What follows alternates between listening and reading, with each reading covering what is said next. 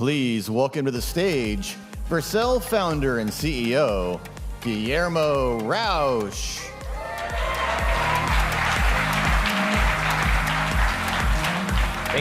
Thank you. Good morning, everybody. Hello, San Francisco. Welcome to Ship AI 2025. Look, we didn't even have the idea for this conference until yesterday.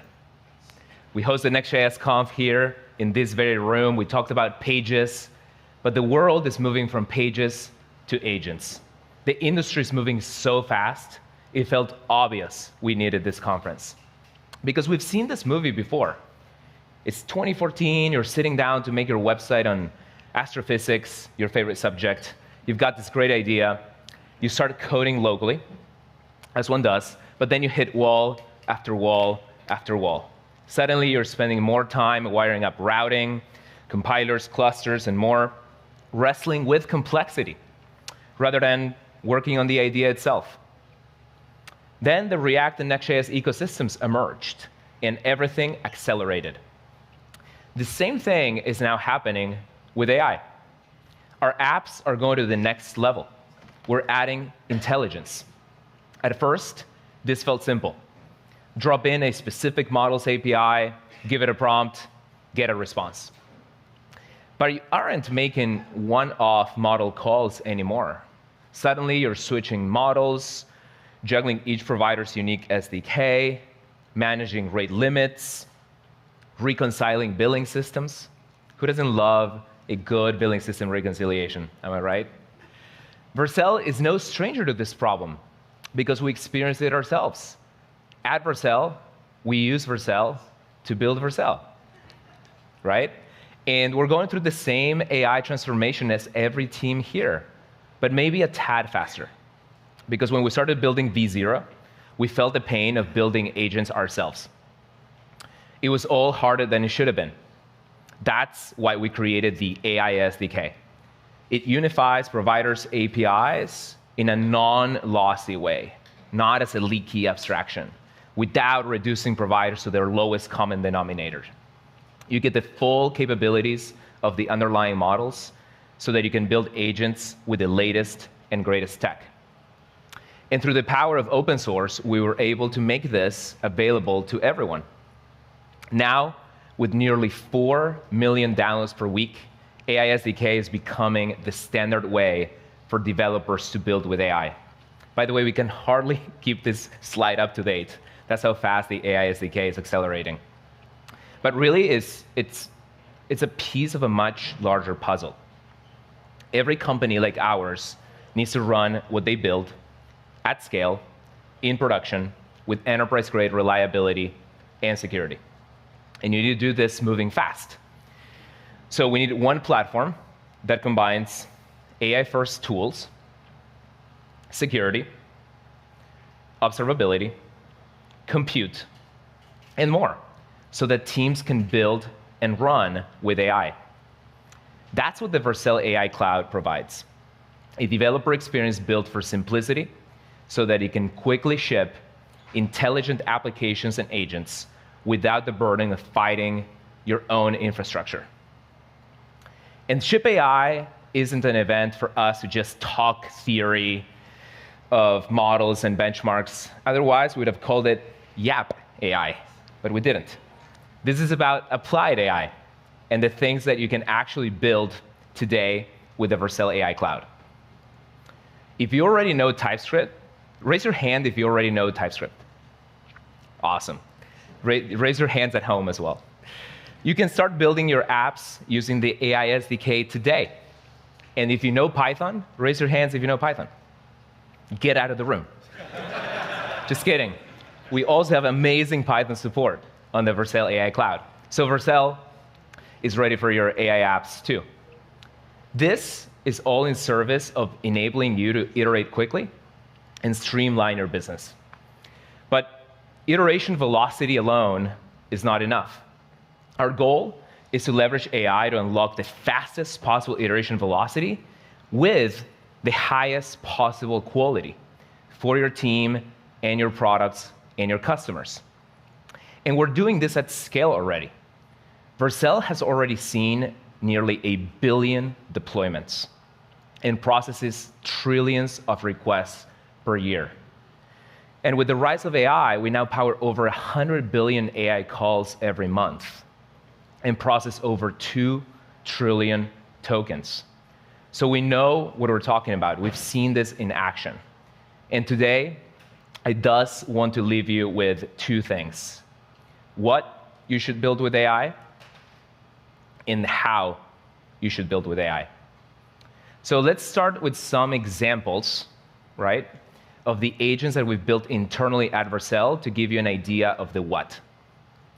First, our support agent that our customer experience team built, which immediately and drastically reduced our support ticket volume.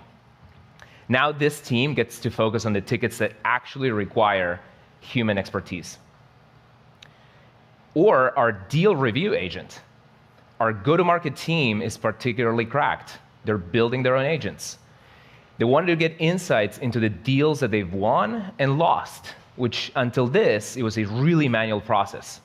Now they have an agent that reviews data across Salesforce, Slack conversations, sales calls, transcripts, and other data sources, and infuses it with our institutional knowledge.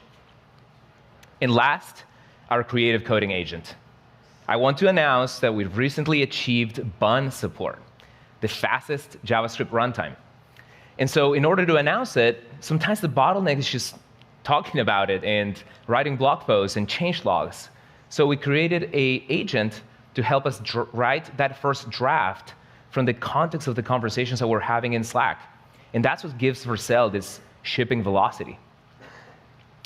So we covered the what, but we also need to talk about the how, because this all sounds a little amazing and theoretical. So there's not one way to do this. And to be honest, you might not even need to build anything yourself. Think of agent as a service. It's like SaaS or AS, if you will. But this is real, right? ChatGPT Enterprise, Claude Enterprise, Vercel Agent for code review, V0 for vibe coding. These are having a lot of enterprise success because they're so easy to adopt. They're off the shelf. You sign up and you're off to the races. But at least for us, pre-built, off-the-shelf agents didn't solve all of our problems or capture all of the opportunities that we have with AI. So we had to build. Agents you build will generally be bespoke to your organization, to your products, to your data, to your customers.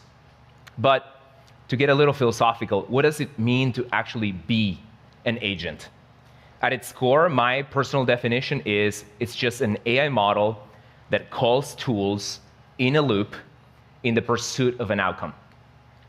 So I'll give you a very clear example. Take Google AI Overview. Before Google AI Overview, you were searching the web, opening a bunch of tabs, doing all the reading yourself, summarizing, extracting concepts, but this does it all for you. It's calling tools for you. It's doing, and it's giving you an outcome. Behind the scenes, this is just good old technology, right? Queues, cron jobs, workflows, web servers. But the problem is that agents are a very specific kind of workflow. And so no matter what they do, they generally follow a life cycle when running that we can describe as follows. First, an agent accepts prompts.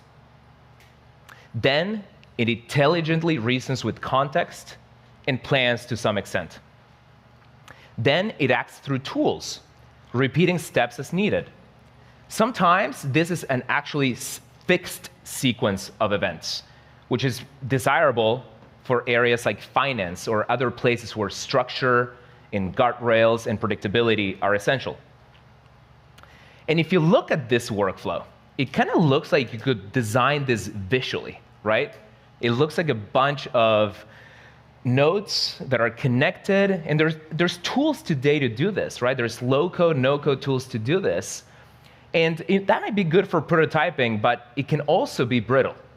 It doesn't have CI/CD attached to it. It doesn't have deployment previews. It's hard to think about how it scales. It's harder to observe. There's no version control. It's a pretty big one. But ostensibly, right, this is the next generation of software. This is what your entire businesses are going to run on. It needs production-grade infrastructure and engineering. So I believe that engineering is what's going to make the difference. Because great engineering gives you both the structure and flexibility, the discipline to scale, and the freedom to adapt to your customers' needs. So just like Next.js did with the front-end cloud for developing and shipping front-ends, AI SDK and the Vercel AI Cloud are doing for developing agents and backends. The front end, however, was deterministic, much like the web itself, right? So you type in a URL, and you know what you'll get back. Even if it's dynamic or hyper-personalized, there's a predictable set of code paths that are running. So this flow was consistent and repeatable. Agents, on the other hand, they don't follow a single fixed path. They autonomously reason and plan and act and adapt. So the challenge is building with the right foundation to handle that variability while still giving developers speed and reliability. So Vercel's AI Cloud gives you exactly that, the foundation and the tools. And the entry point into the AI Cloud is the AI SDK. So to tell you all about how to get started with the AI SDK, I'd like to invite my favorite Italian, Nico Albanese, to the stage.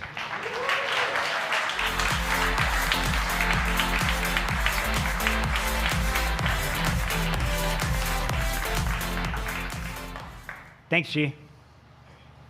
2 years ago, we started building V0, a state-of-the-art coding agent which takes you from natural language to full-stack application in seconds. But in building V0, we ran into a number of challenges. First, we were building our application on a specific model provider's SDK. While this was great, new and improved models were coming out every few weeks, and we wanted to test them out without having to completely rewrite our application. Additionally, we started to notice different models excelling at different tasks. Some were great at design, while others were great at writing React components. We wanted to take advantage of this without having to maintain multiple different SDKs. Finally, and the most nuanced point of all, building on top of language models presents fundamentally new challenges for building both reliable and type-safe UIs.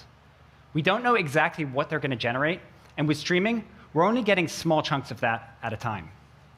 So we built the AI SDK, a TypeScript toolkit for building AI applications. With the AI SDK's unified API, we decouple your AI logic from your provider. In that way, you can switch by changing just a few lines of code. Back in July, we shipped AI SDK 5.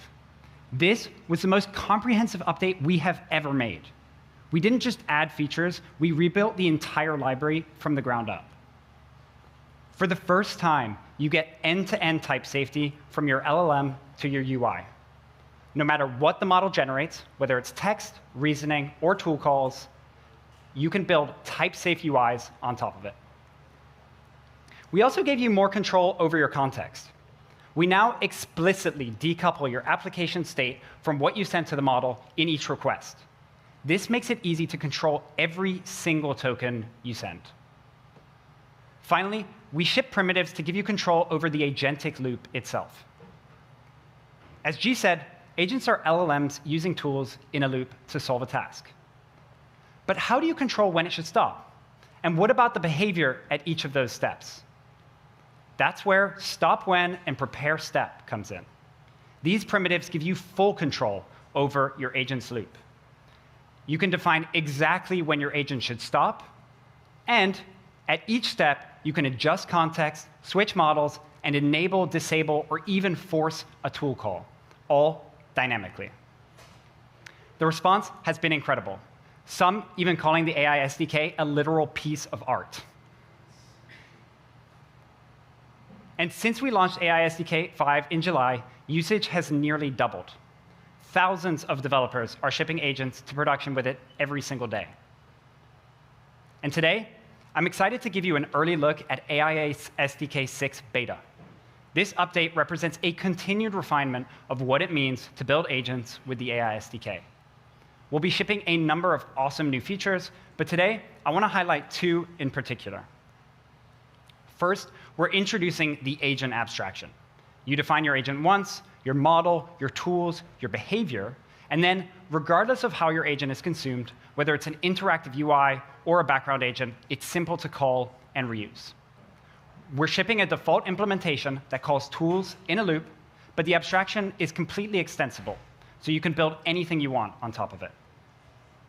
Second, we're introducing tool execution approval. LLMs are already incredible, but they're not always right. We don't really want to run them in YOLO mode with no guardrails. That's where tool execution approval comes in.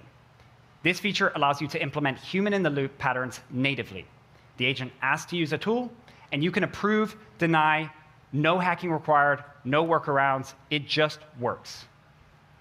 Now, enough talking. Let's build a real agent that solves a real problem. And since this is my section, I decided to solve one of mine. But which one? Well, every time we ship a new feature, and this happens a lot, thank you, team, we need to tell our users, what good is a feature if no one knows about it? So let's map out how I typically approach this. I read the pull request. I understand the feature, why we built it, and importantly, what it unlocks for our users. Then I draft a tweet, something punchy, focused on the why. Then I create a code snippet. This should be minimal while still communicating the feature's full power. Then I iterate, I refine. And once I'm happy with it, it's ready to schedule with Typefully. This sounds simple, but this is an iterative process that can take a while. sometimes up to 2 hours a day, depending on how busy the team has been. So we've got a problem, and we've defined the steps to solve it. What's next? First, we initialize our agent and specify the model we want to power it. Here, we're using Anthropic's latest Haiku model via the Vercel AI Gateway. The AI Gateway allows you to use hundreds of models across a wide range of providers with just a single API key. And it even has fallback routing built right in. Next, let's give our agent a way to act with tools. What we're doing here is simple. We're mapping each step into a tool. So first, I'm going to define one that fetches a GitHub PR and returns the key information. Next, we'll add one to get our recent tweets so the agent can learn our voice. And we'll keep doing this until we've covered all the steps of the process. I've also added web search here just in case our agent needs any more information. The last step is to tell our agent exactly how it should plan and act. Importantly, it can use any tool at any time. So that's it. Our agent is ready to run. Let's give it a pull request and test it out. So our agent begins to reason. The first step is context curation. It's using available tools to retrieve the right information, and then it generates a draft. It reviews its work against the style guide, and it agrees that it's not quite there yet. So it tries again. And with the added feedback and more context from web search, it's good to go. So the agent schedules a thread, and it's ready to publish. So we've got our tweet. And it looks pretty good, pretty much in line with how I would have done it. But it's a little scary that it can just publish without my approval. It looks good now, but there's no guarantee I'll be happy with it every time. So let's see how we can add tool execution approval. In my tool declaration, I can simply flag that this tool needs approval before executing.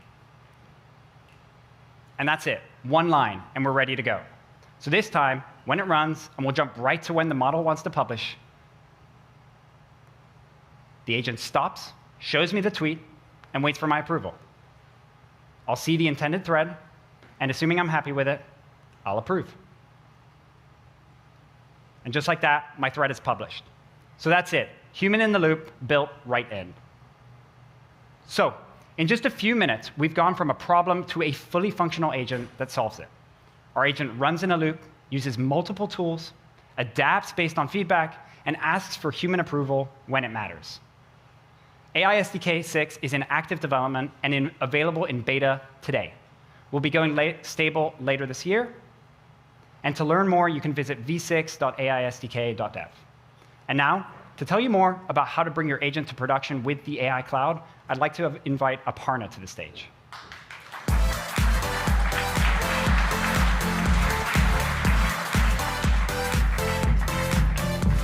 Thanks, Nico. Vercel is the AI cloud for everyone. Experts, novices, all of us. We build Vercel with Vercel so that you get a platform that's taste-tested, that's production-ready, but also has the right abstractions that make it easy for you to ship AI. You heard that the AI SDK came from our own pain in building v0. And when we made v0 agentic, we needed additional infrastructure that then became the AI cloud. And to exercise the AI cloud, we've created Vercel Agent. Vercel Agent is your intelligence layer for shipping on Vercel. And its first skill is AI code reviews. It reviews your PR and determines fixes. And then it uses sandbox environments to fully validate those fixes before suggesting them to you. And because it validates those fixes, they're higher quality. They're more signal and less noise and measurably more likely to be accepted by developers. It's used in production by Vercel engineers and also by our customers. You can enable it in the Agent tab of the Vercel dashboard. This is a great way of improving engineering productivity while also improving code quality. But code quality is just the first step. Vercel Agent can also now improve sleep quality. That's right, sleep quality. So say it's 2 a.m. and your site is suddenly getting a flood of traffic. You could set an anomaly alert to always let you know when this happens, even at 2 a.m. Or you could set Vercel to take an anomalous event, run a full investigation, and then based on the outcome, determine if you should be woken up or not.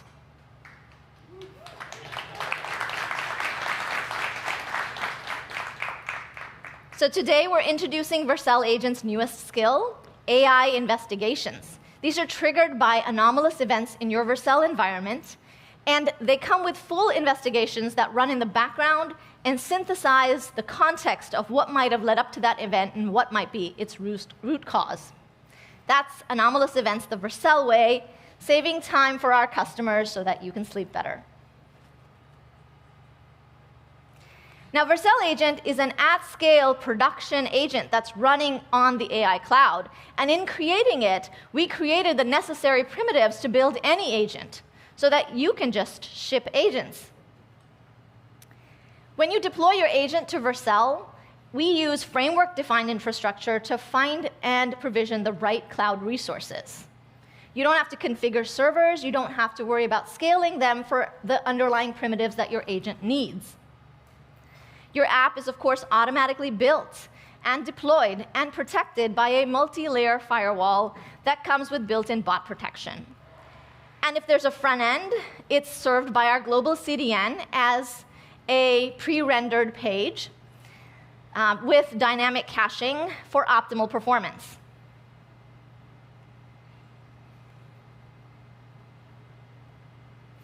So we've been serving front-end and full-stack apps for 10 years, and now we ship more than 1 million deployments every single day with awesome customers like Ramp, OpenAI, and more. Now, a big part of completing the AI cloud is also supporting backends on Vercel. Our customers use Vercel to host backends like background agents, MCP servers, and more.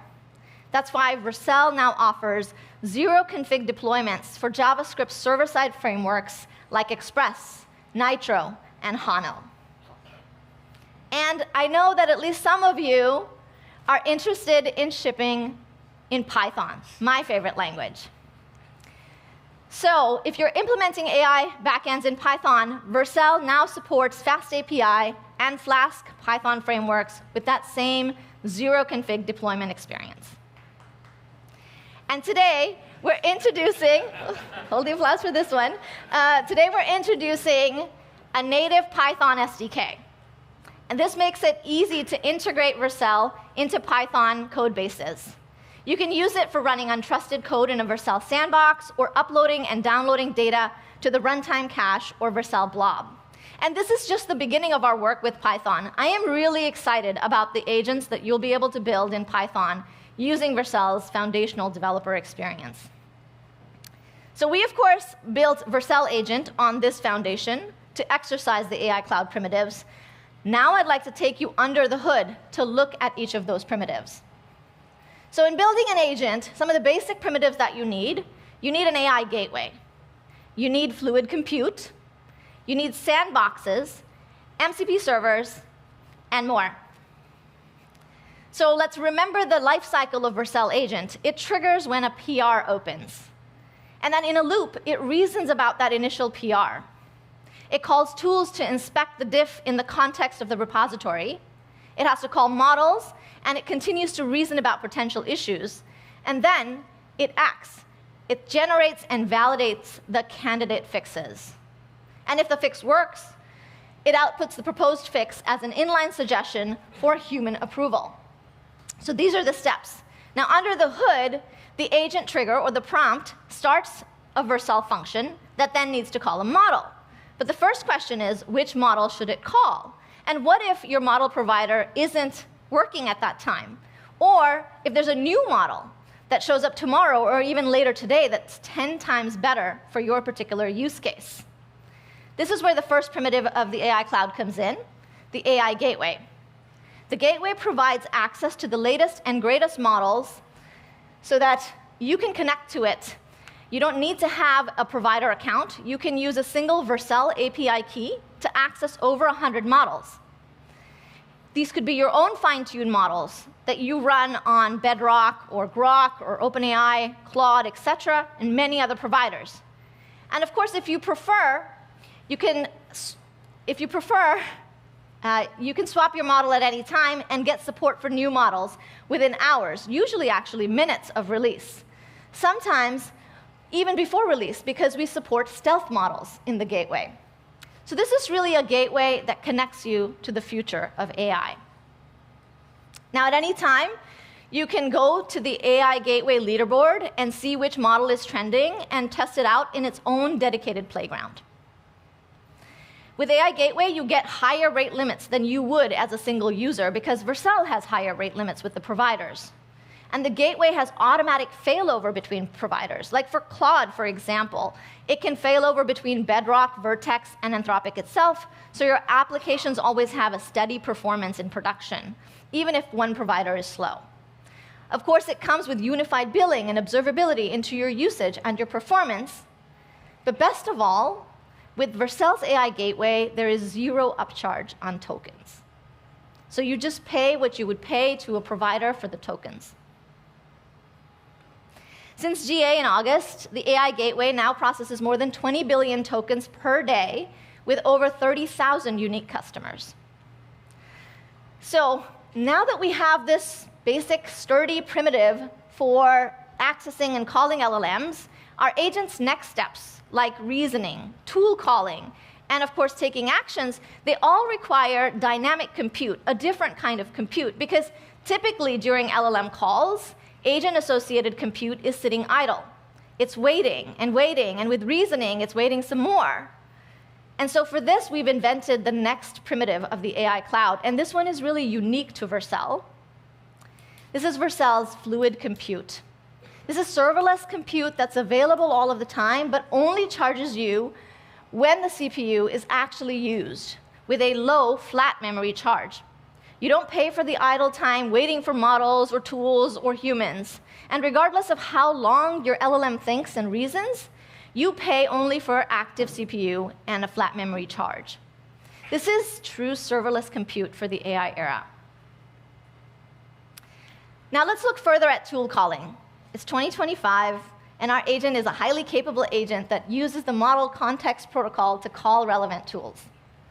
Fluid compute is also ideal for hosting those remote MCP servers. And that means that you can create and host efficient MCP servers that are not only easy to deploy, they benefit also from that elastic, low-cost, efficient fluid compute. And that's why companies like to host MCP servers on Vercel, companies like Upstash, Solana, Smithery, and many others. So now let's talk about actions next. Agents often generate code, and that code takes a variety of actions. It can create artifacts, and you, of course, want to execute the code and see what it does, but LLM-generated code is obviously untrusted. You don't want to give it access to your production environment, and so it needs to run somewhere isolated and secure. This is the next primitive of the AI cloud, Vercel Sandbox. Sandbox runs workloads inside micro VMs. And that gives you the ability to execute untrusted code or resource-intensive code safely without risking the rest of your system. So now the act step can be fast and secure and production ready.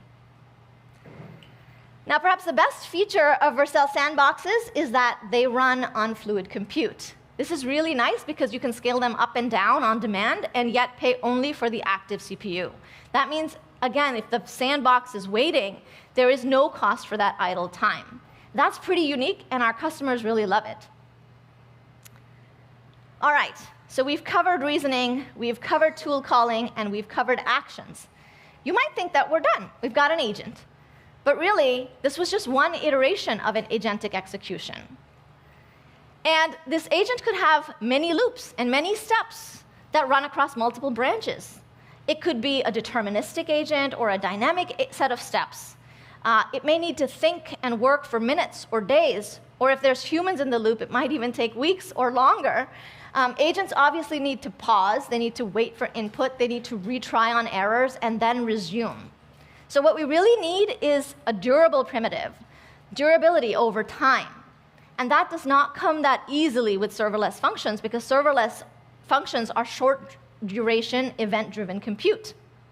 So to solve this problem, Today, we're combining the world of serverless functions with durability.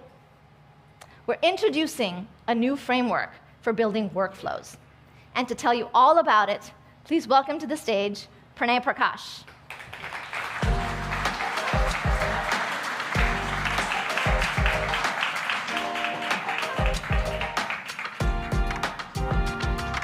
Thanks so much, Aparna.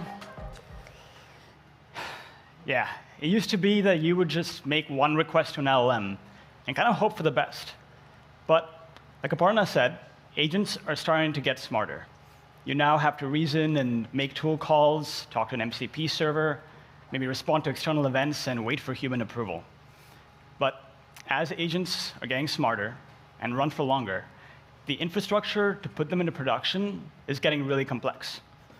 You've got to manually wire up all of these queues and add a database, add up resiliency, and maintain observability. But like G said, we've seen this movie before. Companies that we love have faced challenges scaling into production. So take a company like Uber, for example. When you request a ride, you've got to find a driver and calculate pricing, talk to a data warehouse and a payment processor. So companies like Uber put each of those steps into their own microservice. Great, but what's next? You now have to wire up all of these queues and add a database, add resiliency, and maintain observability once again. These challenges aren't unique to agents. We've seen this before. And managing all of the infra is just a lot of code, a lot of very brittle code. But what if it wasn't? What if all of that complexity of orchestrating microservices across the internet to request a ride, or the complexity of running an AI agent that's got tool calls and MCP servers and responding to external events, what if all of that was just a single function? We've managed to compress all of the complexity of durable execution into a single line of code. I'm really excited to announce the Workflow Development Kit. It's a new open source framework for building durable, reliable, and observable apps and AI agents in TypeScript. I'll show you how it works. I'm going to take the same agent that Nico built earlier, and we're going to wrap it with use workflow. This effectively lets the entire function be durable. And so we were inspired by Next.js's directives with use workflow, but we've built this to work across every framework. Use workflow lets the framework know that my function might suspend and run certain steps in the background. It's kind of simple, but this feels like a superpower, right? I can now write a function that splits work across multiple different processes, and you're not tied to a single process. It's effectively what microservices are. Now, to split up the work, I'll need to define steps. And as you can probably guess, we have another directive, useStep. useStep lets you mark functions in your workflow that need to run in the background.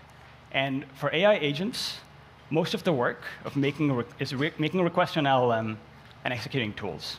So I'll start by making each tool a step. And I do that using useStep. Simple. Now, the workflow dev kit compiles every single step into its own API route so it can run in the background. Back in my workflow, I'm going to update the tool call to use my new steps.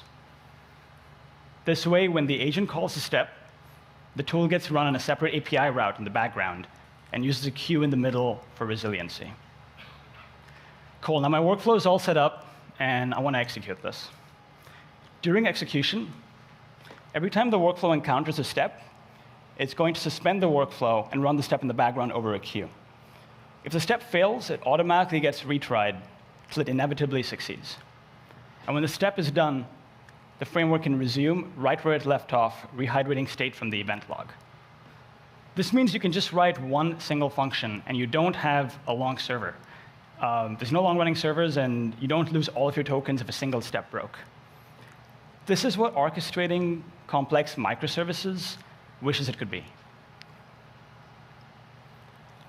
Also, thanks to the same event log, all your workflows are observable by default, which means you can now inspect every run, every step, every LLM call with world-class observability, and there's no extra code. This just comes built in. This is what LLM tracing really should have been. The workflow development kit is open source, and we're building it to work on any cloud platform. If you do deploy it from Vercel, Vercel will automatically provision the right resources needed to run your workflows with zero configuration. On the AI cloud, your workflows run on scalable functions made efficient with fluid compute. Also, since every Vercel deployment is atomic, you get versioning for free out of the box. This means you don't have to worry about breaking workflows, some of which might be running for months. You can just keep shipping. Also, Vercel provides visibility into the event log, so you get incredible tracing and workflow management on the Vercel dashboard. At Vercel, we're already running over 1 million workflows a day for products like V0, our own Vercel agent, and for a few early adopting customers like Mandolin, who are shipping healthcare workflows with the AI SDK and the workflow dev kit. So with workflows, you can now just ship agents. And you can get started today on NPM by installing workflow. We're shipping with support for Nitro, Next.js, and Hono, with a lot more frameworks coming very, very soon. Awesome. That's the workflow dev kit. And to bring it all together to run real-world AI agents on the AI cloud, let me invite Malte.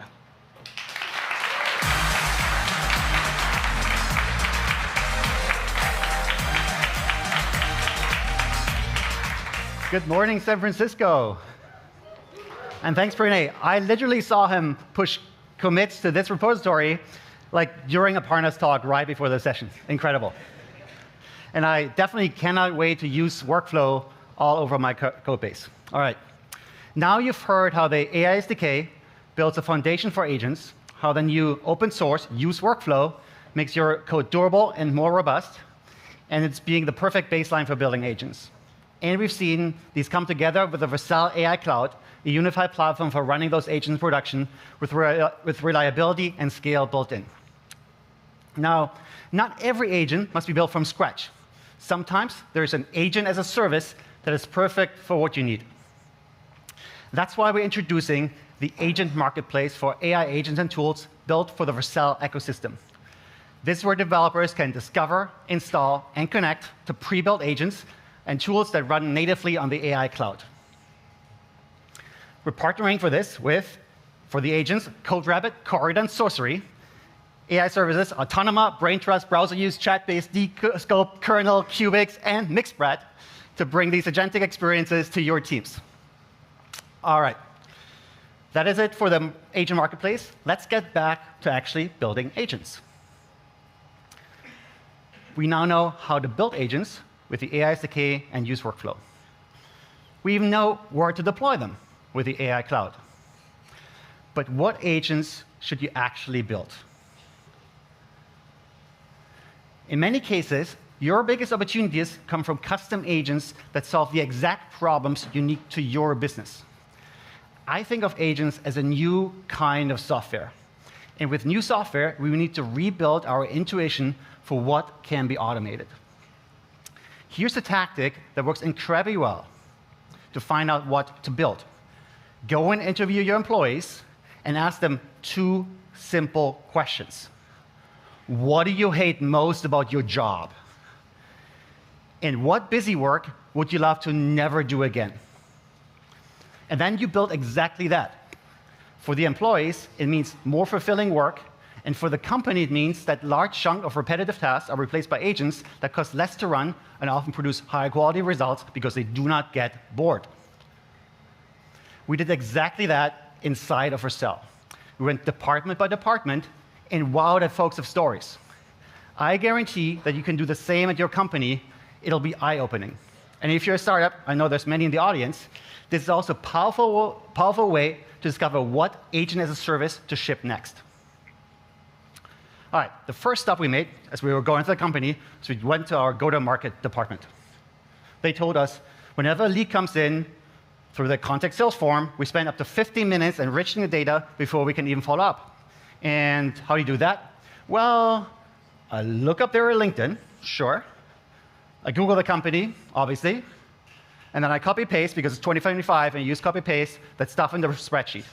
Easily 15 minutes of busy work for every single lead. So we built a lead processing agent. Here's how it works. It all starts, again, with the contact sales form. Appreciate it if anyone in the audience has already filled this out. Thank you very much. Then when a lead hits submit, that triggers the workflow. Let's take a closer look what happens. First, we kick off the main agent, which performs the core of the reasoning. It starts with initial checks to easily filter out spam messages, low-quality submissions, and support requests. Turns out people love submitting support requests through this form. Now they get much faster responses because we can easily identify it and actually guide those contacts to the right support folks. Then it independently researches the contact of the company, Google them, check the LinkedIn, exactly what the human would have done. That is actually implemented by triggering a sub-agent under the hood. But what is a sub-agent? It's just a tool that happens to call an LLM, right? Very, very simple stuff. All right, now let's assume the agent has made it this far. The lead is a qualified lead. What it does, it generates a draft follow-up for the sales rep to then take and make their own, because we still want the human touch, right? And then go and send it to the customer. And finally, it returns the results back to our internal dashboards in Salesforce. Everyone loving Salesforce. All right, cool. So this agent has been live at Vercel for months. It already saved us hundreds of person days of work and got our frontline sales team a more fulfilling job. And we want you guys all to be able to do the same as well. So we're open sourcing it today.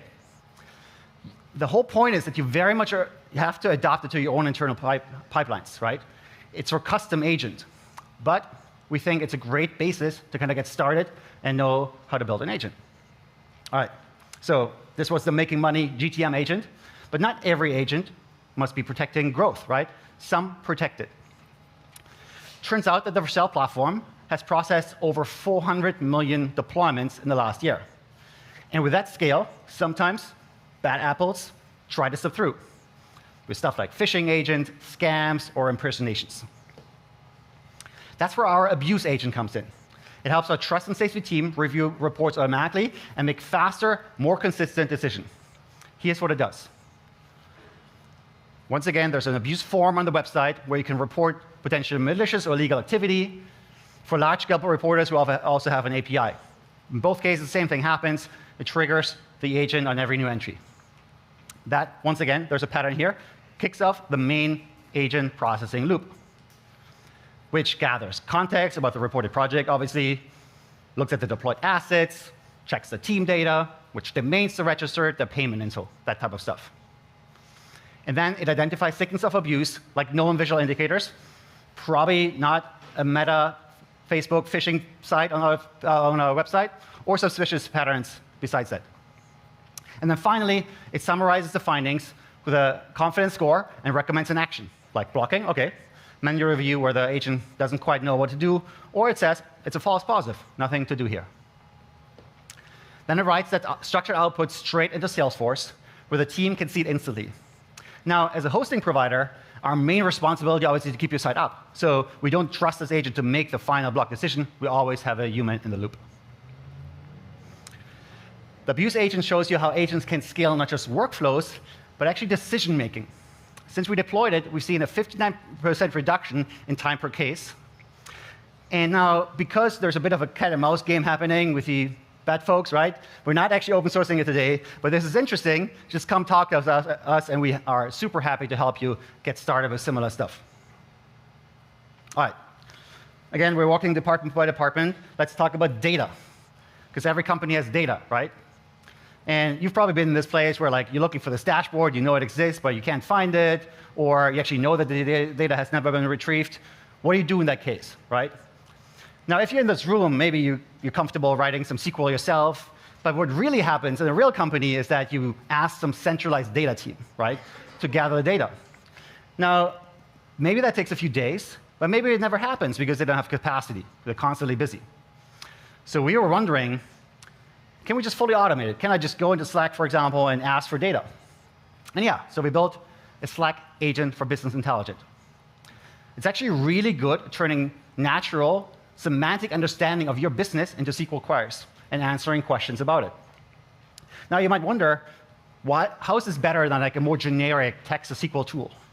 The whole point is that this is a custom agent. We taught about our business, the semantic of our business, and that makes it substantially better than something more generic that only has seen your schema. So here's what it means. You ask the question, and the bot replies. There's no more waiting on the data team, right? So again, you start with a data query prompt from Slack. Agent does the reasoning, plans which data to look at, and then builds a query with the right tables and columns. Now again, we actually custom built this so that the agent knows the curated semantic catalog about the schema of our business. Then it executes the query, obviously, and finally summarize the results to human-readable format. Afterwards, it just goes back to the original Slack thread with the answer to the question. I previously mentioned that we have 400 million deployments in a year. I actually used it on Saturday to exactly answer that question. And just like the lead agents earlier, we are open sourcing this agent. And once again, we're making it available so that you can build your own custom agent. It will absolutely require adapting to your internal pipeline. And the whole point is that it requires documenting the semantics of your own data model. But it should form a great reference architecture for how to design an agentic loop for business intelligence tools. These are just a few examples. There's a whole universe of agents waiting to be built. Our goal today was to show you what's possible and inspire you to think about what agents to move your business forward. To recap, the question, what do you hate most about your job, is incredibly powerful to find out what agents to build because it leads to the low-hanging fruit of agents. It gives you problems that form the sweet spot of current Gen AI, which actually isn't that smart, and its high business impact. All right. With that, we know, especially large enterprise, that building that first successful agent can still feel daunting. That's why we're launching a new program called An Agent on Every Desk. Our mission is simple: help your company build its first successful agent. We'll work with you directly to identify the right agent to build, share the templates from our own internal agents, and forward deploy our engineers to your company to get that first agent shipped. That's all from me today. Thank you very much.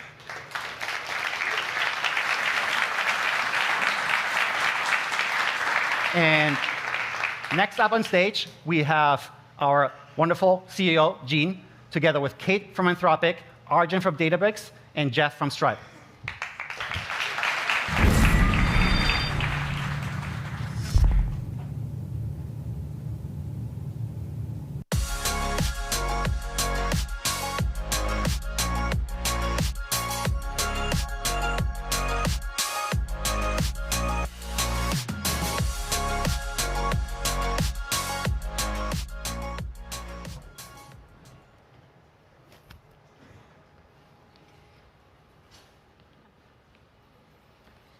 All right.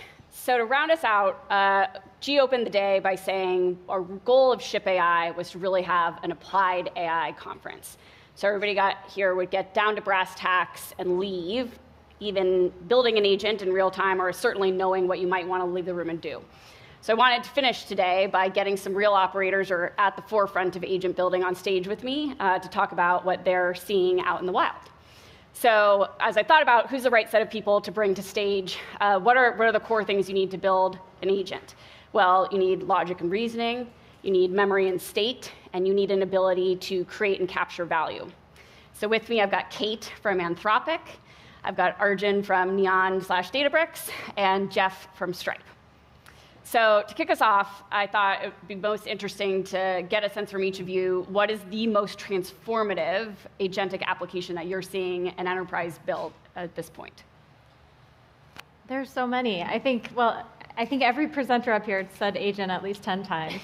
I'm sure every single one of you is building an agent. Some of my most favorite ones that I've seen, Rakuten has built an agent that can work for 7 hours on its own. So they basically set the agent, it's a coding agent, they set the agent, everybody goes home, goes to bed, comes back, and a whole bunch of work has been done. It's kind of like having a buddy on the other side of the world that you're co-working with. There are so many others. Some of the big banks that we work with are completely transforming things like KYC, big insurance companies completely transforming claims processing, pharmaceutical companies thinking about taking processes that used to take 3 months, now take 15 minutes with agents to help them with things like regulatory document processing. It's really amazing to see how quickly this technology is changing everyone.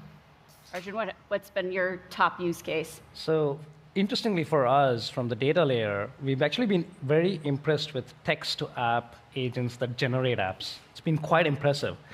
Enterprises build phenomenal agents with ML scientists and devs, but agents like V0 have impressed us because typically when you think about a database, you have a dev building a database, you put a little bit of data in test, figure it out, put the schema, put it into prod, and it scales out.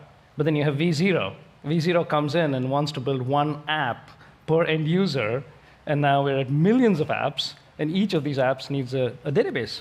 And they have some very, very interesting use cases in pushing on the data infrastructure the way we do it. And I would say people today think of V0 and its competitors as a little bit like a consumer or a prosumer tie. I think that's short-sighted. I think V0 is almost ready for the enterprise. The problem is the enterprise is not yet ready for V0, right? So we've got to put all the scaffolding around it to make it productive. So I would say we're impressed because we feel like we're at the cusp of enterprise vibe coding, if you will. Agree, actually, on V0, and we did not plan him to bring that one up. Actually, I think we're seeing some of the most compelling usage in enterprise right now. So that's where I've been spending the bulk of my time. Jeff, what about you? I'll give a consumer one and a business one. On the consumer side, many people use ChatGPT as well as other types of consumer agents, and I've just been really blown away about how quickly consumer behavior in terms of discovery has changed. And what used to be on page 10,001 on a Google result. That's a little funny. Google says, "Oh, hi. Here's in 0.001 seconds, I found 80,000 pages for you. Go ahead and enjoy." Whereas a prompt with many of these LLM products can bring something that's really personalized to you immediately, and now you can buy immediately inside of ChatGPT and future agents. And Stripe and OpenAI worked to launch instant checkout in ChatGPT. And so we're already seeing real transactions that are occurring in this new way. And so just the deployment of agents to hundreds of millions of people has just happened much faster than I would have thought. And on the business side, just this week, I was talking to a startup who's helping a hospital system reorder all the supplies necessary to run the hospital. They have a 50-person department whose job it is just to keep the hospital in stock, which is very important because surgeries require items, and the number of vendors, the ways they procure it, think fax machines, phone calls, all the PO systems, it's not just a labor replacement, it's actually something that wasn't possible to do this efficiently before, and now they're working with these hospitals to keep the SKUs actually properly in stock with agents. Yeah, my husband had a kidney stone last month, and we were stuck in the hospital for hours just to get the notes transcribed. I was like, where is granola?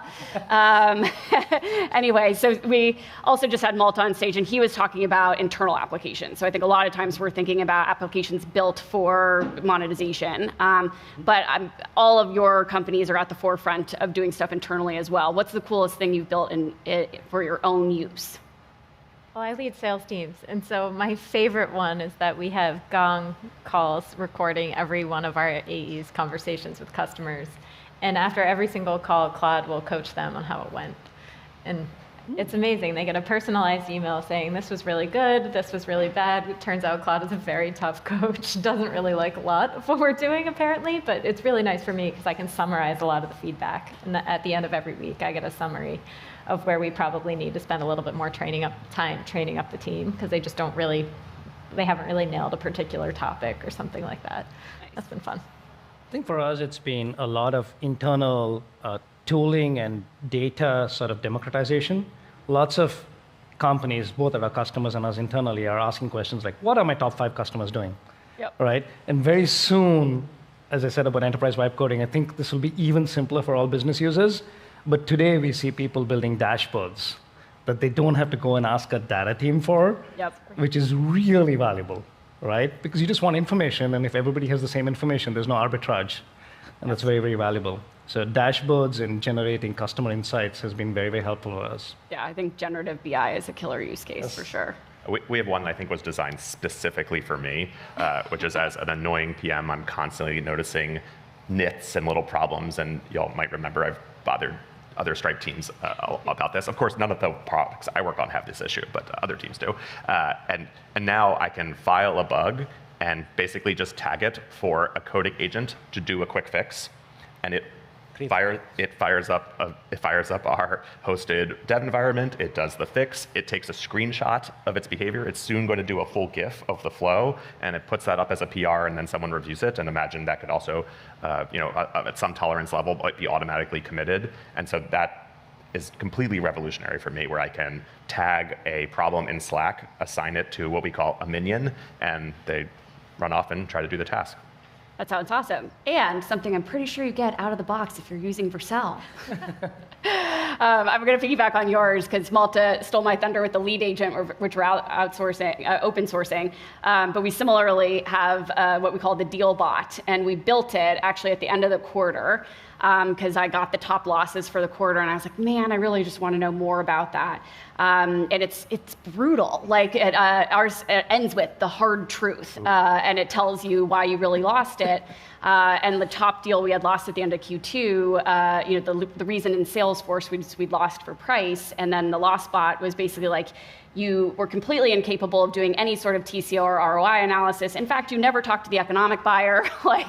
And so we're now using it to actually make go-to-market much more like you think of building sprints in an engineering org. So we'll go, like you do, get a review on a Thursday, figure out what are the bugs in our sales process, and then our product marketing team gets a 2-week sprint to get that content back into the go-to-market org.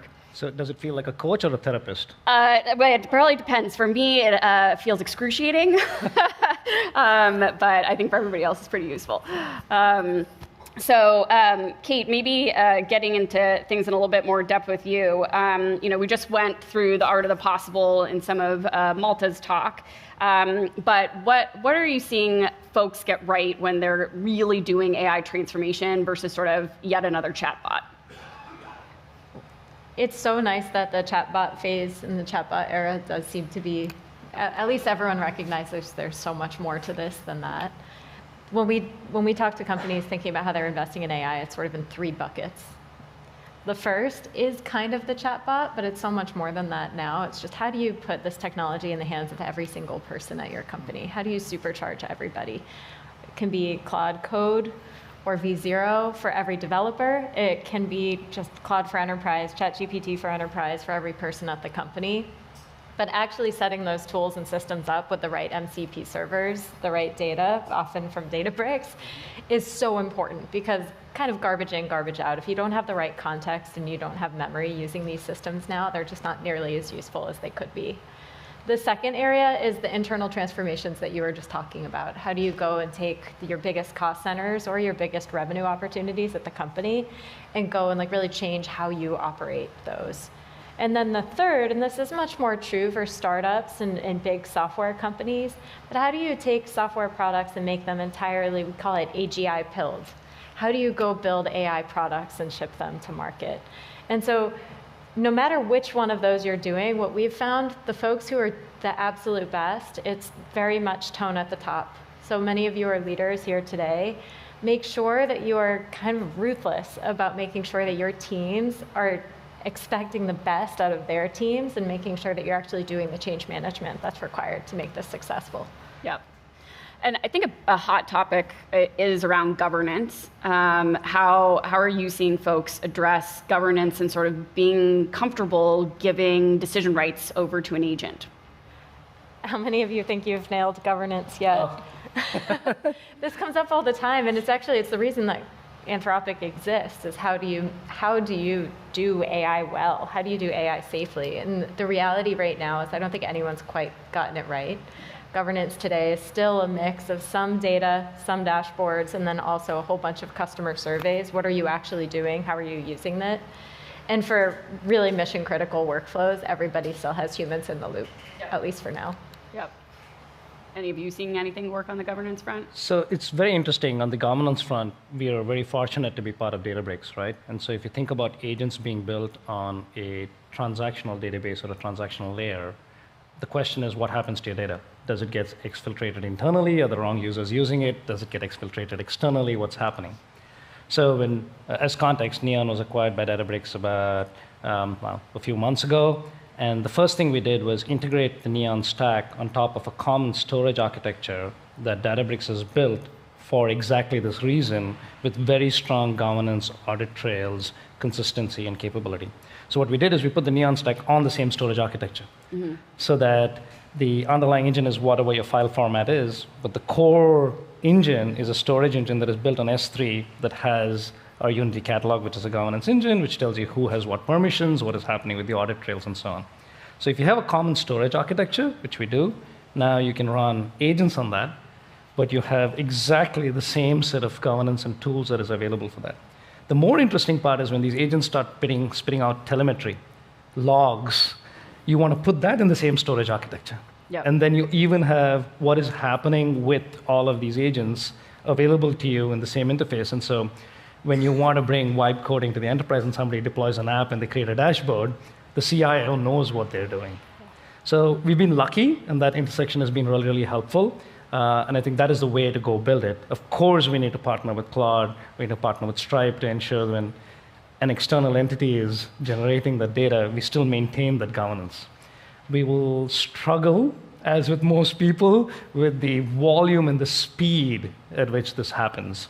And so we're scaling out our infrastructure to manage that. But I think the core is a common storage engine that manages all of these. I don't know. One of the things we at Stripe did very early was just make an internal proxy layer for all the LM usage. And so if you are a developer inside of Stripe or any person who just wants to use LM services, you can do so safely because it's always proxied through an internal version that has the correct permissions and auth that you do. And so the LLM and the agent inherits your permissions.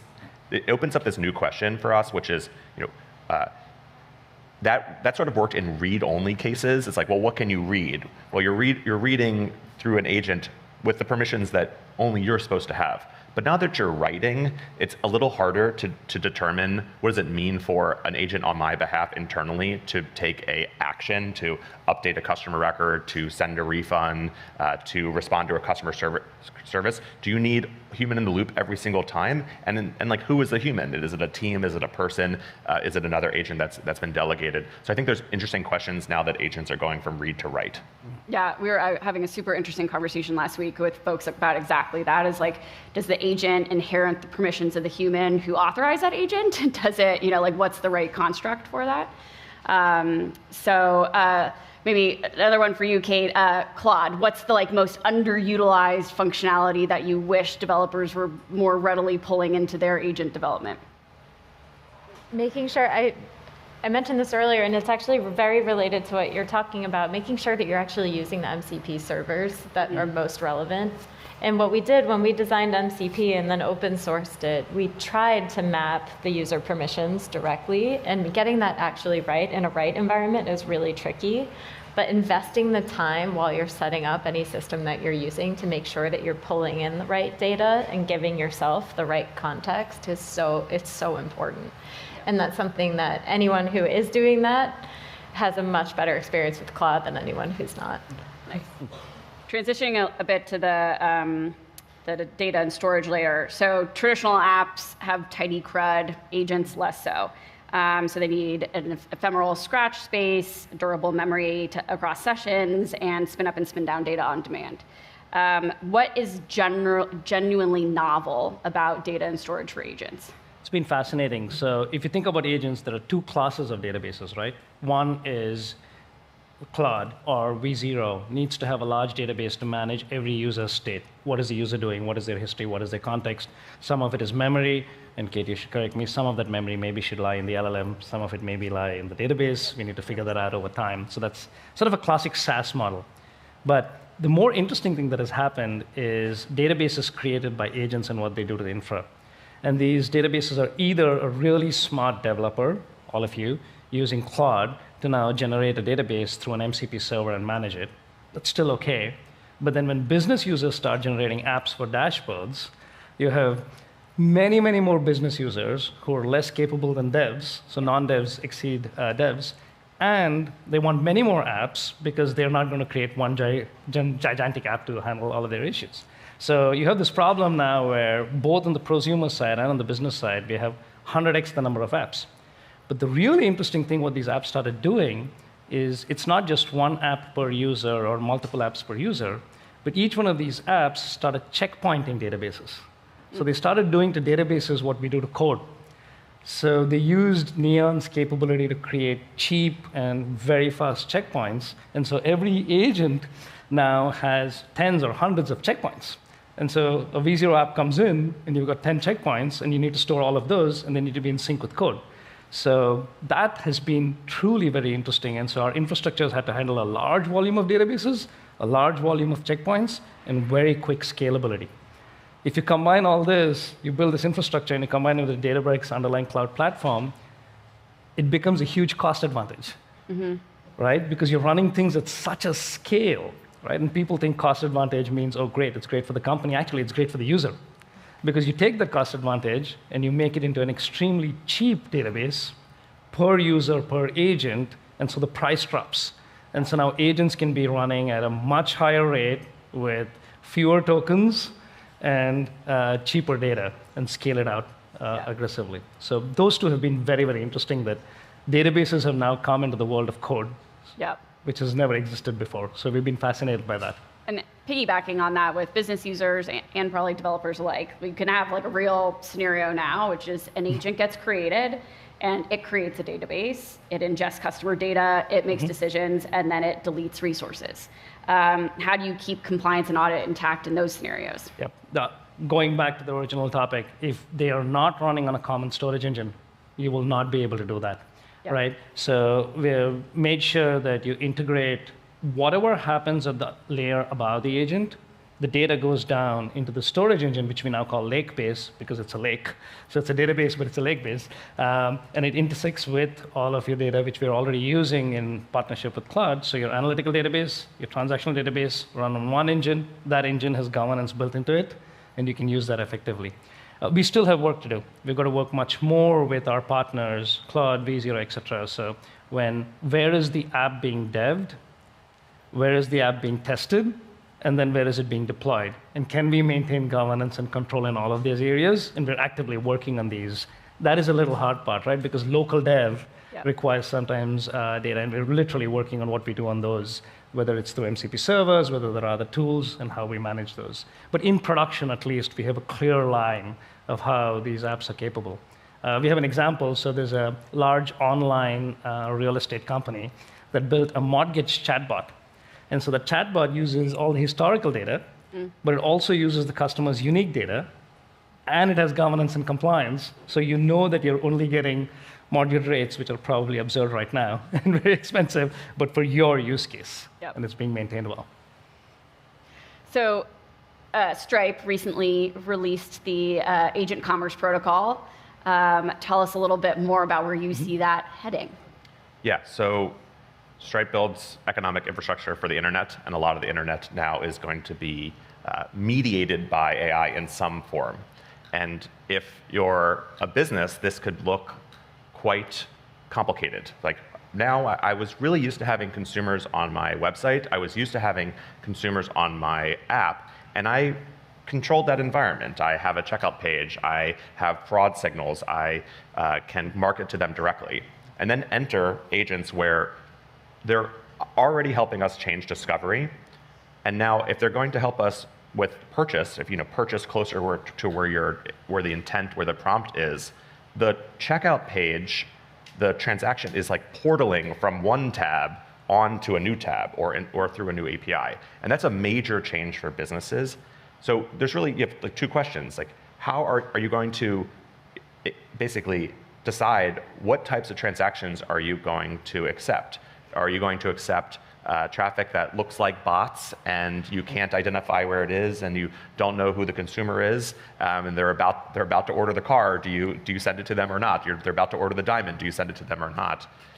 Instead, you want some way to express your inventory, to express your checkout, to express your payments to the agents directly, and say, hey, here's the way that I want to, as a business, to be able to accept payments, and then broadcast that out to agents in a formalized way. The agentic part of agentic commerce is more fun in the discovery and like less fun in the money part. Not too many people want just like non-deterministic money yet. They want deterministic money for non-deterministic fun discovery use cases. And so the Agentic Commerce Protocol, which is an open source protocol that we co-developed with OpenAI, is a way for businesses to express their checkout formally, and then any agent is able to read and write to it, and then businesses can accept those transactions the same way they would as if the transaction occurred on their website. So we think it's like a pretty major internet primitive unlock for businesses who want to welcome agents to buy from them, but do so in the way that works exactly for their business. Yep. I think exactly what you're saying. People felt like it's a major long-term unlock, and the UX for what was launched is a bit more in the 1.0 category. What do you think 2.0 and beyond look like? Yeah, we're thrilled that this is a protocol that is in production today, and so when you can open up your phone right now and look, it's almost Halloween, maybe everyone already has their costume here. I think the last time I was actually in this building was for a Halloween party, much Just later. Learned a little something about you. Much later at night. And you can go and buy from Etsy directly in ChatGPT today, and that uses the protocol. But to your point, it does feel 1.0. You're buying one item from one business in a cart, and then you click buy or not. And in some ways, I could have done this myself. But I think that anytime my internal heuristic for this is anytime I have 10 tabs open, that's going to be an agentic use case. And very shortly, you'll start to see the Agentic Commerce Protocol evolve to be multi-merchant, multi-item, complicated carts, subscriptions, usage-based, in addition to just one-time physical purchases. And then you get sort of the power of an agent being able to superhumanly be able to take in all this context and take action, and then be able to transact in one click across the internet. And to each of the merchants or businesses or API providers, it's exactly how they wanted the transaction to work because they've published it. And so we think that we're very much at the beginning, but in production on a new way for businesses and agents and consumers to interact. And because it's open source, I expect over the next weeks and months to see an incredible explosion of creativity in this use case. Yeah, I think the multi-merchant angle is incredible. I remember actually working with Etsy when I was at Stripe, and trying to do multi-merchant within Etsy, where they controlled everything, was extremely challenging. And then you imagine doing multi-merchant where OpenAI, they're not merchant record anywhere at all. That'll definitely be a game changer. Where do you actually see people handing over the reins to agents to conduct commerce on their behalf? It's definitely early, and I think that we've been kind of debating what are the physical limits for the number of purchases in the world today. And one of the ways that we think that commerce is has a ceiling to it today is just each transaction requires a person or business to make the decision. It's just you have to decide what to do. But there are some purchases that are either too small for a person to even think about. It's when I'm using deep research or any sort of agentic task, I would be very happy to give my agent some money for it to have better results, to access an expensive PDF that was written by a healthcare professional, to pay a content provider, to use an MCP server and API. But there's no way yet to actually even physically do that. And we're just starting to see these types of micropayments and other types of transactions be able to come online. And we think that that's going to be an unlock in terms of helping create a new type of transaction and a new type of exchange of value that will unlock just products that don't even exist yet, because many things under $1 or under 10 cents, it's just like, where in your day are you going to make that decision? Yep. Whereas if I can delegate a budget to an agent, then it will have all the compute and time in the world to make those decisions. And so I think that there is still physical primitive unlocks that need to be deployed throughout the internet that will allow these types of use cases to flourish. And we're just starting to see the very early versions of those. Yep. I think the last decade was all about business models shifting to consumption-based. Now we're sort of seeing business model shifts again, micropayments being an example of that. Are there any things that you guys are witnessing, and I'll let you round it out because you get the macro view, but like within Anthropic or Databricks, ways you're pricing things differently, changing a business model? We're actually doing some creative things together on Exactly. some of this. But how do you think about, for a company that wants to go build a big agentic system to take over some of the things I was talking about before, like a claims processing process that employ, like right now at a huge bank or at a huge insurance company, claims processing, it can be tens of thousands of people working in these departments. And how can you go and do a whole project-based pricing? How can you do outcome-based pricing? It's something that we're starting to get creative with, and especially with our partners, how can we come and present a full solution to a company so that they don't necessarily have to piecemeal everything together? In some ways, it's similar to what you're talking about with purchasing behavior. Can you just get everything you need all at once? I want to geek out on this one for a little bit because I'll harken back to the lead agent example that Malta gave. So we went from having 10 SDRs, so that's going to cost you a couple $1 million. And this lead agent now on our AI cloud will cost us $1,000 a year to run. So like the delta between cost to now do that activity and what it used to be, I mean, that's like a 99% reduction in cost. That Vercel would actually capture very little of. So I'm trying to figure this out myself. So what are you guys coming up with? So it's an interesting question, right? So I would defer the payments and the pricing much more to Jeff on that front. But I think what we see from the infrastructure perspective is we've got to fundamentally change the infrastructure so that it scales to such large volumes, so you drop the cost. Yep. And now when you drop the cost really effectively, you can start doing things interestingly on the pricing mechanism to deliver value to customers. People often think as cost reduction as a tool to improve margins, but most often when you scale out dramatically, the actual end outcome-based pricing becomes much lower. So if it does require all of the industry, because as you said, from building an agent, you need a beautiful reasoning section, you need a data section, you need capturing value. And as all of us reduce the cost to do a particular activity, then you can start changing to outcome-based pricing versus usage-based pricing. I think we're a little away from that today, but not too far. Yeah, I think the technology just isn't quite there yet. Yeah. The whole full solution that you can just plug and play into any company, it just doesn't quite exist. You see the makings of it. Yeah. It's sort of like you talked about V1 of the agentic buying system now. We all know where it's going. It's going to be amazing for all of us, in this case for consumers and for businesses to change how they're operating generally. But I think we just have a little bit further to go. But at the pace the technology is evolving, it's probably not that long. And it's interesting that in some cases this amazing cost reduction, but in other cases, we use SaaS applications would be on the order of free to operate. Vercel helps bring those costs down. But now so many applications are so LLM heavy, and the LLM costs are non-trivial at scale. And so imagine being a developer, you build something, you make an MCP server, this is sort of my dream come true. It's like you don't even get around to making the website, you publish the MCP, somehow it gets found on Hacker News or the agents in the ether start using your service, and you wake up to find out that they've run up your LLM bill overnight. And that can really happen. And so one of the things that the businesses are asking us for is, can you help us with LLM token pricing, where we want to pass along the cost of the LLM cost to the user directly and say, just have a 10% margin on top of the raw costs that are being used. And we're seeing that it's a new type of overage. So if you're in Cursor and you use over your $20 a month or $200 a month package, all of a sudden it switches to billing on token usage. So I think that there's in addition to the outcome-based pricing, there's a sort of new type of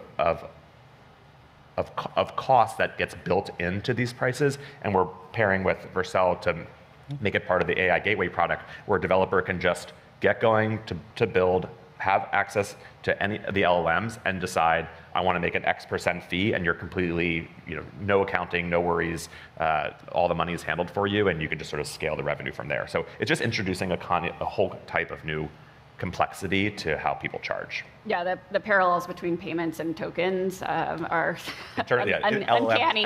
plus. I get like yes. PTSD. I guess with that, maybe final words from each of you. Like, what's one habit you feel like folks need to change to really be getting AI transformation right? Funny, in this room, I think you guys can all probably teach us quite a few things, but one habit, just use the technology as much as you possibly can. We actually track how many times people in the sales organization are using Claude, whether it's in Slack, whether it's in our app. And it's no surprise, the people who are logging in the most are definitely the highest performers. You get creative in how you do it if you do it enough. That's interesting. One thing that I think we have to change our mentality is treat the new AI tool like an intern. You're onboarded it, give it a simple task. Don't expect it to solve your problem from day one. Coach it, and give it a performance review. If you don't like it, at the end of every 3 months, fire your agent tool and get a new tool.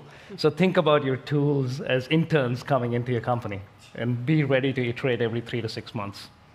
One thing we've formalized inside of Stripe is we have a new persona character for our users. Like, as a business owner, I want to, one of these like user stories is like, now we say, as an agent, I want to, and then, how do you get started with Stripe? How do you handle a free plan? Free plans used to be kind of fun. You would have a free tier for your consumers or your business users, and they would use a little bit. They would use it a little bit, and you would put a subscription, kind of modal up and say, hey, it's time to upgrade. It's like, if you have a free tier now, the agent is going to eat and is going to use a lot of it. And so we were just talking to a customer like, oh yeah, we totally solved our freemium fraud problems. I'll go, how did you solve it? Oh, we turned off our free tier. It's like, okay, no. It's like, we're gonna have to totally rethink what onboarding and product discovery and freemium and upsell looks like when your user is moving from a person or a business that's making the decision directly to an agent that is quite happy to consume and use your activities. Awesome. Well, thank you all for joining me, and thank you all for joining us. And we are ready for a break. Thank you.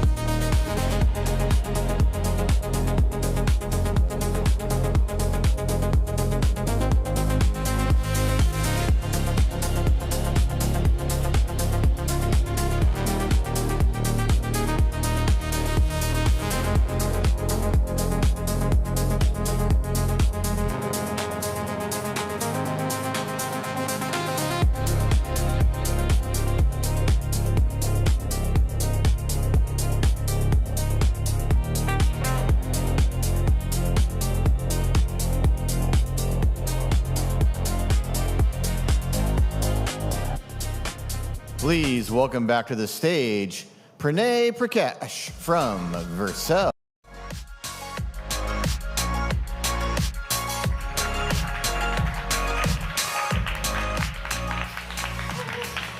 Hey. Thanks so much for being here. I'm Pranay. I lead the workflow team at Vercel. And it's actually just hit about 4 months here at Vercel. But this isn't my first time at Vercel.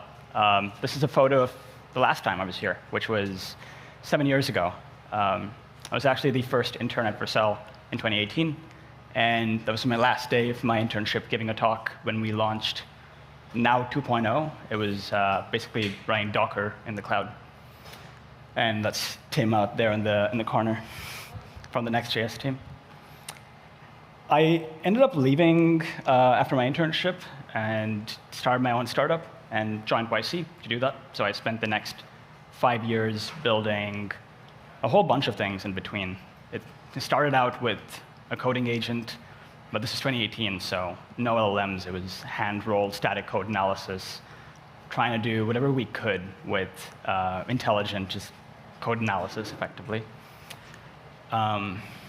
Eventually, we pivoted that startup into something else. We started working on data analytics and a video generation tool. So don't go too much into my own story, but the common thread between everything we were building for 5 years in between always sort of started out as this diagram that I would throw out on a whiteboard, and we would sketch on this, and it's kind of like a standard engineering diagram of how you draw all the different pieces of your workflow. So, for example, this is pretty much a good representation of what Windsor ended up being. It was a workflow of different steps that you have as someone requests a video, and then you send the video out with this whole video generation pipeline in between. Right? So you would get a request, generate an audio file, do some FFmpeg processing. We also had this one GPU inference step, which always made it annoying because we wanted to keep everything on Vercel and have everything serverless. But when you have something like GPUs, and Vercel just didn't have that for a long time, we had to go and sort of have this extra step and then orchestrate everything in between various functions, right? And so you end up kind of having to hand-roll your own workflow orchestration. You have these queues in between that you wire everything up with for resiliency. And this is pretty much our actual stack. We had this hand-rolled internal tool to let you sort of human review and watch every single video that was generated. And 3 different databases we had to set up. A lot of the state doesn't even matter to the user. It's just for our own internal admin tool. And also wiring up your own observability with stuff like Sentry, but we also sort of hand-roll stuff before that. So, and it ends up being a lot of code to maintain. And I love this slide because I asked ChatGPT to try and just generate a lot of code to explain what was going on. And I actually wish it was this simple. It would have been great if all of Windsor was a single file, but it ends up being a lot more than that. You've got a whole bunch of API routes. There isn't, so that diagram that I have, there isn't one place I can just go read that, right? You end up having something that every time you onboard a new engineer, I have to go whiteboard and explain the same thing to them over and over again. Your code just isn't readable. So, okay, I'm going to come back to this example.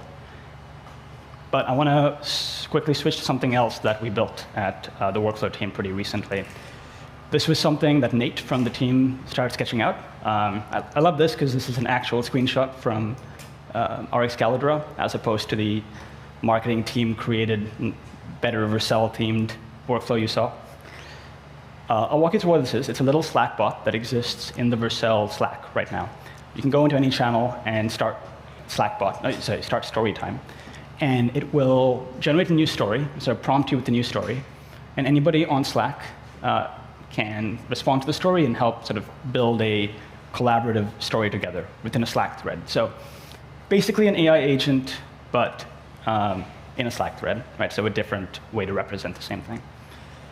Now, so the last one there is when the Slack bot's done, you have an image that gets generated. So Nate built this for his kid, and I understand that he's shared quite a few of them already. Cool. You start with a diagram of what you want to build, and then you find out that in reality, it doesn't match the idea, right? You've got all of these different queues you've got to wire up. Again, everything is on Vercel, so everything is a serverless function.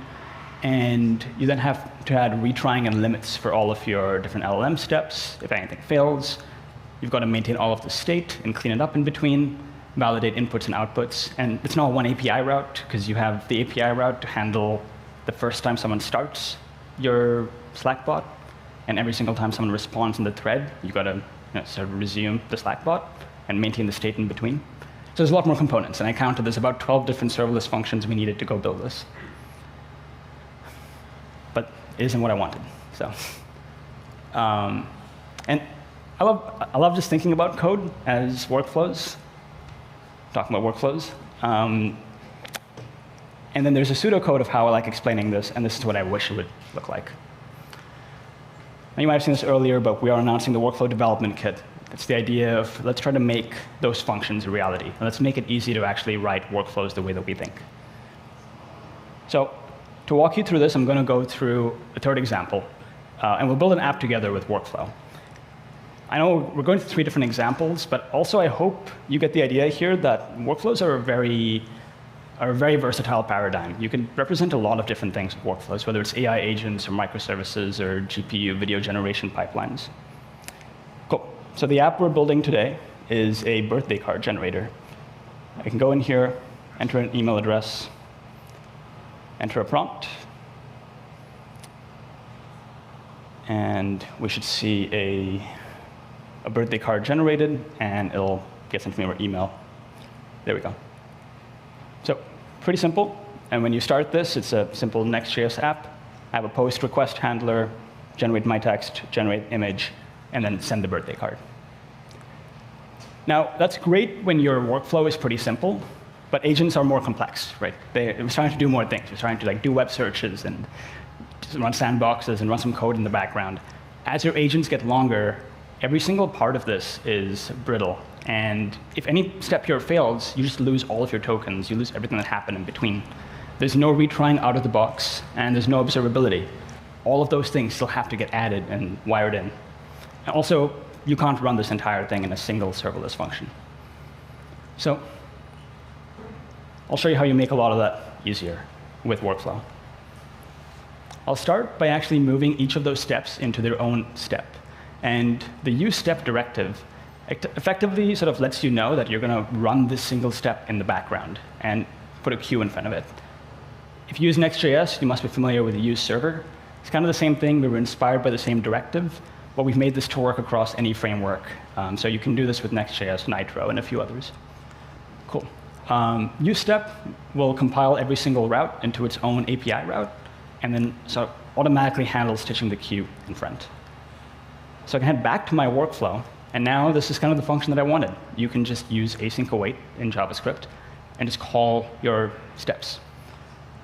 The workflow function's a little bit different, right? And the workflow lets you basically suspend and run the step in the background, and then we can resume the workflow, rehydrate state, and continue where we left off. But while your workflow is suspended, it's not consuming any resources. I'll go ahead and finish up this example by switching my post handler to actually kick off the workflow in the background. And then the one last thing I have to do here is set up Next.js. Every framework has a slightly different configuration, but you essentially just import and sort of follow your framework's configuration, and that's the entire setup, besides installing workflow. Cool. Let's go through this example again.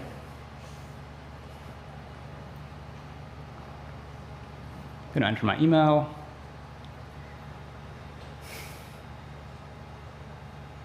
Fun fact, this is the same video because it kind of works. All right, you got the idea.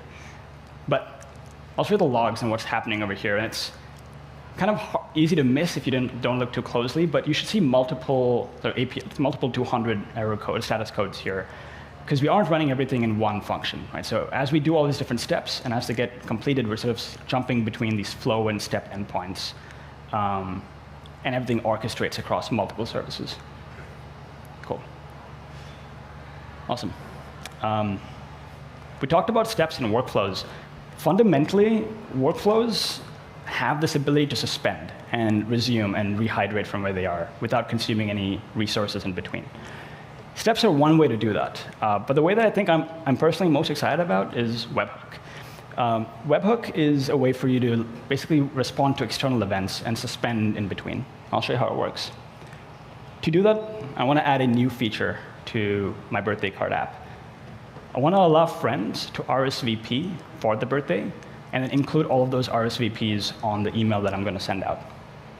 So to do that, I'll start by importing webhook from the workflow package.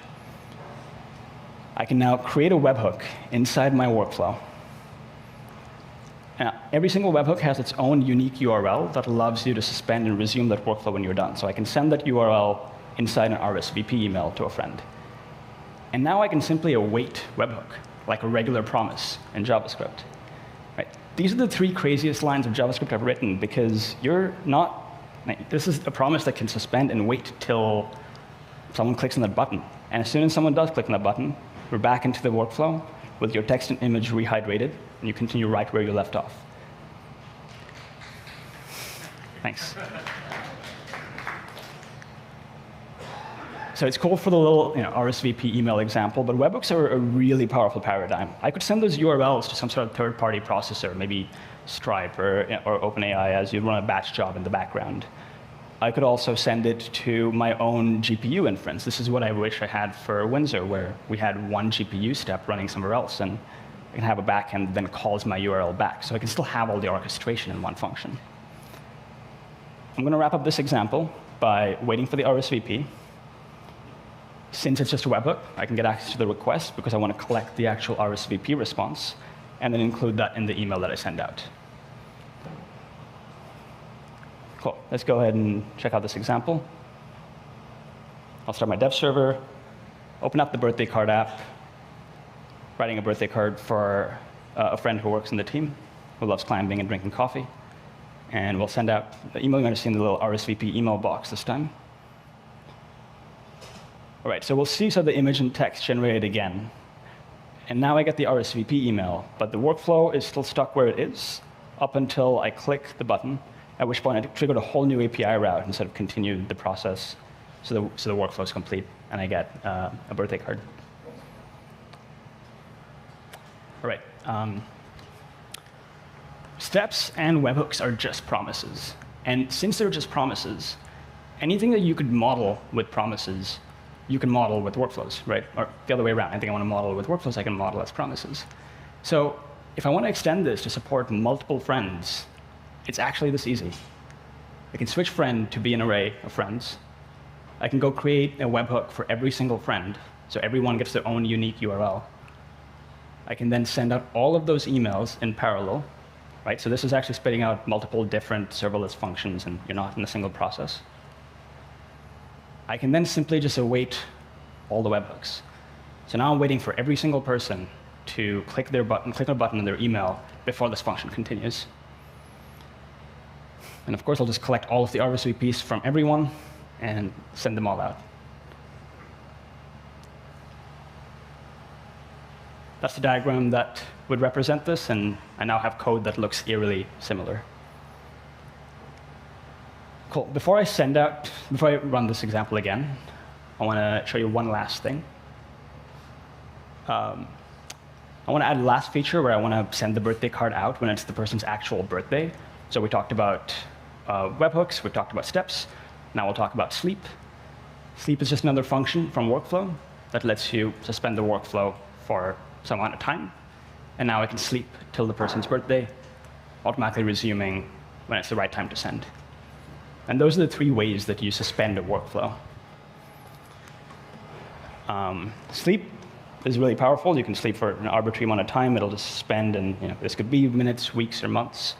But to finish up this example, I'll wait for the birthday. Tiny nitpick, and I almost didn't put this in the slides, but you might have noticed that if we waited for every single webhook, we would have, if someone doesn't RSVP, we never would have sent the birthday card. But I can fix that again, just in JavaScript, without having to go move around external resources. I'm simply not going to wait for all the webhooks, collect whatever I can get, and just sleep for the birthday, send out the birthday card with whatever I get. Here's the final workflow of what I'm trying to represent, and the code and the workflow match really well. Cool. We'll run through one last example here. I'll create a birthday card. I did stub this to actually be 10 seconds in the example, so we're not sitting here waiting for 2 months.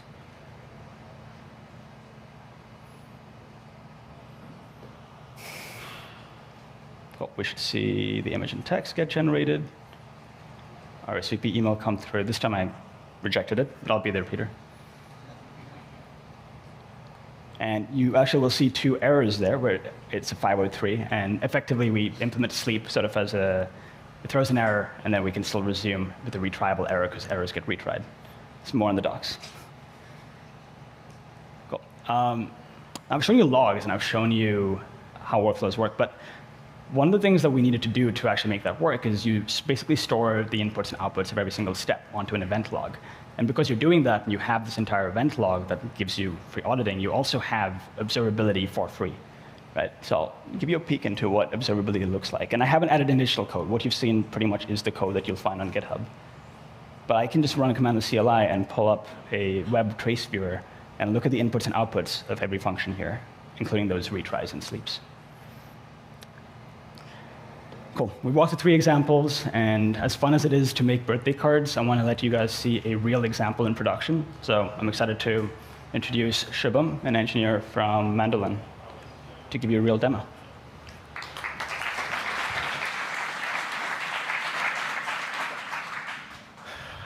Thank you. At Mandolin, we build AI agents that take over repetitive administrative work from medical staff, so that they can focus on serving patients and providing them access to the drugs they need. Our AI automation platform processes over $10 billion worth of drugs every year. Let's take a look at the role of AI agents in healthcare. Healthcare providers may spend more than 80% of their time reading documents, sending faxes, filling out forms, making phone calls, and fighting the insurance, just from the perception of the actual treatment. What are the different types of work are we talking about over here? Let's take a look at the high-level workflow. As you can see, a lot goes into making drugs accessible to patients. These are extremely manual steps that humans perform every day for hundreds of patients. They require a lot of precision around handling documents and phone calls. And they require a lot of insurance-specific knowledge. Sometimes these steps may seem trivial, but they can take up to 3 weeks to be completed. Taking a closer look, we can see something far more nuanced. This is BV. Each of this can be a phone call. This is financial modeling. Each of this is its own spreadsheet. This is medical policy review, just to analyze one part of one insurance company's conditional drug policy. This prioritization. Each of this represents tracking down a hidden website, filling out a 100-field form, making a phone call, sending a fax, filling out the same form again. As we saw, these are extremely complex and nuanced operations, and this is still just at a high level. We are building AI agents to automate these processes, and to help us automate these operations at scale, we use workflows. They are the backbone of our autonomous agents, giving us the peace of mind with durable, reliable, traceable backends. At Mandolin, our fully automated processes rely on workflows, strict observability, and auditability, both cornerstones of the medical space. For our human-in-the-loop operations, we must maintain the strictest standards of state management, especially as it pertains to patient data. Everything powered by workflows. For today's demo, we'll be looking at a real-world example of prioritization. This is the process of getting confirmation from the insurance company before a drug is administered. that the insurance company will actually pay up. When submitting a prior authorization, the provider would start by searching online for a very specific PA form required by the insurance company. They would go through different payer portals, websites, outdated libraries, aggregation tools. There are hundreds of thousands of PA forms, and they vary from payer to payer. And sometimes, for a single payer, they can even vary from drug to drug. So with all that in mind, today we'll be exploring an AI agent that can take away some of this burden, saving hours of headache every day. Let's take a look at the demo.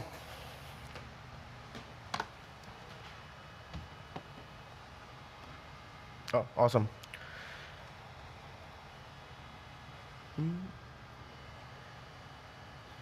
Let's see if they can switch up to my laptop.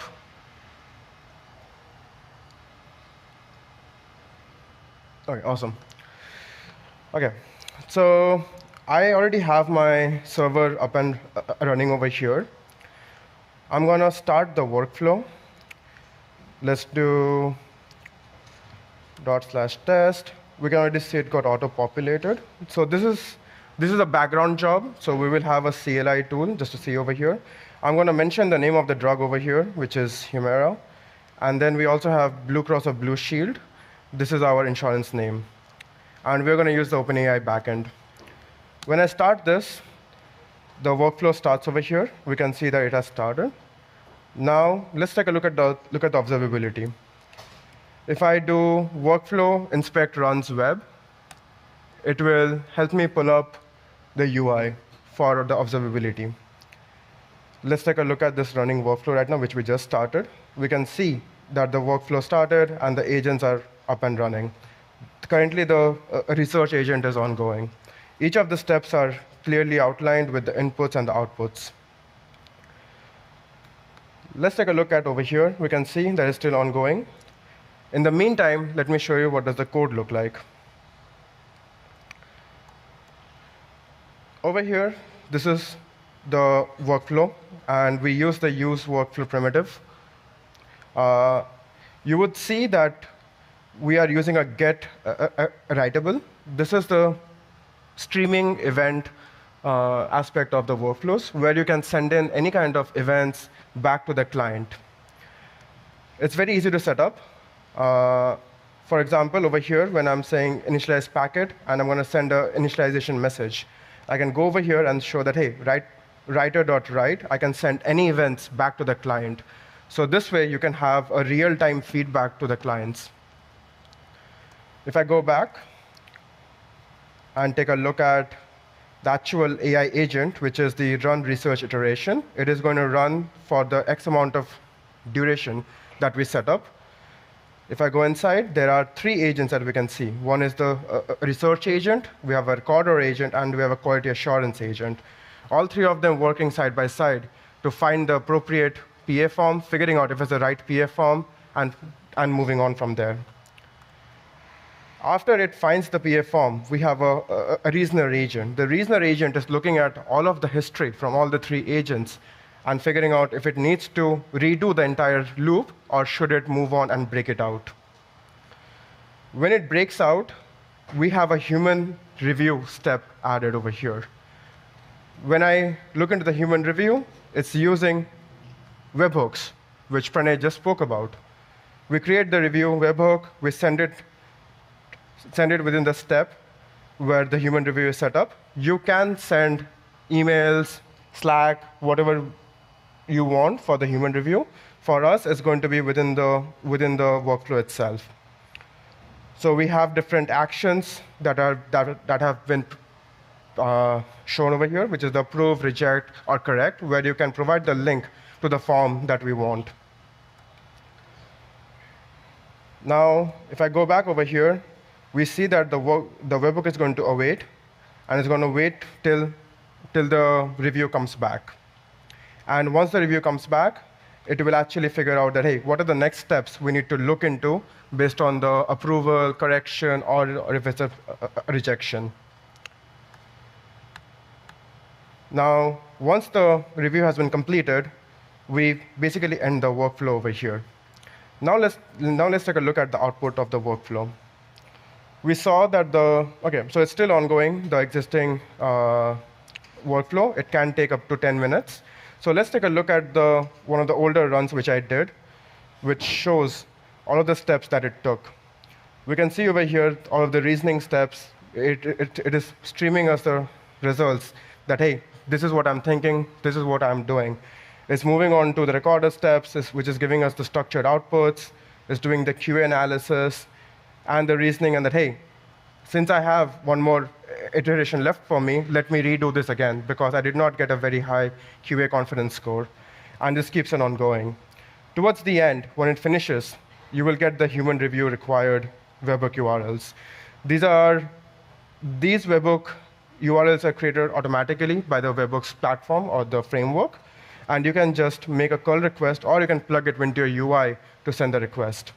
So for over here, I can just take this review request and send a curl command, and it will finish the workflow for us. Let's do it over here. And it just finished the workflow for us. There you go, a 200 requests. Now, this is just one of the agents that we built with workflows. I'm going to hand it over to Pranay to talk a bit more about the workflows. Thank you.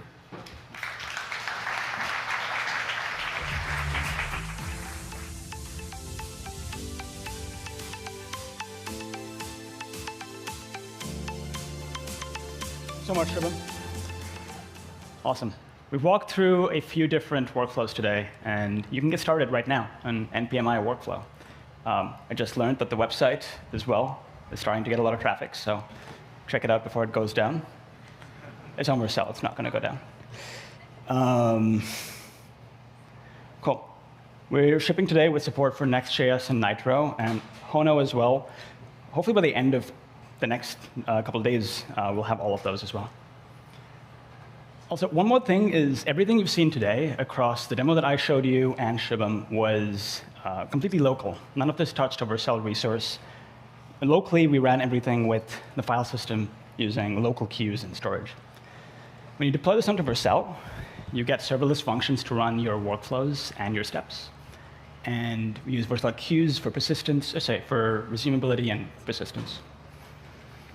One more thing is it is open source, and if you look at the GitHub, you can start creating your own worlds as well to deploy workflows anywhere.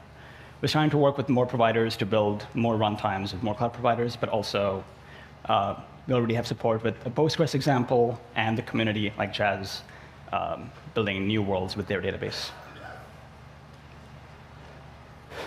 At Vercel, we're shipping about 1 million workflows a day. We're running about 1 million workflows a day between v0, the Vercel agent, and Mandolin.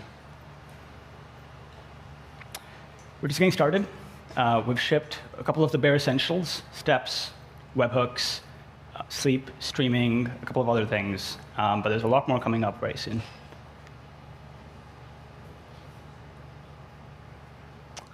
Cool. NPMI workflow.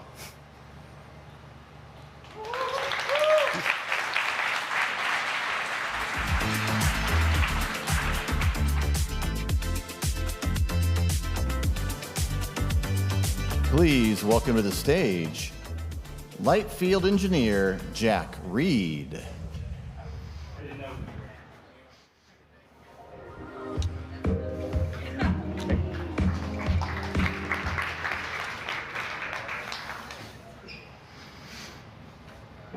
Hi, thanks so much for having us. I'm Jack, and along with my colleague Nikita, who will be out here soon, we built Lightfield, an AI-native CRM. We started using AI SDK v4 back in January and adopted v5 as soon as it hit alpha in June. Today, we want to share with you how we built a production system where AI agents have secure, full read-write access to customer data, how we handle human-in-the-loop workflows, and the architectural decisions that made it all work. We'll walk through the patterns we discovered, the trade-offs we made, and how the AI SDK enabled us to move fast without painting ourselves into a corner. But first, let's talk about why CRMs were broken and why this matters. So who's familiar with CRMs? Maybe. Some engineers, yeah. So here's what's supposed to happen, right? You start talking to customers. Maybe you're a founder doing sales. Maybe you're on a sales team.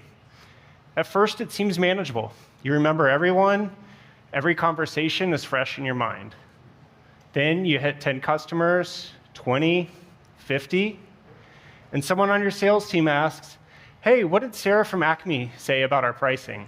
Did she have concerns about the enterprise tier?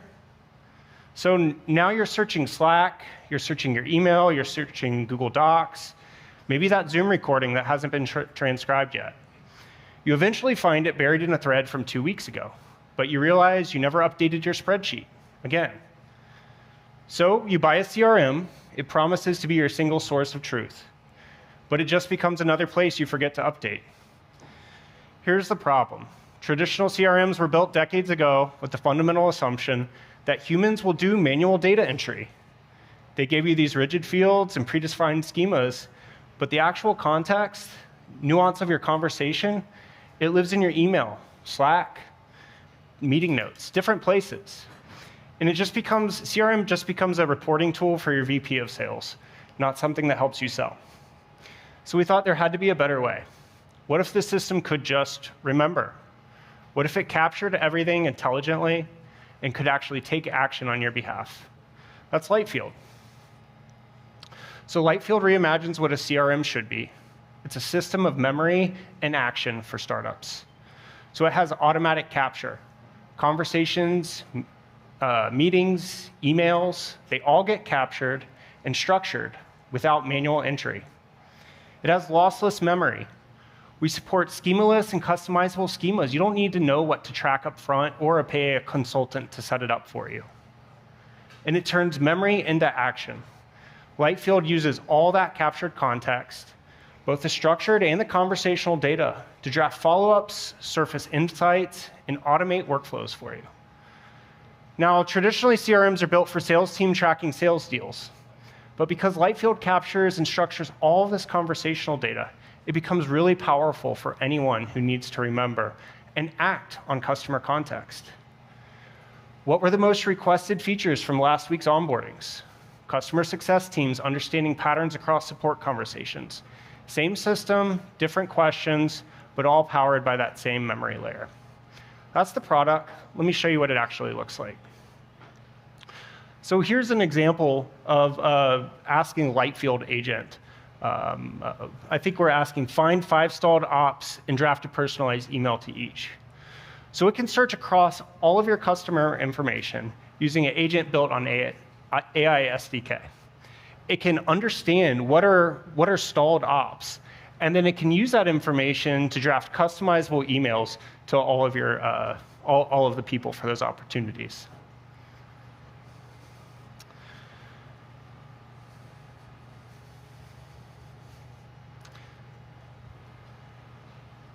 So here's an example, and then a user can we can now send that email best for you. So how does all this work? Let's walk and talk through what's happening underneath the hood. A user takes an action. So this could be sending a chat message. This could be an external event, like a trigger, like an email or finishing a meeting. The agent immediately gets context. Where is the user in the app? What have they been doing recently? And what's their intent? What tools are available to them? Then Lightfield kicks in. It searches for relevant data, takes action in the CRM, and updates records in response. All of this happens through the same unified data layer that powers the UI. Let me show you how we do this. Here's the architecture that makes this all work. 3 different interfaces here. UI for humans, agents for natural language, and workflow jobs for automation. Here's the key. They all interact through the same unified layer, domain objects. So they have the same permissions. The agent has the same permissions as the user enacting the agent, same business logic, and same data access patterns. There's no separate agent API with different rules or limited access. So we bring together storage from a variety of systems here. So structured data, object storage, and indexed in various search platforms. So we provide the same capabilities in the same interface. So one principle that we use to build our platform is agent UI parity. So if a user can access it, an agent can access it.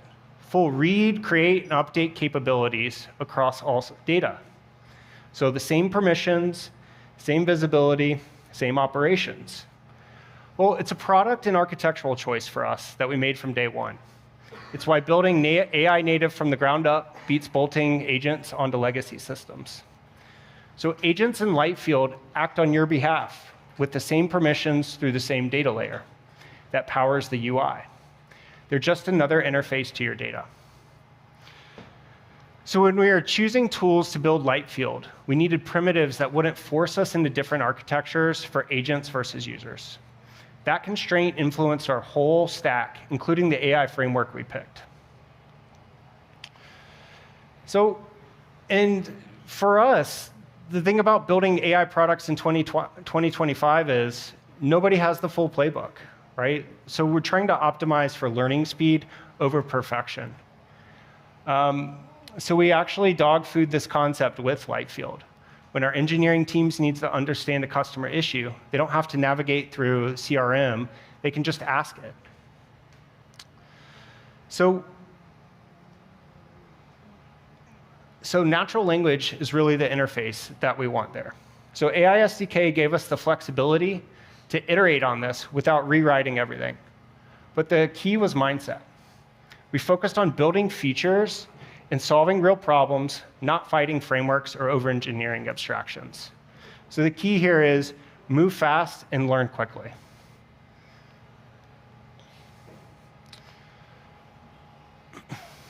So we kept coming back to this quote. Duplication is far cheaper than the wrong abstraction from Sandy Metz. And I think this is pretty prevalent in building AI products today. It's very fast to build software quickly now. It's even faster than it was a year ago. And making sure that the right framework exists is really important. And having the wrong abstraction can be even more costly. So let's talk about this more in practice.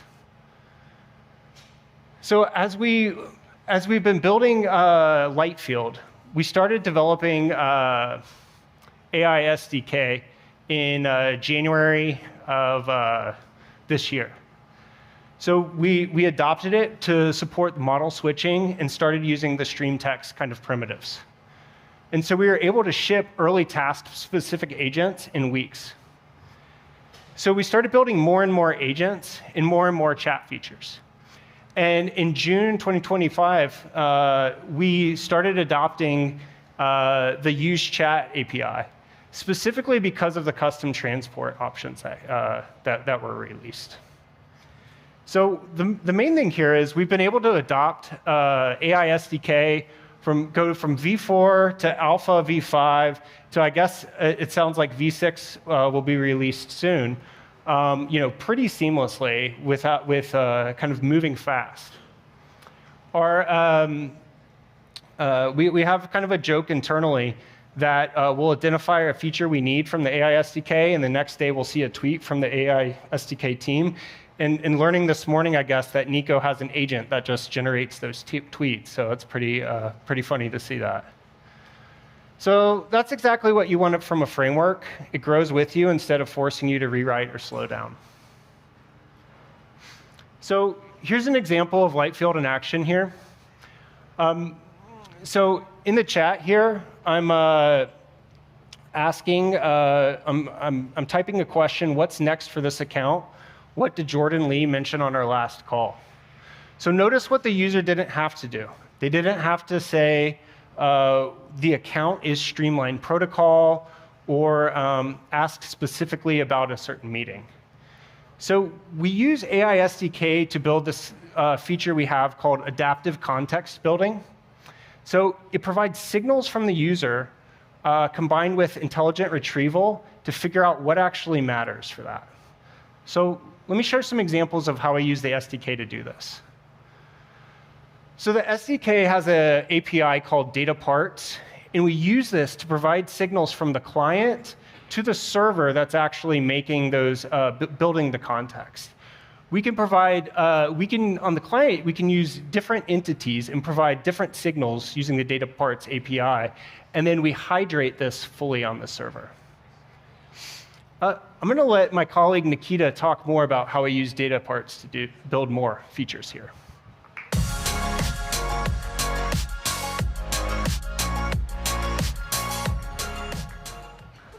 Thanks so much, Jack. So another example similar to adaptive context building is how we inject files into the chat thread. The AI SDK provides us with a really easy way to do this. We can simply use the send message function from the use chat hook, provide it with the user's query and the file list, and it'll work with any provider right out of the box. But this brings up some practical concerns around scalability.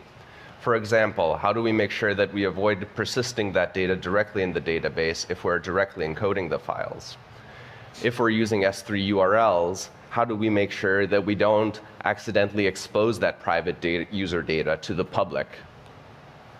Our solution to this is to instead have the client send the backend an internal ID referencing the uploaded file inside of our own data store.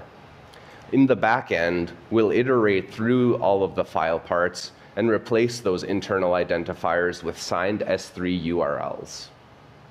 This enables the external LLM providers to still view these attached files, but the expiration time on the signed URLs prevents unauthorized access. Another example of how we protect user data in Lightfield is through this concept of contextual tool collections. Whenever a user interacts with Lightfield's chat product, we'll dynamically construct a tool set that's specific to the user. We'll inject those dependencies directly into the tools. For example, in this data retrieval tool, we inject the user's IDs directly into the tool itself. The LLM never directly issues queries to the database. It always goes through the same unified data layer that the user would access through the rest of the CRM's interface. So we have this design philosophy of maintaining parity between the CRM's UI and the agent's capabilities. When the user can create CRM entities like accounts, opportunities, and contacts through this modal interface in the UI, we want them to be able to do the same thing through the chat-based interface. The LLM can issue a tool call to create these accounts and will render a form with the same inputs that are shown inside of the user interface. We built this by leveraging the AI SDK's human-in-the-loop abstractions. The way this basically works is that when the LLM issues a tool call that requires confirmation, it'll forward that tool call to the front-end client. The client will render an interface and append a tool result depending on the user's action. On the back end, it'll, right before we submit that output to the LLM, we'll execute the functions depending on what the user submitted. A schema describing how we do this is shown here. So the user's initial input is this tool call. The LLM suggests a set of input values, in this case, an array of items representing the account names and their domains. After the user edits the values, the output becomes the user's edited values, along with an additional field indicating whether they approved that particular item. After the actual function is executed, we append that result to the tool output before it's sent to the LLM. For example, was the account creation successful, or did it fail for some reason, such as perhaps the account already exists in the CRM? This provides the LLM with full visibility into the history of the interaction. It can see the entire flow, the originally suggested values and the outputs. This provides it with an ability to appropriately suggest the next steps. So we also have this design principle of enabling the user to mold the CRM to fit their needs. Every business has unique aspects about themselves and unique sales processes.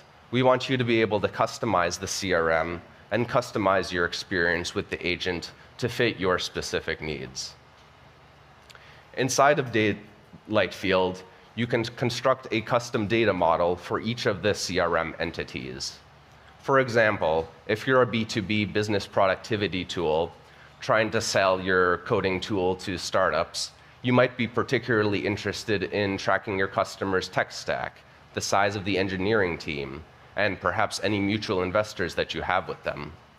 Inside of Lightfield, you can specify all of these typed fields. And you can specify how the agent should use these fields in its processes. You can provide additional instructions over the meanings of these fields and how it should use these fields when updating them in the various background workflows. For example, if you created a field, you can ask the agent to backfill it by doing deep research on the web and enrich these fields for all of the accounts in your system. Or you can ask it to backfill by searching through your CRM records, which include your meeting transcripts, emails, and other interactions with the account. The way this looks on the back end is we create this tool at runtime, with a schema that's based on your company's particular configuration. The actual tool schema itself is derived from that database, and when the LLM suggests values, we'll validate the types to ensure that they match that schema. This enables us to build these really flexible and highly reliable tools. Inside of Lightfield, you can also configure this knowledge section, where you can provide the LLM with additional context about your business. You can provide information about your company's products, and also provide instructions for how the LLM should run background workflows, such as meeting prep. Before every meeting, Lightfield will prepare a document for you, preparing you for the discussion. It'll list the key attendees and additional information about them. It'll list information about the particular account that you're meeting with, and as well as other important key discussion points. After the meeting, it'll suggest follow-up action items and suggested field updates based on what you've discussed. All of these basic building blocks combine to unlock powerful new capabilities. Because Lightfield has the full context of all of your sales interactions and has a high degree of customized knowledge, it can collaborate with you to rapidly generate high-quality emails upon your behalf. For example, after a meeting, you can use this tool to access your Google Calendar to view your availability. When this draft email artifact is generated, it can appropriately suggest follow-up times based on your previous discussions. These draft emails are still gated behind user approval, so you can be confident that the LLM agent will never take action without your explicit approval. These follow-up action items and email drafts are prepared for you and we'll send you notifications for to help ensure that you stay on top of every deal that you're working on. All right, back to you, Jack, to bring this all together. Yeah.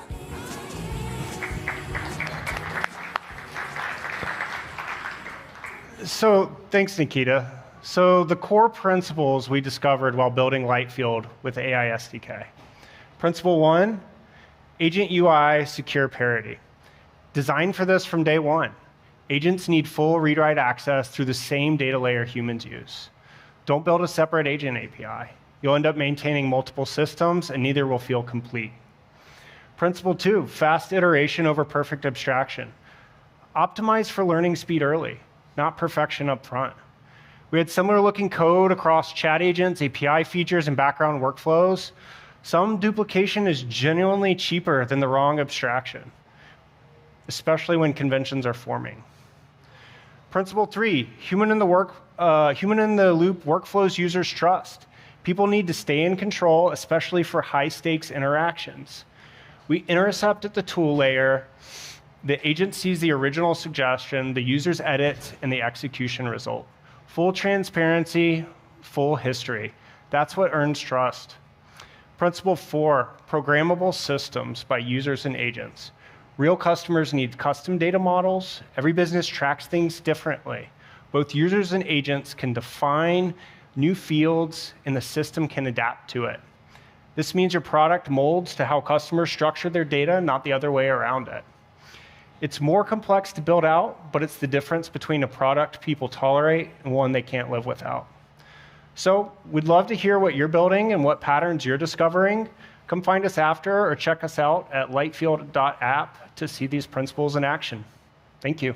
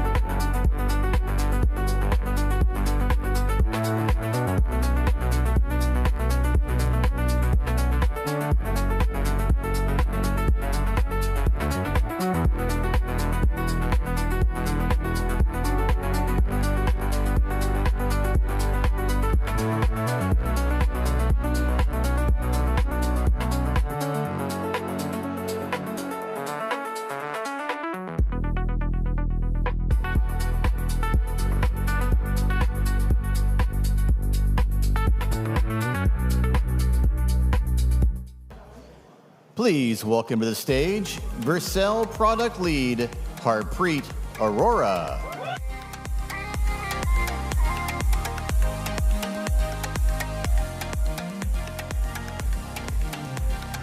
All right. You know, when they put this schedule up and I was like, we're the talk right after lunch, I was like very excited because people are so alert in their seats. So I told back there to everyone on the panel, let's be super spicy. I want to jolt people in their seats.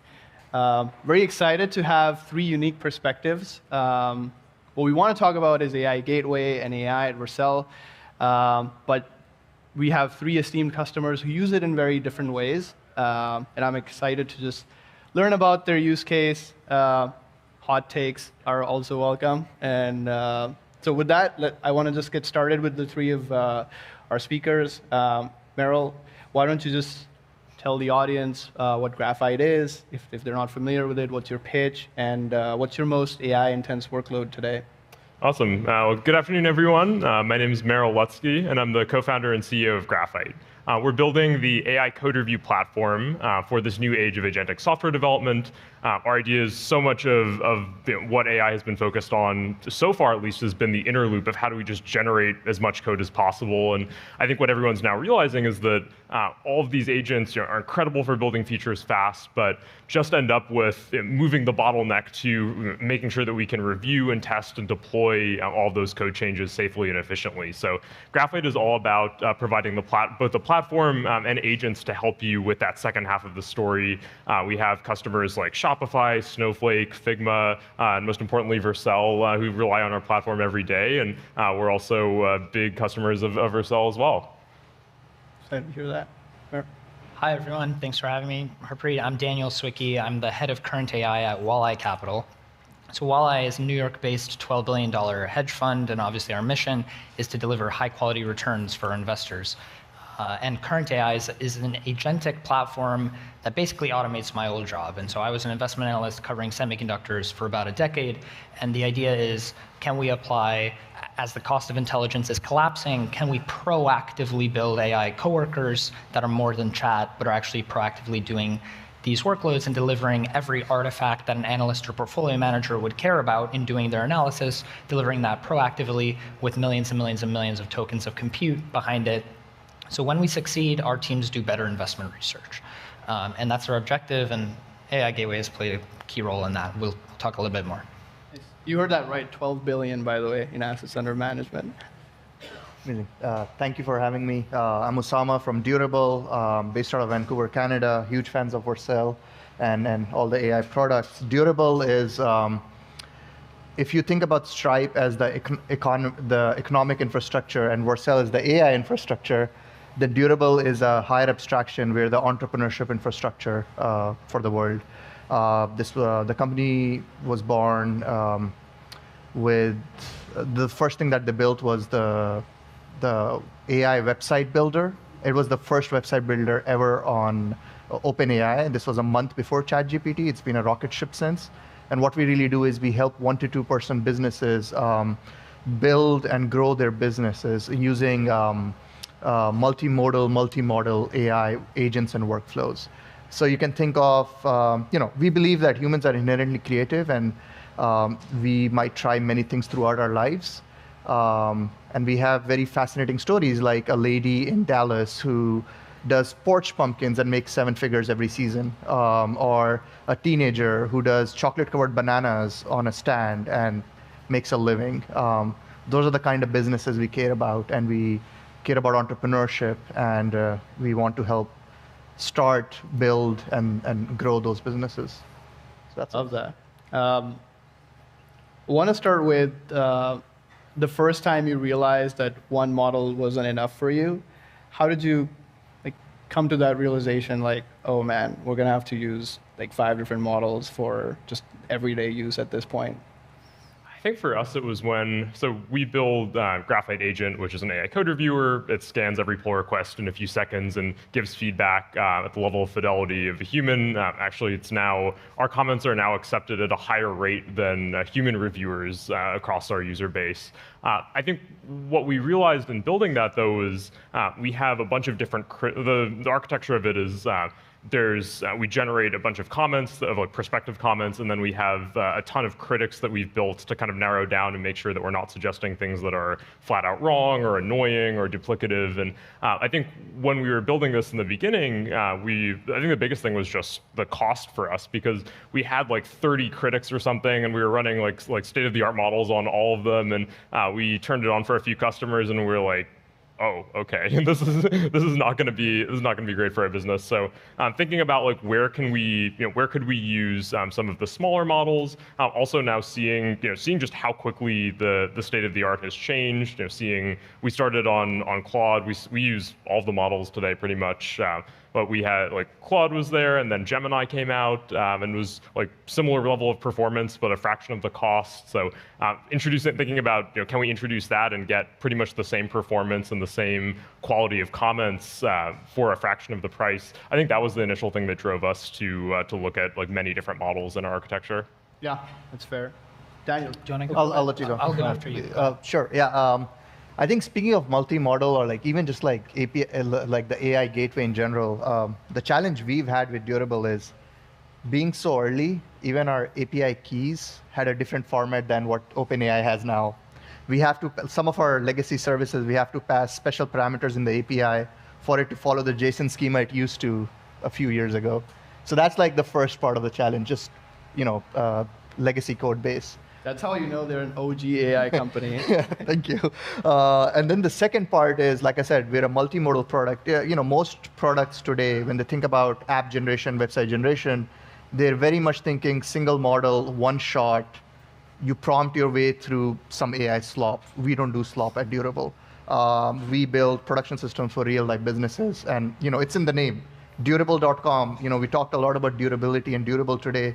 Thank you. We own the trademark and the .com.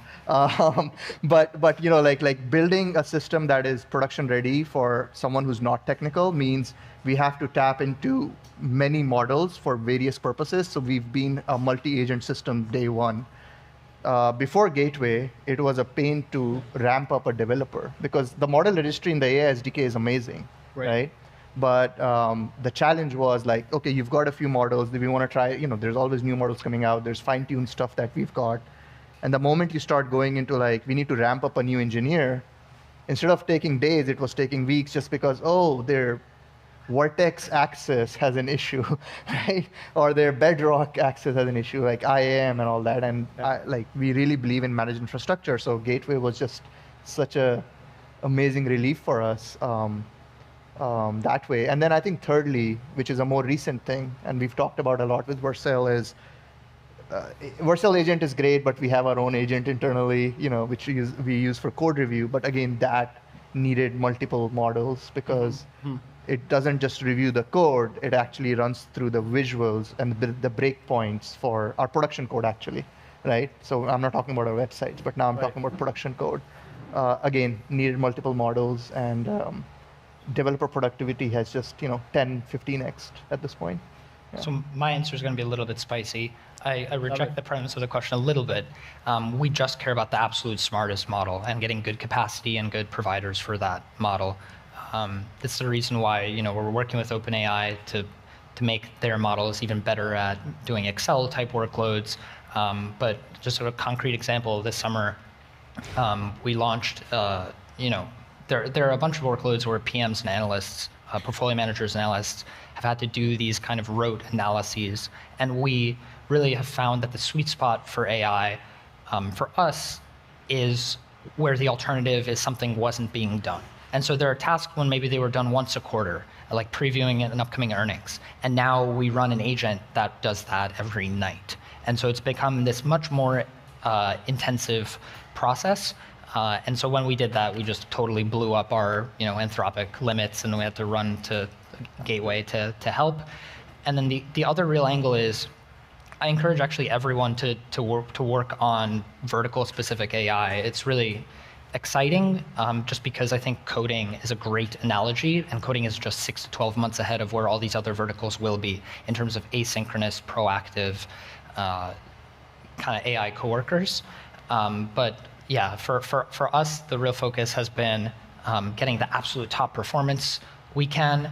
And then when you're so vertical specific, what really matters is the ultimate quality of the output, right? Because when you're building things in a proactive way that it's a coworker, you don't have the user at every step in chat kind of prompting and giving the next step of instructions. The models, you need to basically write a plan and then it executes a bunch of changes or executes a bunch of work or pulls in a bunch of sources. And in that workflow, the prompt you give it is so important. And so we can talk about this a little bit later, but prompt optimization has been a huge effort for us. You both touched on important things, so I want to get to both. One is, we used to take infra stability and uptime for granted, and then AI happened. Did that actually burn you at some point? Were you?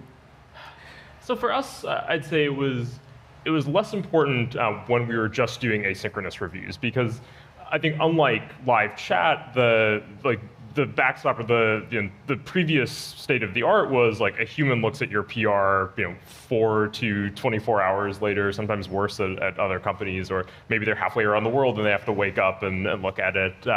So to get an AI review in a matter of minutes versus hours was already like a huge step up, and we had more leeway with reviews to, if we need to even spend another minute thinking, it's probably worth it for us to do that to get a higher quality review than it is to get the fastest possible review.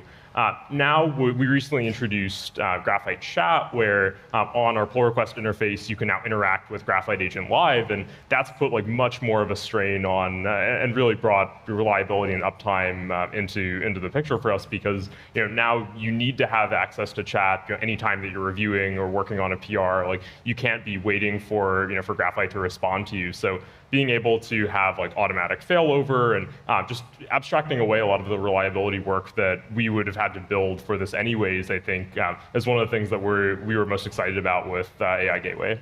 Yeah, that's fair. Echoing everything Mel said, all of that's correct. The one piece I would even underscore is just even in the development process itself, just the most important thing we found is iterating intro week with subject matter experts. So people call that forward deployed engineers or whatever you want to call it, but whatever those outputs are that you're trying to get when you're doing vertical specific AI, that's the most important thing. And that, in terms of a quality loop, is just key. And I think the stability of Gateway and just having the multiple models to do optimizations against is very important. Yeah, you mentioned prompt training and you mentioned fine tuning. Both of you are fans of different things. What helps you do fine tuning, and why do you like it more? I'll touch on the last question too before going to the next one. I think redundancy or that is important to us, because from a consumer perspective, we found streaming as a workaround to make them feel like something's happening and reasoning tokens and showing the bubble that it's thinking. But when it's not text or code, you need some activity. And sometimes, we all know the status pages, they have a lot of latency. So some of that failover, we actually built a bit of a router now internally, which figures out what's happening, looking at status pages. So consumer experience, for that to get better, we need the kind of infrastructure AI Gateway has. Speaking of fine-tuning, we spent the last year in that rabbit hole, like everyone. Maybe not the right rabbit hole, because by the time we were done with fine-tuning, GPT-4o and everything else was equally better. I'm sure you have the same experience. But now, and this is my spicy take, I think, and Karpathy kind of stole my thunder, but I don't think going forward you need trillion parameter models for building multi-agent systems, which are very specific to, which, when you talk about code reviews, they're very rich in the stuff that they see and they have to process. When you talk about the kind of stuff we're doing, some of the workflows, you think about an SEO agent, which has a very specific workflow it follows in some ways, or it's a workflow of agents. there's only so much in the distribution there for you to need 1 trillion parameters. And that's where some of the Chinese models, especially the Quen and which is Alibaba, and then the GLM series, I think there's promise. Unless, and this time we're going to go down that rabbit hole only once we know for sure that we've hit the ceiling and there's, not bigger incremental step function improvements coming step function improvements coming in the models. But yeah, so fine tuning for like very, very specific use cases is something we're into. So we have slightly different requirements where we care a little bit less about the latency, about the cost. We're really focused on just how can we get the best outputs on what our analysts and portfolio managers are trying to get. And so where we've really focused is we're a little bit like DSPY pilled in terms of optimizers. In the TypeScript ecosystem, there's really 2 good libraries for this.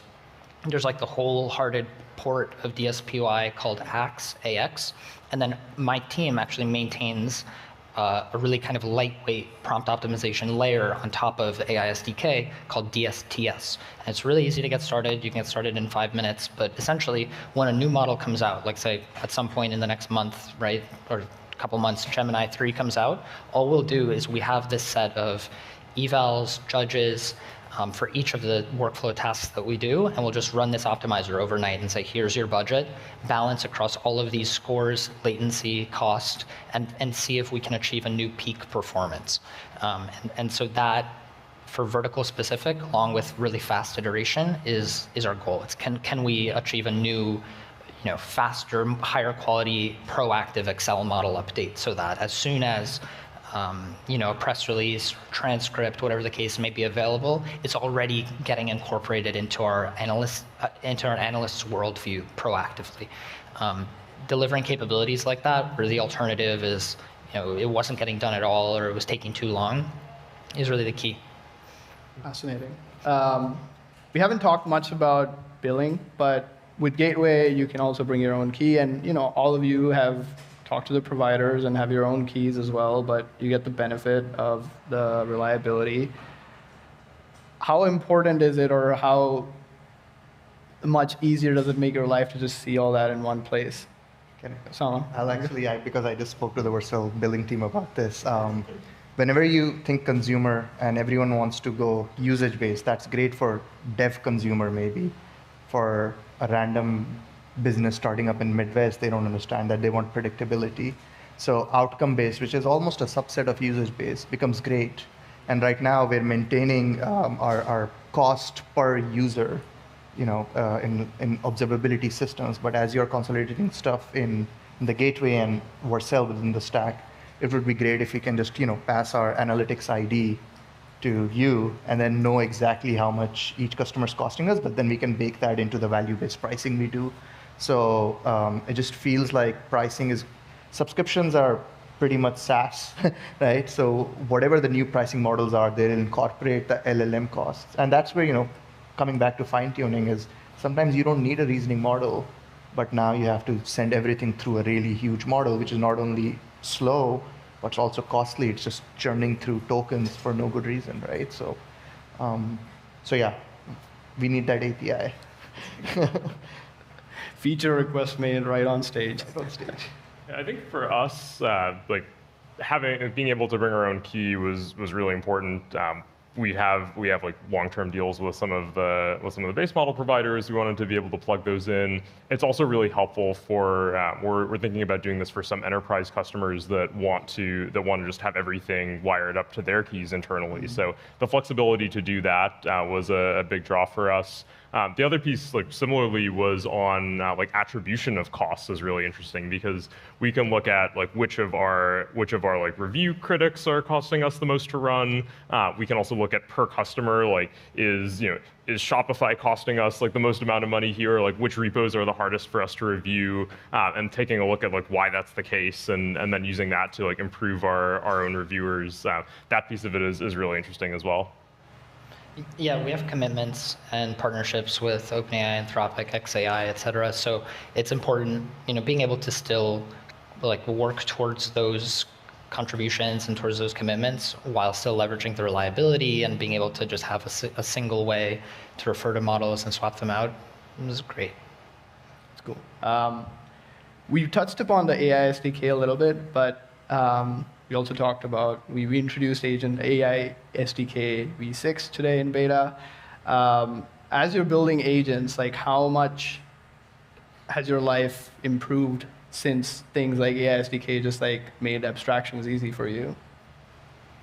I think we started before. I guess we started before AI SDK, and yeah, we were having to build like different SDKs for every single model. Like this just made it super easy for us to swap out. I mean, it also like I think the most important thing is like how quickly can you evaluate, just like swap in and evaluate a new model. Like it's so much of the competition right now in both like generation and review is just all about like how can you get the highest quality responses, who can like jump on the latest models and move to state of the art quickly. So for that, I think being able to just do that super easily was a big that really helped us to like move quickly and make sure that we're always using the model that's like the best for our use case. Again, a little bit spicy. We ripped out everything LangChain related pretty early on. We realized there was abstractions upon abstractions, and they were actually holding us back when new things came out that were foundational from model providers. AI SDK is like literally the perfect level of abstraction where, by the way, yes, like agents are out, yes, like workflows are out, yes, sandboxes are out, but you've been able to do all this stuff already, actually. Like you have everything you need from Lars, Nico, and the team. Like you have prepare step, you have stop when, you have tool calling, you have being able to do tools on the client, which is key. Like right, if you're trying to execute stuff inside Excel, inside a sidebar, you have tools on the server. It's just the best abstraction, and all our team uses it and loves it. I would say I was fortunate to I started using AI SDK, I think version 2 or 3. This was before Durable, and I came very frustrated to the AI SDK. At that time, it only had maybe 4 functions and nothing more. But I was like, I can build so much more around it, because historically I was a Scala engineer, very much into functional reactive programming, loved the actor model, and I was like, that's such a perfect fit for multi-agent systems. But somehow all the Python libraries, they created all these abstractions which were non-abstractions, which was like confusion. And I was like, okay, at least I have a nice seed to work with. So I think of course we have some legacy, which is still in other frameworks, which we operate as a sports team, so we're going through a rebuild. Everything on the rebuild has been all AI SDK, V4, at this point V5, and V6 actually in production. So just got it production this morning. I mean, the only things I guess it doesn't have. I think the great part about the AI SDK is the abstractions are thought very well, works very well with the infrastructure, but more importantly, like you said, works on client, server, across the board. But then some of the abstractions, like I keep bringing up model registry, I don't think people realize how difficult it is when you have a multi-model, multimodal system and temperature settings, and you've got like an 18-year-old engineer starting out, which we have quite a few of, starting out in the company, and we ask them to make a PR day one, and they're like, okay, I get this request, I can build it, I can put it, whatever, but what's the model you want me to use? But now with this registry, we've got that. But then also, it's not just the AI SDK. We use resumable streams, that. It's just like the entire thing just works so well together that as a startup, instead of focusing on infrastructure and DevOps and trying to make some Python backend microservice infrastructure work with some esoteric React front-end infrastructure, it all just works really well together, and we focus on delivering business value. I think once we hit 100 million revenue, we can figure out the margins and the cost part, right? But as a startup, I think our focus is get as much managed infrastructure. The last thing I would say is there's an analogy here with Microsoft, which I also shared with Roshji when I was at Vercel, was this is, and I'm dating myself here, but like in 2003, 2005, the most magical piece of software that existed from an engineering perspective was Visual Studio. Not code, Visual Studio, the old thing. It took freaking 4 hours to install on your Windows machine. And Mac and Apple were great and amazing and beautiful, but Visual Studio had this touch to developer experience that no one else had, where you could create a Visual Basic, Visual C++. At that time, J# was a thing when Java and .NET's version of J#. But you could actually, if you were using NetBeans and Java, and I'm sorry, I'm really aging myself here, but like if you were using NetBeans and Java, you had to figure out how to make a package out of it for an installer. Then you had to figure out your server infrastructure to send desktop application updates. If you were inside Visual Studio and within the Microsoft ecosystem, all you had to do was do 2 clicks, and you would get an installer, you would get your backend for sending out updates. And it was more about, again, developer experience and a great, and Ballmer going developers. It enhanced productivity. Like Silicon Valley is great, and Hacker News is like 1% of the world, but the 99% of the world which exists outside Hacker News, all of those people really leveraged Visual Studio, and great companies were built on software. I feel the same way with Vercel, where you've got like an open standard, so you're very open standards based. Like Next.js and React and everything else, it's pretty open source. But now the developer experience is as good as a proprietary framework, or even better, and it's open. And I really like that, like how React Server Components and some of this stuff works. Fluid Compute. Yeah. It's amazing, right? Like, and we've chatted a lot about the workflow stuff. So, yeah, huge fan. I agree with a lot of pretty much everything you said. The 2 things I was going to mention was, I guess, the only things we found that you need to bring to AI SDK are observability, where we use Laminar, and some orchestration, where we use ingest, but we also use workflows and sandboxes. Beyond that, just so much credit to the Vercel team. Like, it is just the perfect set of abstractions, especially with how AI has evolved the last year. Like, a lot of people would have thought that, agents need their own sets, it needs to be core into the platform of how you manage memory. And then it turns out, no, actually context engineering is its own set of logic that's specific to your domain. And there's just a lot of examples like that where it's just the perfect primitive. For those of us in SF, we want to break the bubble of how AI is doing everywhere else. We'd love to hear from a New York hedge fund perspective, what do you think the future of AI is for the next year or 2? Sure. So I spoke at a OpenAI customer event on Tuesday. There's 100 enterprises, all have ChatGPT enterprise licenses with over $1 million to spend, et cetera, all C-suite people. And I have to tell you guys, like out here, you guys are thinking 5, 10 years into the future. I'm like, this is what's going to happen. You guys are like, it's already there. For the big enterprises in New York, law firms, retail or real estate, and finance, it is so early.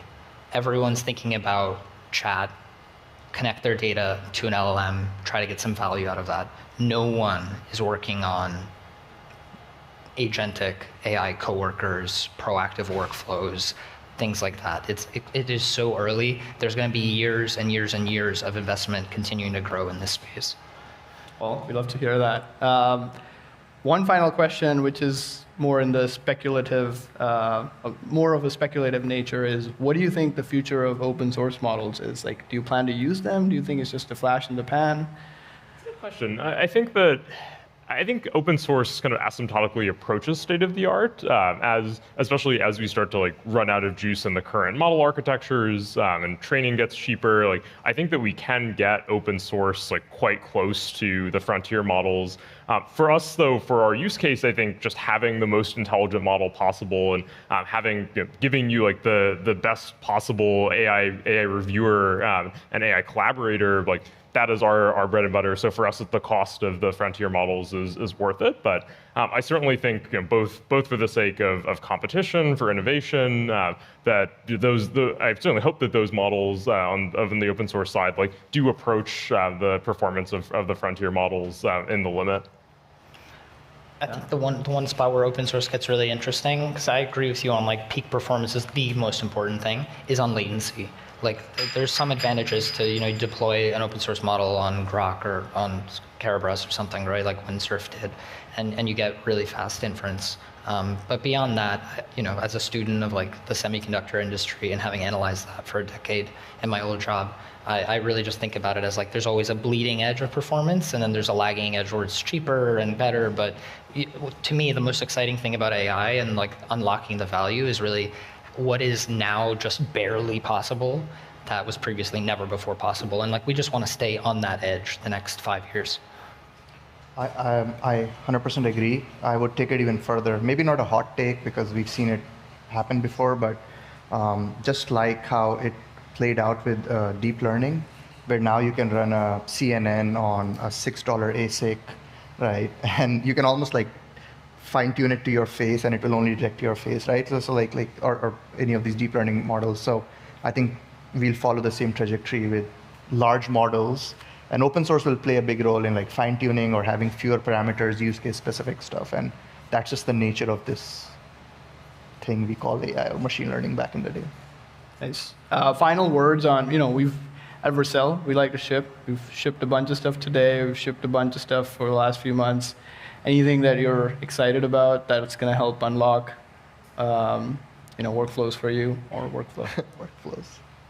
The most important thing for us, I'd say, is not any one of the like new features or innovations that have been shipped. It's more of like, I think, going back to your point around Visual Studio, like I think you can tell when a developer product has been like carefully crafted and thought out and built by developers who really care about the quality of what they do. And for us at Graphite, that's like deep in our ethos. Like we really want to be like, we are a tool that developers use for hours and hours every single day. Like increasingly now, as the job of software engineering is shifting from writing PRs to reviewing them and like iterating with agents, like that is going to be where developers spend their lives. So we want to give them products that that make them feel more productive, that feel seamless, that are really thoughtful. And I think one of the reasons why we love the partnership with Vercel is because I think we very much think alike in that way, and that's just evident in just the details of like how the SDK is designed, like how seamless it is to swap these things out as we're adding on these new capabilities, like how it all integrates together. I think our companies think in very similar ways, and that's something that that always kind of inspires us. I think sandboxes, we're super hyped. Our team is so hyped about sandboxes. We have some workloads that, especially with GPT-5 Codex and how great it's gotten at writing Python, we use it both in like the development flow, where we'll have a cloud-based Excel agent, and it'll write code. It'll write its own tools, basically, and then it will reflect on, okay, which tools were actually the most useful, and then we'll harden those. Or it's right now, probably our longest running sandbox-based agent runs for an hour. I can easily imagine as Vercel, this is, I think, coming down the pipe, but as we can run sandboxes for weeks, I can easily imagine use cases for that. Yeah, I think echoing something about the primitives that I know we talked about the AI cloud maybe some months or almost a year ago, but now we can see those primitives being available, right? So like we worked around using Sandbox for a longer running job because fluid compute has its limits, right? And then workflow was still, but now workflow with steps, like it just reminded me of, I don't know if you remember AWS step functions, except now you're really orchestrating microservices of sorts, right? With like full fluid compute units behind it. I think that is a big unlock that, again, saves us DevOps. And yeah, we're just excited. Right, love it. Well, with that, I want to thank our speakers for sharing these spicy takes and also answering my questions. And feel free to reach out to me if you have any further questions for our speakers. And yeah, let's give them a round of applause, please.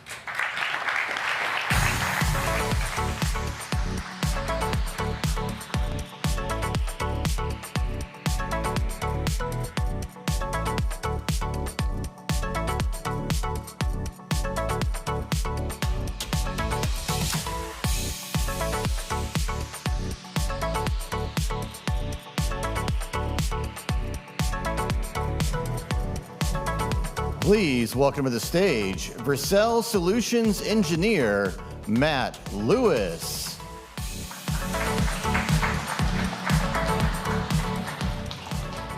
Hi, everyone. I'm Matt Lewis from the partnerships team at Vercel. And for the last few months, I've been working closely with the team at Slack around one big question. What would it look like if agents actually came to work with us? If they were our digital coworkers, not just a feature, but they were part of the conversation and systems we use every day. Last week at Dreamforce, Vercel showed an early demo of this, our V0 agent working alongside you in Slack. Today, I want to show you how Vercel built this, but more importantly, why you should build one too. Because agents aren't just another feature, they represent a shift in how we get work done. But first, let's talk about how we got here. Most of what we do at work is conversation, planning, deciding, aligning, sometimes debating. It's all language, but our tools don't understand language. We've spent decades translating it into code. We learned to speak to the computer, not because we wanted to, but because it was the only way to make it work. That was the trade we made. We made work faster, but only by compressing our thoughts into code. And while that was necessary, agents can help flip that back around. The way we work today is already conversational. We just built tools that stopped listening. And that's where agents come in. Systems that can understand what we mean, not just what we click. So let's start with language. Humans have about 170,000 words to choose from. Computers, at least in JavaScript, have 7. That's the gap we have. 170,000 English words, 7 JavaScript primitives. And when we talk, we use nuance, tone, context, emotion. When computers talk, they use syntax or code. And that's the difference between how we express and how we compute. And for a while, we celebrated that simplification. It really was good. It made work faster. But it also meant narrower, describing rich human thought in smaller and smaller pieces of logic. So let me show you what that compression looks like. Shall I compare thee to a summer's day? Here's one of the most famous lines in the English language. And when Shakespeare wrote this, he wasn't defining logic, he was expressing emotion and meaning and intent. But let's see how we would have to write this for a computer to understand it. So there are some of those JavaScript primitives I talked about before, and that's just the first line. So imagine trying to explain beauty or creativity with an if statement. That's what we've built, a world where we turned our natural language into code. And now alongside this code, we built interfaces to talk to the computer. And these boxes represent some of those interfaces. We did this not because we wanted to, but because we had to. Each new type of input allowed us to tell the computer a little more about what we meant. Every word became a field, and every thought became a task. We built different inputs to translate human language into something the machine could understand. And guess what? It worked brilliantly.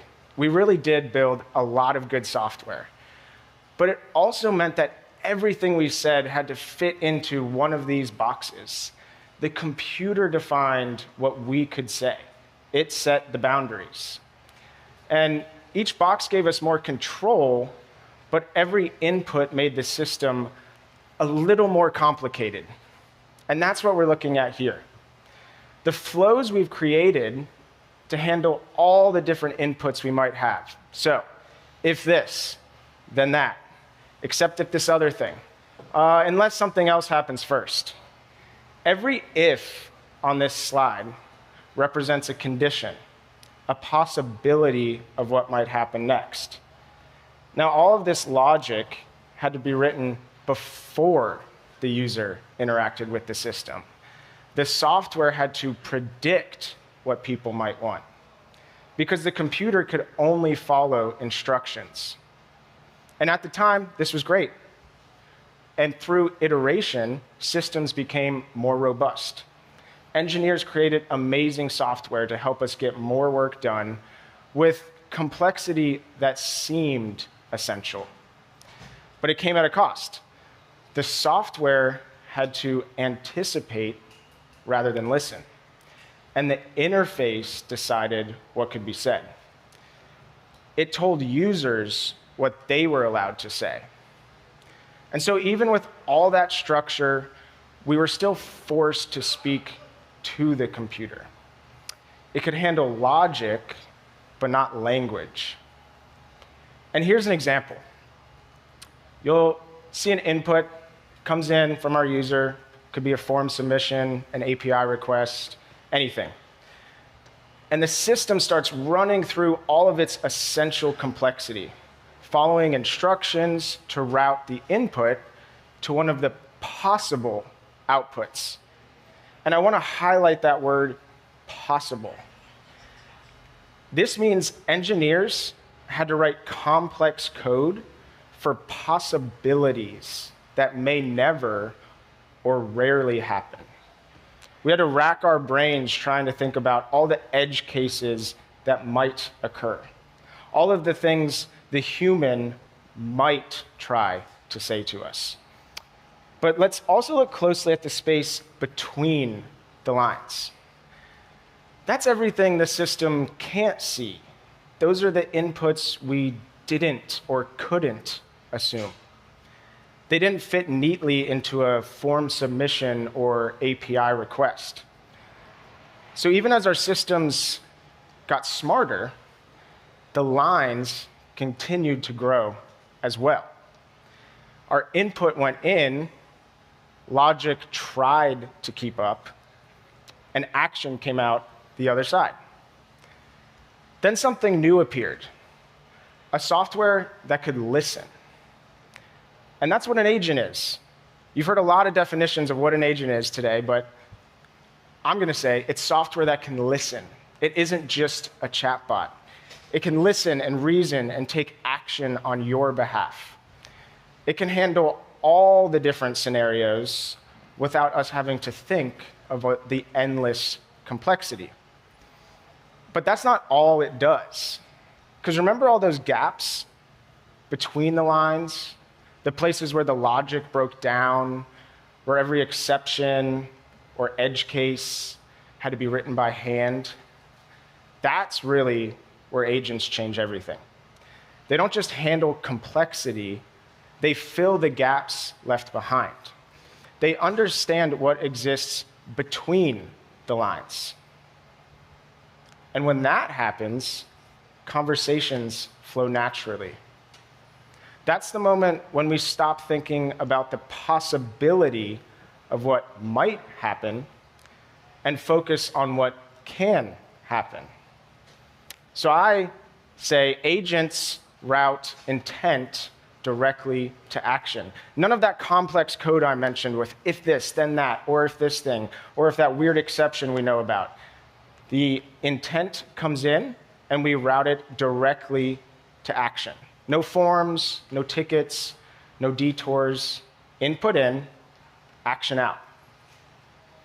So that brings us kind of to the end of why. Why agents are so helpful for building software for work. They remove all of that essential complexity and help us go from idea to action as fast as possible. But now let's talk about how that happens, how agents fit into the way we already work. So where do we work every day? Where do we have our conversations? Where do we share our feedback, our ideas? Here, in a tool like Slack. It's a universal input to any agent. It's where work already happens in words, in language. Every day, millions of messages flow through Slack, each one a small expression of intent. Can you deploy this? Did we ship the fix? Who's got context on this situation? That's the language of work. In Slack, those conversations aren't just messages, they're signals. information on what we're working on, and the solutions we're looking for. Now, let me show you what that looks like under the hood.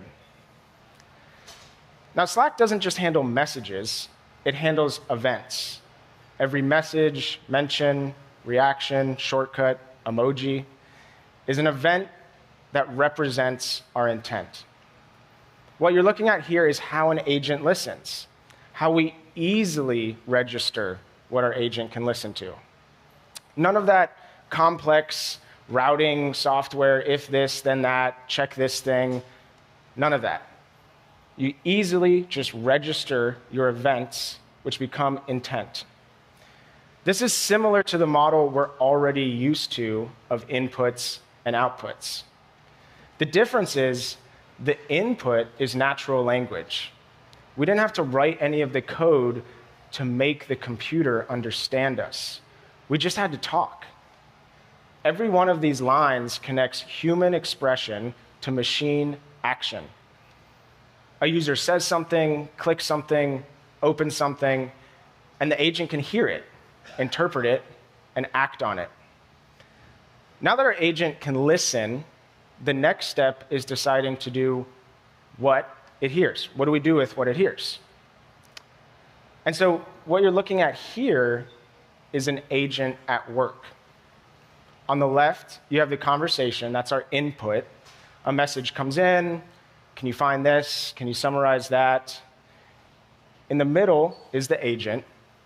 And like I said, it doesn't have a fixed set of steps. It doesn't follow a script that someone wrote ahead of time. There's no anticipation.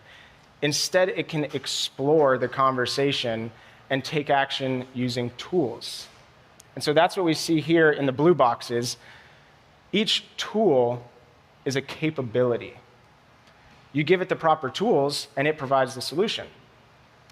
For example, it might start by searching conversations and then read a relevant thread and say, hey, based on this thread, I actually want to go search conversations again. Or I found this file. Oh, here's another thread I can read. Imagine trying to write that if an if-then statement. It's almost impossible. It uses Slack the same way a human would. And so that's the shift. From software that needs instructions to software that can make decisions. And this is what one of those tools looks like using the AI SDK. This one gets messages from a Slack thread. That's it. It's a very simple tool. But the agent can call it as many times as it wants. A simple tool can do a lot. So you give it a name, a short description, and then define what happens when the agent decides to use it. You don't lose all control. You just have an execute and say, this is what I want you to do when you've decided to use this tool. So your role as an engineer is to design the right tools. That means you can think of how you would solve the problem and then build the tools to make it possible. So think of how you would onboard a new coworker. You don't just throw problems at them, hopefully. You equip them with tools to help them create solutions. And it's the same for agents. So far, we've seen how agents route intent to action and how tools make that action possible.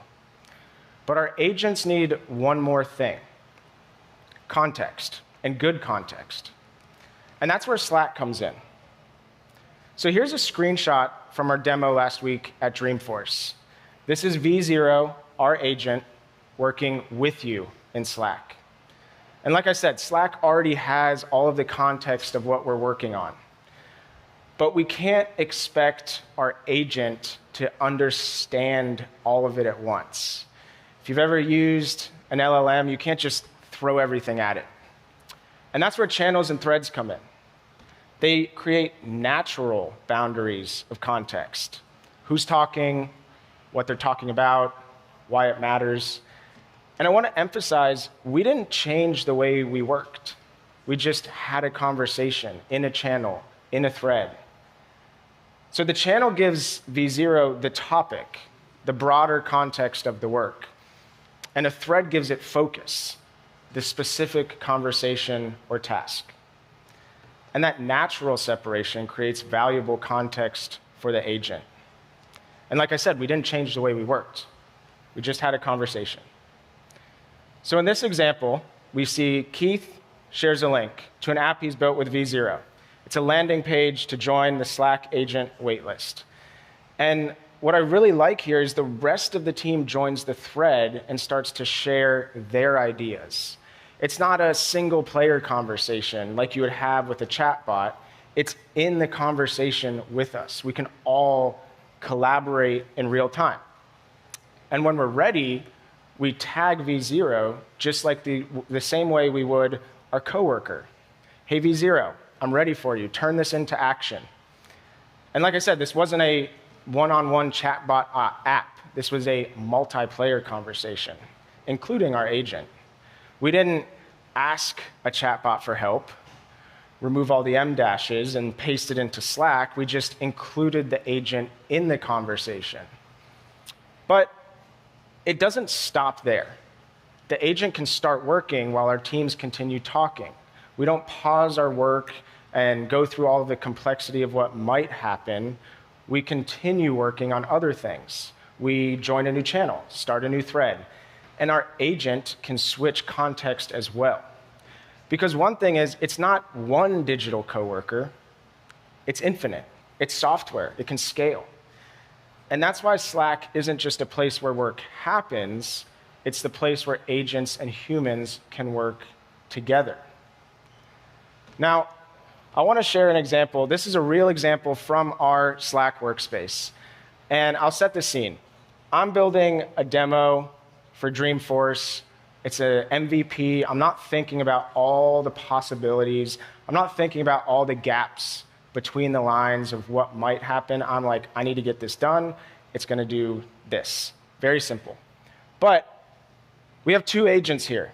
Above here, we have D0.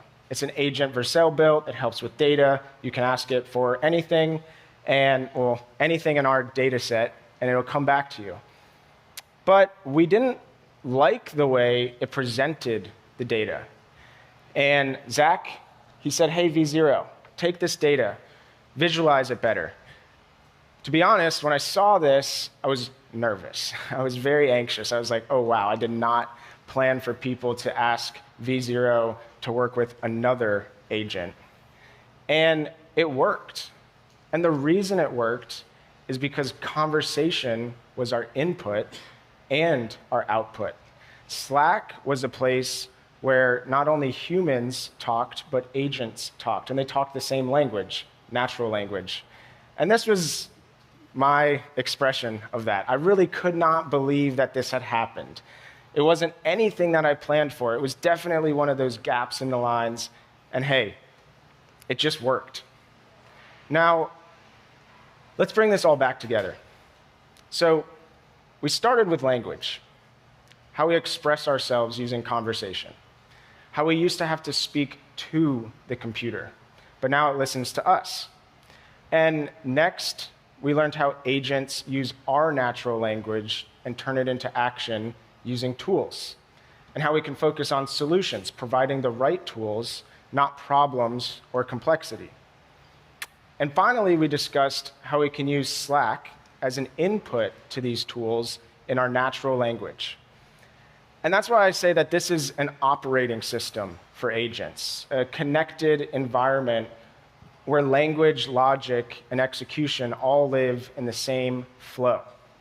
And really, that's the loop we've been building toward and can finally achieve. And the best part is, this isn't the future. You can start building it today. So today, Vercel is announcing our open source template for building Slack agents. And this is the same template we use to build our V0 Slack agent and others that you've seen today. But not only do we have a template for you to get started, we also built an adapter.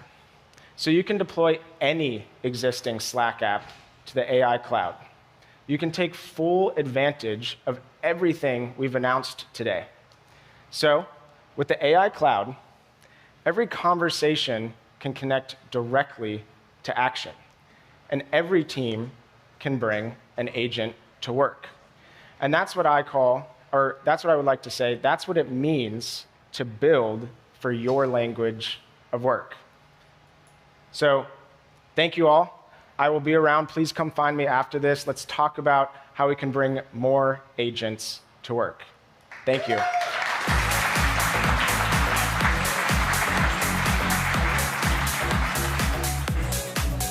Please welcome to the stage Senior Principal Solutions Architect, Andrew Baird.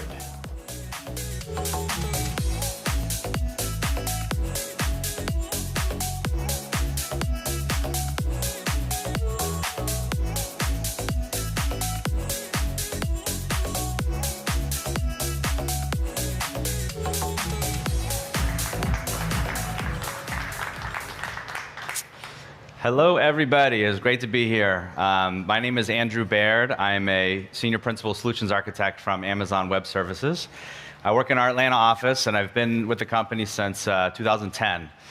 So suffice to say, the type of things I'm about to talk about when I started my career as a Java software engineer at Amazon, it would just blow my mind, the amount of productivity, capability, excitement. The future that everybody sees in front of us is so compelling that the notion that everything we've experimented with over the last 18 months, 24 months, really being on the precipice of this critical mass moment we feel of everybody making it a production. The stuff I'm going to talk today about is how some of that journey has taken place and is represented in the partnership that AWS and Vercel have had over the years, and how some of the capabilities that we have that combine the strengths of both of our companies can really compel you to accelerate your AI visions and capabilities to production. So without further ado, the agenda here today. First, like I said, I'm going to give a bit of background. Then I'm going to hopefully set the stage and give you a sense of the level of capability that comes together within the story and how the integrations fit together. And then I'm going to dive a little bit deeper into a particular set of those capabilities that I think are most relevant for the audience here, hopefully. And then finally, I'm going to move into the topic of agents and how agents in particular is where a lot of the critical mass of attention has moved to today, and how to think about some of the capabilities that we've brought out to market recently and how they can play a role in the AI applications that you build. So really brief history lesson. I really want to just bring this up here to emphasize. So I began my career as a software engineer at Amazon in 2010, like I said. I became a solutions architect in 2014, started working with customers directly in Atlanta. And that first year I became a solutions architect, we released a service called Lambda.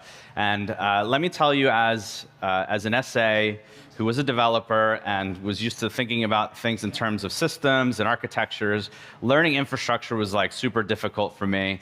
It took a lot of my time to get deep in it. And when something like Lambda came out, it was just like this huge epiphany moment where I saw the possibilities kind of became open and endless, the types of things I could create as a developer without having to have true expertise on infrastructure. And I give you that story just because I really love the idea that Vercel as a company who is catering towards developers and front-end developers in particular, that they from the beginning have been founded and running on top of infrastructure like Lambda, because it just imbues this authenticity and this credibility that the types of priorities they're setting as an organization and the types of problems that they want to focus on to deliver value for you as customers is totally embodied in decisions like that, and wanting to run on abstracted infrastructure like Lambda, and to offload as much operational complexity and management as possible. And I think that you as developers should take a lot of confidence in a decision like that, that the type of products that they're building, the types of experiences that they believe are going to be valuable to you as developers is the same types of stuff that they see as valuable as a company themselves. So I thought it's a really cool piece of symmetry between how they operate as a company and what they bring to market for you as developers. So a couple other timeline points. They joined the Amazon Partner Network in 2022. It's just a signal that as our relationships grew and our customers kind of converged more and more, we're able to take advantage of opportunities where we can attest to the level of credibility and competencies they have in different areas. In 2023, they started bringing their software. It's now available on the AWS Marketplace. And then in 2024, just last year, we announced a strategic collaboration agreement together, which means there's a ton of intentional partnership conversations and strategic thinking and roadmap sharing and product alignment that we make sure that where we're headed and where Vercel is headed is going to benefit maximally for the folks like you in the room here and watching, because we want to make sure that as we're thinking about what developers want and the capabilities that are most important to them, that we make sure that the integrations our two companies are building together are gonna work well and are headed kind of in the same general direction. So, for anybody in the room that is a Vercel and AWS customer, or is a Vercel customer but not yet an AWS customer, or vice versa, if you're here learning about Vercel but your company is already a customer of AWS. I just want to point out, if you're not aware, that the types of benefits you can get from procuring your Vercel usage through the AWS Marketplace. So if you as a developer have a desire to expand and democratize the amount of usage of Vercel within your organization, and it's something that you personally use, if you're representing your company here, I imagine that you're that type of developer for your company. But you'd love to be able to see more cohesive adoption of it at scale across your org. Being able to have it be procured through the marketplace gives a bunch of different benefits that might not be technical, but are important that you might get some technical benefits from. So examples of seeing V0 and Vercel itself available in the marketplace means if your company has an agreement with AWS, the commitments your company's made to spend levels and service usage on AWS, your Vercel usage can count towards that AWS usage. So any commitments you've made, they can contribute to the burn down of those commitments. Likewise, if your company has a particular AWS budget that is an aggregate of all of your teams running of infrastructure on AWS, the application stacks you have here, if you procure Vercel via the marketplace, your Vercel spend is going to get folded into your AWS budget. So if you have if you have a difference in budgets available between how much you can use Vercel or how many licenses you have available versus your holistic AWS usage, there's an opportunity when you fold those two together, maybe it'll let you scale up the amount of Vercel licenses developers you can have on board of the platform. So I'm just calling that out. Getting away from kind of the business context and the relationship we have, for folks that weren't aware, maybe you were, a lot of the choices you've made on Vercel as you build applications, under the covers, the infrastructure choices that are made and deployed are actually AWS services running under the covers that they choose. So when you're choosing, when you're building a message queue or a storage bucket, a cloud function, a lot of those underlying components are bits and pieces of AWS infrastructure and services that Vercel is running on top of. So there's this deep embedded collaboration and context that both of our organizations have been building with, that customers of Vercel have been benefiting from for a long time. And it's probably never more true in how it's culminating into the world of AI. So obviously, why we're all here today is we heard you like AI. And if you're like me and you grew up in the 90s and you watched TV in the 2000s or so, you might remember a show where I can't really do a good exhibit impersonation, but when they heard that somebody liked something, you got a lot of it. So now that we know you like AI, you're going to be able to write code using AI. That's going to use an AI SDK. It's going to have abstractions in front of AI capabilities that integrate with AI infrastructure and is meant to get your AI applications running at scale, AI agents and applications running at scale. So there's a moment where this feels like I'm no different than a lot of people in the room, I suspect. There's like a level of fatigue that people feel today, I imagine, and how to understand, make differentiations between the choices you have available, how they integrate with each other, what benefits you're expected to get from each of them, and you see a sentence like this that kind of lays it all out in a very kind of small context that's just a part of the story, and you can kind of feel like you're on that TV show maybe, and you've got AI kind of throughout the entire kind of mind share of how you're living your life as a developer these days. But the reality is, if you can understand how the different components are integrated with each other, the values they're supposed to bring at individual moments of the SDLC, how to make choices that will gravitate towards your preferences from like a deployment or a usability standpoint or whatever, then there's a lot of benefits to be had. And maybe like maybe the picture here, which obviously AI generated, maybe like that story is not too far off from the future, where we're all going to be able to. I know another provider just launched the ability to interact with their coding capability from a mobile app. So maybe there'll be a moment where your car will be part of your SDLC process as well. So if we want to unpack like what that sentence means and how the different components, you can like point at various parts of the sentence and see the different services. You've heard a lot about today at Vercel. Being able to use capability like V0 to help you author code, full stack apps be created by the AI cloud, abstractions in the AI SDK define how that code is going to integrate with production-ready AI infrastructure, like, for example, Amazon Bedrock and Agent Core. All of those things culminate and integrate with each other in a way that like it can feel like fatiguing. It can feel a little exhausting to kind of take your first steps into the ecosystem. But then once you do, and you understand that most of this story that is initially hard to reason about is all about providing abstractions. It's all about abstractions that make efficiencies go up and value go up and time to market get reduced, and so long as you understand how they position with each other and integrate with each other, there's the ability to like have as efficient a developer experience as maybe you've ever had.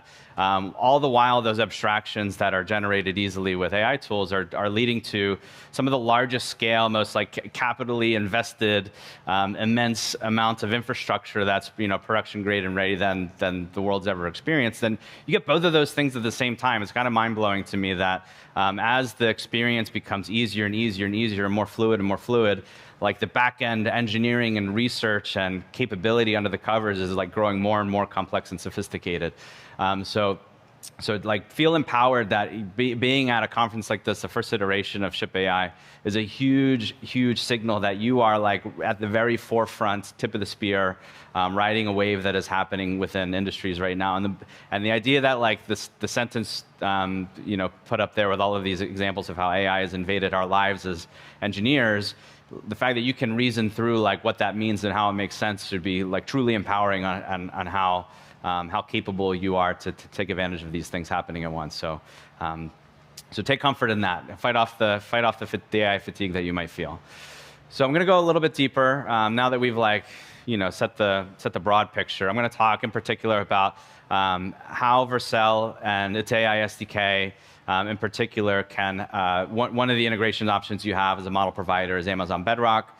I'm going to highlight the literal how that integration takes place, and then focus on a couple particular features that are Bedrock specific and how they're implemented. So the integration story is already, I think, really easy, especially if you're an AWS customer and Vercel customer. You're used to things like our identity and access management service. If you're not, stay tuned. There's some work happening that's going to make this integration story even easier. But it's as simple as going into your AWS account, setting up an OIDC provider relationship between your Vercel Team Slug and that AWS account. Once you've set up that OIDC relationship, you can create an AWS IAM role. Within that IAM role, you set some parameters within the trust relationship that defines which Vercel team is able to assume the role that you've just created. And then while you're working in a project in Vercel, it's as simple as updating the environment variables to be configured to use the particular region you're interested in on AWS and the IAM role that you just created. So then as you're interacting with either AWS's SDKs or Vercel's SDKs that integrate with various AWS backend services, all of the identity and credential capabilities are totally abstracted from anything you have to worry about. So you go through those simple steps, and then as you're writing code or your AI assistants are writing code, the authenticated relationship between Vercel, that project, and your AWS account are pre-built. Okay, so say you've done that and you want to get integrated with our model hosting service Bedrock. So using the AI SDK, Bedrock is one of the available providers you have to choose. It's as simple as importing Bedrock as a particular model provider, interacting with one of the AI SDK core functions like generate text, listing the model you'd like to have invoked, and providing a prompt. And it's as simple as that. You've done all the work to integrate AWS to Vercel. You interact with the AI SDK. And these are like the level of abstractions I was referring to earlier, where if you look at this like very tiny amount of code, besides the imports and the parameters of model selection, there's literally one line of code that's meaningful here, where you're going to define your prompt and whatever you'd like to have integrated, and the amount of like engineering achievement represented by these 7 lines of code is mind-blowing to me. And that's how easy it is, and that's the power of abstractions and having libraries like this at your fingertips. So it's as easy as that for organizations who aren't aware, if you have not adopted Bedrock. One of the reasons why this can be so powerful from a front-end engineering perspective to have it be this simple is that a lot of our enterprise customers that adopt Bedrock, the things they like about it are the amount of like governance controls, the variety of models that are available, the unification of like API capabilities and observability and cost and billing and the security story of Bedrock. So you get all of those like enterprise-grade benefits that'll help you push for AI adoption, and pushing it towards production as you have those conversations with, the relevant teams in your company, like compliance and legal and security, et cetera. So you get the benefit from like all of the Bedrock-oriented value propositions that AWS brings to the table, while your front-end developer experience is this like very neat abstracted SDK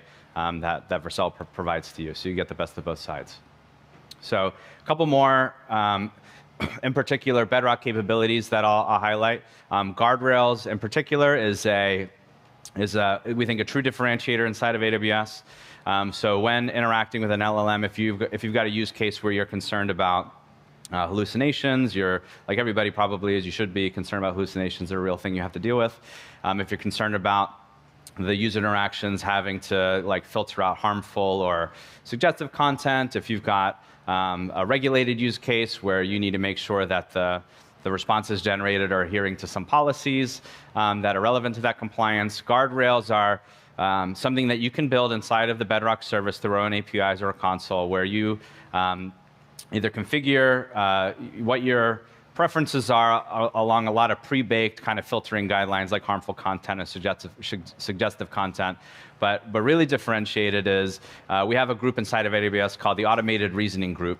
And it's a group of research scientists who, even before LLMs were around, were building mathematical ways to prove the technical truth of something. And so they were applying this to things like provable security, provable network integration. And then when LLMs came around, they saw that LLMs are really, really good at asserting the relationship between like two technical pieces of logic or context. So the idea that you can build a reasoning guardrail based on some text you might already have written, like a handbook for a particular type of employee that you'd like to build an AI agent for. Or a policy that that defines how a certain employee has to adhere to a certain regulation or something like that. You can have that document be ingested into the Bedrock service. We will automatically generate a guardrail that evaluates text responses against the policy document that you've provided to us as a guardrail. And then once you've done that and all of that like infrastructure side guardrail creation is done for you, you're able to interact with it really, really easily and neatly from inside the AI SDK. So as you are using using Amazon Bedrock as a model provider, one of the provider level attributes you can select is the ability to have a particular guardrail you've pre-created inside of the Bedrock service and have it be applied to any generations that happen. Technical thing I haven't mentioned yet is that one of the reasons the guardrails are so powerful inside of Bedrock is they happen in line within the request and response flow. So like as you invoke Bedrock as a service and the underlying models you choose generate a response, rather than have that response be generated and then subsequently, sometimes asynchronously on other providers, be evaluated against like the filtering logic you'd like applied to that response, inside a Bedrock guardrail, it is evaluated against the Bedrock guardrail even before it's returned as a response. So there's no additional kind of threat vectors you need to worry about where there's a moment of generation where it contains some content that doesn't meet your satisfaction before filter rules have been applied against it. This is something that happens in line. So if you have a use case where like responsible AI, regulations are applied, there's real user safety, health and safety concerns you've got, brand sensitivity. Guardrails could be a differentiated way you might be able to unlock those use cases at your company. Next is citations. So citations, again, I'll go through these ones. These ones I think are a little more self-explanatory, but if you're using a particular knowledge base associated with a prompt, whether it's a file you've uploaded or like a more formal knowledge base inside of our Bedrock service, having the model cite where its response was generated from. It's another couple lines of code to say that you want citations to be provided as part of response. So if you are building agents where user trust in the response is a huge factor in the usability of that particular agentic use case you have, providing citations to users is a huge value-added thing. Prompt caching. Prompt caching is, again, another couple lines of code. The amount of abstraction that Vercel's built into their SDK is amazing. I love it. So prompt caching, the ability for you to define the amount of prompt context that's going to be the same from user to user, the amount of tokens people have realized, as their prompts have grown and as their scale grows, the amount of input token cost against LLMs and hosting services that goes towards a lot of that repeated prompt context or instruction prompts that you provided to the models. You can define cache points really easily and say this is the amount of context that is going to be considered cacheable, and the amount of performance gain and cost gain can be pretty dramatic, because typically those prompts have grown pretty large over time, and the user prompts and questions are often very short. So if you're not taking advantage of prompt caching, it's definitely highly recommend you take a look at that, and it's very easy to implement. And then reasoning. So if you're using a reasoning model, and you want to be able to have an experience where you're budgeting the exact amount of thinking that a model is going to do, you have a really quick way within Bedrock through the AI SDK to define how many tokens you want to grant to the model within a particular inference, how much reasoning, how many tokens they're able to spend on reasoning. And another pro tip here, beyond just having reasoning tokens be part of any prompting, if you have use cases where they're benefiting from thinking and reasoning, try to build a multi-turn interaction where you're asking the model to think for itself. So the prompting you do is not just expecting it to think, but you're directing it to think about particular things you think are important to a problem. You might be surprised at the amount of performance benefits you get. So that's Bedrock. That's the AI SDK. Now I want to talk about agents. So this conference was especially well timed with an announcement we made just about 10 days ago or so. Our Agent Core service just went generally available. It is certainly the only newsworthy thing that has happened in relationship to AWS for the last 10 days. So great timing. But if you haven't played with or you're not aware of what Agent Core is AWS's compute service, and there's a slew of other capabilities I'll mention in a second, where if you have experienced kind of the chasm between building agents and developing them initially and seeing on your developer workstation or in a development environment at low scale, you can kind of prove magic really quickly, and the use case seems really compelling. But answering all of the production-related questions of agents in order to have deployment happen and have the use case be successful, there's a big chasm there. The amount of operational requirements, cost, scalability, performance, all of those things. So Agent Core is meant to be AWS's answer to provide a managed compute service that gives you all of the expected benefits you'd find from an AWS managed service, but in the context of running agents. So quick architecture diagram of what. So the Agent Core today is about 6 different capabilities kind of rolled under one service brand name, Agent Core. And this is an example of what the Agent Core runtime service looks like. Maybe the core capability you can think about when it comes to Agent Core.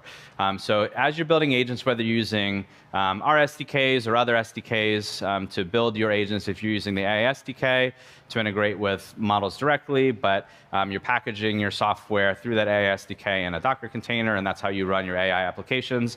All Agent Core really is you bring any model, you bring any framework, you bring your agent software code that's been written and packaged in a Docker container. There's an invocation endpoint within that Docker container that exposes how your agent is invoked. And we take that Docker container and we run it and we scale it and we manage all of the security around it. We manage all the sessions between users to those agent container runtimes. And you don't have to worry about any of that. And I think what we've heard from a lot of customers is that when you want to run at scale, there's very different, like there's container platforms already today that a lot of companies are running their agent software with. They can run it on ECS, they can run it on Kubernetes, on AWS. There's other kind of container management services available on other providers. There are a lot of differences for what agents require when it comes to like appropriately managing the sessions, the security segmentation. Agents are very unpredictable in the amount of resources they use with how users are going to interact with them. The business metrics that those agents might be tied to are pretty hard to scale against. Having an autonomous piece of software that's running inside your environment as an agent makes things like namespaces and like the infrastructure co-location of other bits of capability within the container environment, like truly kind of mission critical bits of things to get right. And the idea that you can have all of those benefits directly managed for you by AWS lets you spend a lot more time building the agent software applications and the things that differentiate you without having to worry about all the infrastructure management. So this is Agent Core Runtime. I also called out here on the right, once that container is up and running, if you want to use it as a place where you're hosting your MCP servers, if you've got remote MCP servers and you've got your agents running elsewhere, it's also a service that lends itself well to building remote MCP servers that can be invoked as part of the service too. But it's not just a place where you run agent containers themselves, where the agent software is. One of the really neat parts that we're emphasizing with Agent Core is the ability for you to use whatever pieces of the Agent Core story that matter to you in your application. So this is the Agent Core identity. So if you have, if you've tried to build a sensitive use case where sensitive data and workers' access to that data, which are some of the most valuable use cases for agents, getting identity right is very hard. It's a pretty hard architecture, super sensitive. Building the integrations between identity providers on the inbound side, so whoever your like employee authentication or user authentication and identity services on the inbound side, the service stack that the tools represent that those agents are interacting with. How do you think about what the identity of the agent itself is? How do you think about the access that agent should have for autonomous work it's doing on its own behalf versus autonomous work it's doing on behalf of another end user that does have access to those systems? How do you store those credentials effectively so that they have an appropriate relationship to the user sessions over time, managing like the rotation and integration of all of those identity credentials with the downstream services. So Agent Core Identity is a managed identity architecture and set of APIs that do that for you, that let you bring any OIDC, including popular providers like Microsoft Entra ID, Amazon Cognito, and Auth0. You can have all of those form your inbound identity, and then any OAuth compatible downstream identity source that your agents are going to interact with from a tools perspective. This service and architecture will manage all of that for you. Next is memory. So I think almost everybody's recognized especially from a consumer perspective, the amount of value that gets driven from having your agents kind of retain contextual memory with your users over time. So being able to have, similar to identity, this is like a managed architecture where the data infrastructure and the data architecture and the APIs for it are built for you by Bedrock Agent Core Memory. And you'll get the benefits of having kind of a predefined set of namespaces for short-term memory and long-term memory.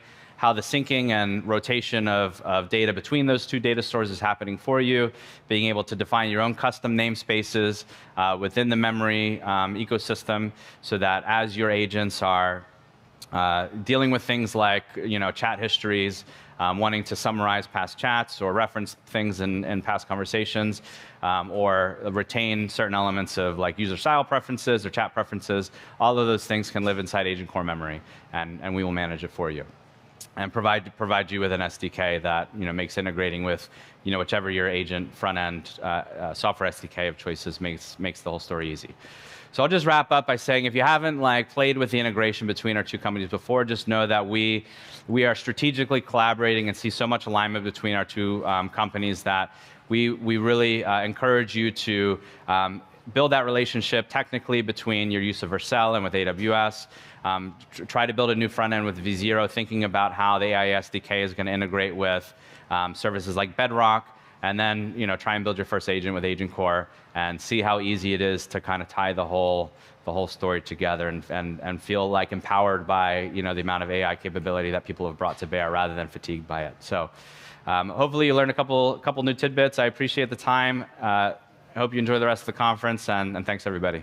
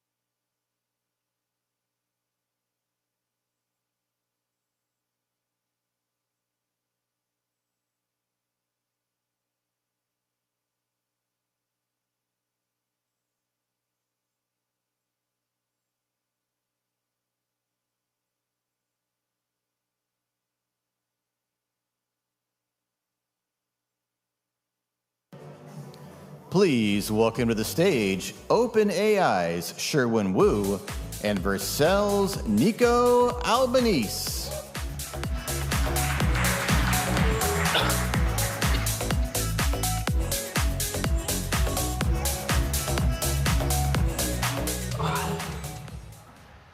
Hello, everybody. How's it going? How's the day been? Good? Woo! Sorry. Awesome. We've got an incredible guest up here today, Sherwin, and we're going to be having a bit of an informal chat about AI, agents, what it's like to build agents at OpenAI, and yeah. So I guess I can do a very quick intro. I think some of you heard from me earlier today. Work on the AI SDK here at Vercel, and that's enough. So I'll hand it off to Sherwin, and I'd love for you to give an intro about yourself. Yeah. First of all, thanks for having me. I'm glad, really glad to be here. So yeah, my name is Sherwin. I lead the engineering team that works on what we call our OpenAI platform. So this includes our API, which hopefully some of you are using to build on top of. It also includes our enterprise efforts, our government work, and some of our OpenAI for countries work. But a lot of my time goes into the APIs and some of the agentic stuff that we're launching there. Cool. I've been at OpenAI for around 3 years or so. So joined a little bit before ChatGPT launched. It was more of a sleepy, quiet company, I think, before then. And since the launch, it's been pure chaos. And then so I've been there for 3 years. And then before that, my background was in more like ML engineering. So I was at Opendoor for around 6 years before that. A real estate tech company, kind of thinking about pricing of real estate. And then before that was at Quora, the question answer website on newsfeed ranking. Very cool.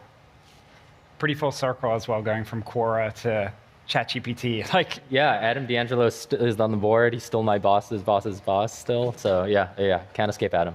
Very cool. So I'd love to start off. This is a question I always love to ask.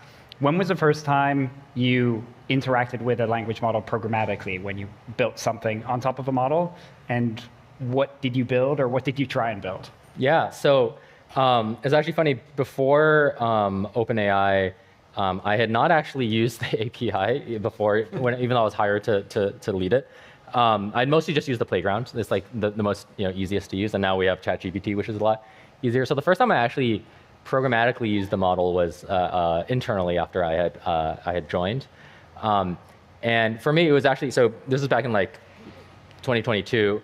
It was actually the biggest, I'm sure everyone had their own ChatGPT moment. I had, I think, the most mind-blowing moment when I joined the company, because they were sitting on GPT-4 at the time, and they hadn't launched it yet. So I think it would eventually launch in like 7 months. But we had GPT-4, and I think the public model at the time was Text DaVinci 002. And so I basically saw GPT-4 for the first time, was playing around with it with our internal API, and was like, this thing is absolutely mind-blowing. And I was asking it everything under the sun, and it was able to answer. So the thing that I actually built was I had this idea at the time of, DALL-E 2 had come out. It was like that summer when DALL-E 2 was getting really good. So I had this idea of like, there's this arbitrage opportunity with Etsy where I could probably use DALL-E 2 to create like AI-generated art, and then sell like prints or something on an Etsy shop. And so I had this whole pipeline set up where I would use the DALL-E 2 API to generate some images, put it on Etsy, and then use GPT-4 to generate the description and kind of like help interact with the API. And so I had this dream where I would eventually have this like optimization loop going, where I would like try some DALL-E prompts. It would create an image, and then Etsy would give me some feedback, and then I could kind of see how it sells, and then iterate on it. That never actually came to fruition, but I did have this like pipeline going where I did have a little bit of an Etsy shop, and I ended up selling some of the artwork, which was pretty interesting, but didn't really go much beyond that. Yeah. What kind of artwork? It was, so I'm very uninspirational. It's like oil-based art of like landscapes. Very safe, very normal stuff, yeah. I like it. That must have also, seeing GPT-4 that early and knowing that it wasn't going to ship for a while, that must have been like a hard thing. That feels like a hard secret to keep. Oh, for sure, yeah. And then at the time, the company's pretty secretive now. It was like way more secretive back then. And so, yeah, it was, and I was like, I can't tell I shouldn't tell my wife either, but I'm just like staring at my laptop, getting my mind blown over and over again. Yeah, it was a pretty crazy time. That's wild. What about the first 8? So we've seen the first kind of would we call that an agent? Like that you, or at least the first thing that you built on top of a language model? I'd love to hear shifting to more like agentic use cases, the first agent that OpenAI ever shipped, and the story behind like how it started and what it ended up being. Yeah. So yeah, it's like a hard question to answer because the word agent is super overloaded. I'm sure everyone here is aware of it. Think like maybe what a lot of people think about is the first agent is Operator, which was our CUA model, our computer using agent model. So I think I actually forgot when that shipped. It was either in the last year or like in the last 2 years. It was pretty solid. But I think that was a good agent. But I actually think the very first thing that I think of as an agent that we shipped was actually the plugins product. So I actually don't know if people remember this. This was like shortly after ChatGPT launched. I think it was like early 2023. We launched like plugins, which was this way for like external parties to expose effectively a tool that ChatGPT could call out to. And so the cool thing is like if you are Instacart or something, you can make a tool call to the Instacart API. They would set it up and you could like get recipes or things like that. I actually viewed that as like the very beginnings of agentic behavior, mostly because the model was now taking actions on your behalf, calling a tool. Even though, I think part of the reason why plugins failed was that the model was just like not smart enough at the time. I actually think we launched it, I'm trying to remember, either right before GPT-4 launched. So I think maybe it was launched with like the 3.5 model. So it's just like not smart enough to do anything really good. Remember, get overwhelmed when you'd give it more than 3 plugins available. But I viewed that as kind of like the first thing. And the origin of that was really interesting. So yeah, it's crazy to think about how far we've gone, but the origins of plugins was we basically had GPT 3.5, and then there was a team internally under JT who now leads the RL work that we do, the RL high compute work that we do. But they had basically allowed the model to start doing function calls or like doing arbitrary tool calls. So basically give it a set of like tools that you can give to it or functions that it can call, and it will intelligently decide whether or not to do that. So that's like the basis on which plugins as a concept kind of came up. So we kind of saw that and we were like, oh, what could we do with this? You could give it, funny, like small tools like what is the weather? That's like kind of always our example. But you could actually like expose it to other third parties, and that's how the plugins idea came out. And the cool part of that was the core idea of function calling and tool use ended up, after plugins launch, made its way into our API. And so that's actually how we ended up bringing it into the API, because it was actually this capability that had already been created and tested in plugins, and then we were opening it up through the API. Do you remember did you have a favorite plugin or one that you started using a lot? Yeah, so the sad thing is I didn't actually use plugins that much. So, I don't know, I forgot what our examples were. There was like an Airbnb one, I think. There was like an Instacart one. I think there was a calculator one that was maybe Wolfram. I actually think I used that one quite a bit. Yeah, it was like the early days of Code Interpreter, right? It's like instead of like writing code, you can make a tool call to the Wolfram Alpha thing. I think I used that one a non-trivial amount. But yeah, unfortunately, I wasn't a big plugins power user. Yeah. Makes sense.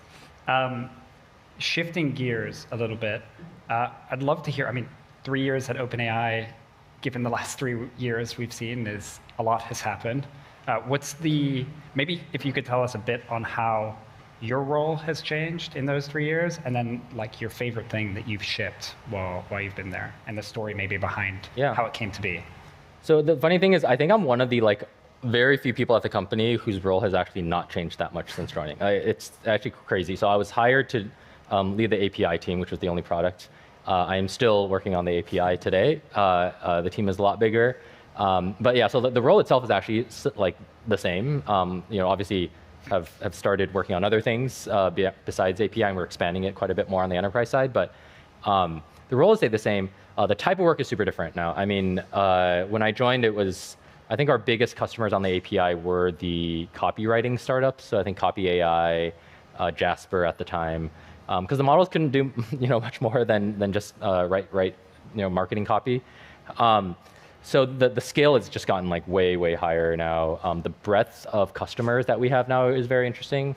I think this really happened after GPT-4 launched. I think that was the thing that created the Cambrian explosion of use cases. Whereas before then it was like copywriting startups, like role play websites, like a dungeon type stuff. And so very like limited. So I think the customer base has grown quite a bit. And then the company is just huge, and we're doing like a million things. And so that is very different, because back then it was just an API product, just a model, and we weren't doing much else. There wasn't a hardware play, there wasn't Johnny Ive, hanging around, and so it does feel quite different now. But the role itself is the same. I like still talk to developers all the time. I like coming to these things and like engaging with startups. What I like to tell people is I've never met a more passionate customer base than the users of the OpenAI API. I think there are a number of reasons for this, but every time I like talk to developers, they have very strong opinions about what is bad and what can be improved and how the model could get better. And some of the other products that I worked on before, people did not really have that strong of an of opinion of the things. And so that's been things have changed, but things are still the same, because when I talk to people, the feedback's still in that vein. And I'd be curious, like when I think of the role of the API has changed quite a bit from like a pure chat completion to like a bit more developed chat completion API with function calling, and then you have maybe models that you can access through the API, or like provider defined and executed tools and things like that, and then obviously the responses API. How has that that changed? Those are very different products. So the product itself is, I guess that's the other thing that's changed a lot over the last 3 years. So the product shape has changed a lot. And what we've always talked about internally is our like the product development strategy on the API is really to evolve the API shape to help feature the capabilities of the models and the breakthroughs that our research team has to developers as closely as possible. And so I think there were like maybe 3 distinct phases of the API in my time there. There was pre-ChatGPT, pre-GPT-4, which was when it was the copywriting startups. I think GPT-4 really created this like Cambrian explosion of startups. There was like, now there were all these consumer things happening. There was like legal, there was coding. Cursor started, Vercel started building on us around that time more seriously. And so GPT-4 I think was a big moment. That's when we launched chat completions. It was like we had the post training with chat, and we felt like that was kind of a good vehicle for people to interact with the core capabilities of GPT-4. And so I view that as like a whole nother phase. But I actually think the third, and I think we're still in this phase, I believe, was the phase that started with the new reasoning paradigm. And so I think this starts getting into the agent side, which is, everyone's trying to build agents with GPT-4, but it just wasn't really good enough, wasn't coherent enough. But the breakthrough with O1 Preview, which was when we launched it, which I think was just a little over a year ago, which is crazy. Surreal. But it suddenly allowed the model to be much more coherent over long time horizons. It made the model much better at reasoning and thinking through tool calls and which ones to use. And so we viewed that as kind of like the third phase. And so if you look at what we've done on the API, we also realized like with the reasoning paradigm and where that's going, how long these models are going to be working for. Chat completions didn't feel like the right API anymore. It wasn't because we built it for GPT-4 or GPT 3.5 and 4. And so that's why we introduced the responses API to help create an API experience that allows you to much more easily interact with the model over much longer time horizons. And I think this last era is when we started introducing, like much better tool calls, the like code interpreter. This is when like the coding started getting a lot better for these models. And I think we're still in that paradigm. I don't know how long it'll last. Things always change here, but that's kind of how I've seen the API evolve over time. Kind of random question, but do you have a favorite model currently, and then like the model that you're most viscerally attached to? Well, the party line is GPT-5 is my favorite. It's really great. What I will say was I had a very special relationship with O3. I think a lot of people use ChatGPT in different ways. I'm just like super utilitarian. I use it like Google, and I just ask it to do very simple things. I ask it I ask it questions, and I ask it to do things. And I really liked O3. But we're always working on GPT-5, and I think the next one's going to be quite good as well. But yeah, O3 is a good model. Awesome. Let me go back to my questions here. I'd love to hear a bit more. I think you had an interesting story about ChatGPT, but like the genesis of like a lot of these projects as they start as somebody hacking on something all the way through to like life-changing products for many people and full teams around them. Yeah. Do you have any like anecdotes to share of what that's like from within OpenAI? I think there's so the way that product development is done at OpenAI, I think part of this is actually unlike anything I've seen at any other company I've been at, and I think part of it is kind of the DNA of the being a research lab to start. Like I think in any pure research lab setting, it is extremely bottoms up, and so it's we can set high level research direction, but the general culture is people should explore and tinker and do things on their own. And I think that's heavily influenced some of that's heavily influenced a lot of the direction that some of these earlier products have kind of emerged from. I'm trying to think of a really good example. One good one actually was GPT-V, or sorry, the image input for GPT-4. When it came out, the codename internally was GPT-V, which is very confusing because V is 5. But yeah, I just remember it was this one researcher who was really pulling on the image encoder and trying to get that to work quite well with the model. But it ends up being this kind of a ragtag effort. I'd say the first milestone usually is some type of internal demo, sometimes a SAM, where they have something that kind of works. And then we usually, at that point, if it, usually it's pretty mind blowing, and Sam will be like, oh my God, we need to ship this yesterday. And then that's kind of when the clock starts, and we usually have an apply team that works very closely with them. Oftentimes, for GPT image input, it involved a lot of custom inference work, because at the time we hadn't really done image input as well. So we basically started rallying a lot of the deployment team around this.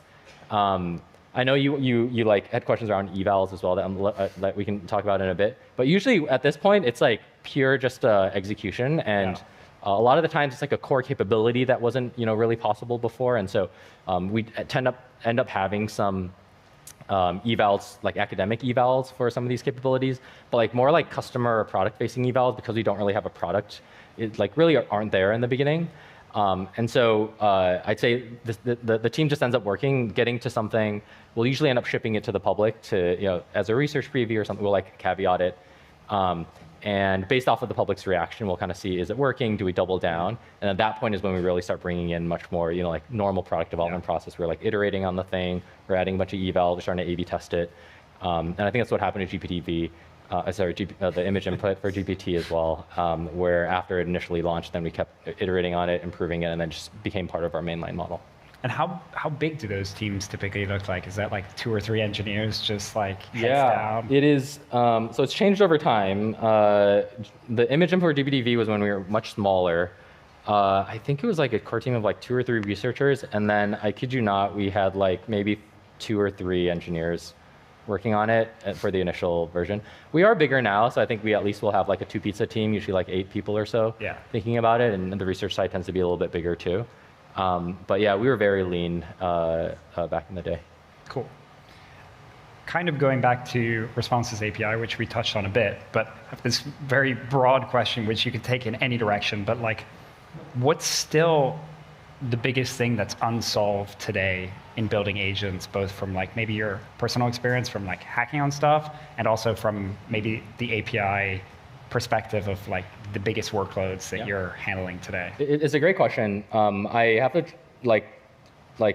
to think about this question a lot, because a lot of our customers basically struggle with deploying agents still, and I think we're still not there.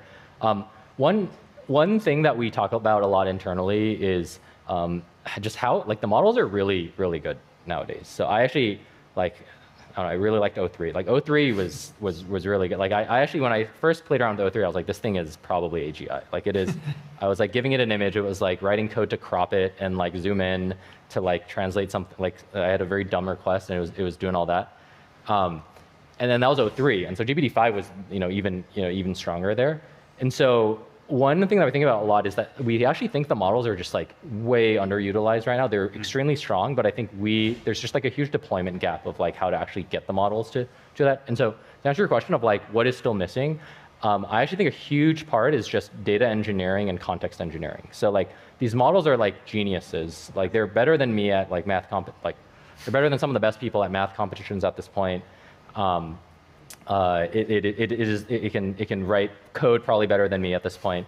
But you could take a genius person, drop them into a work environment, and not give it any context, and it won't be able to do anything.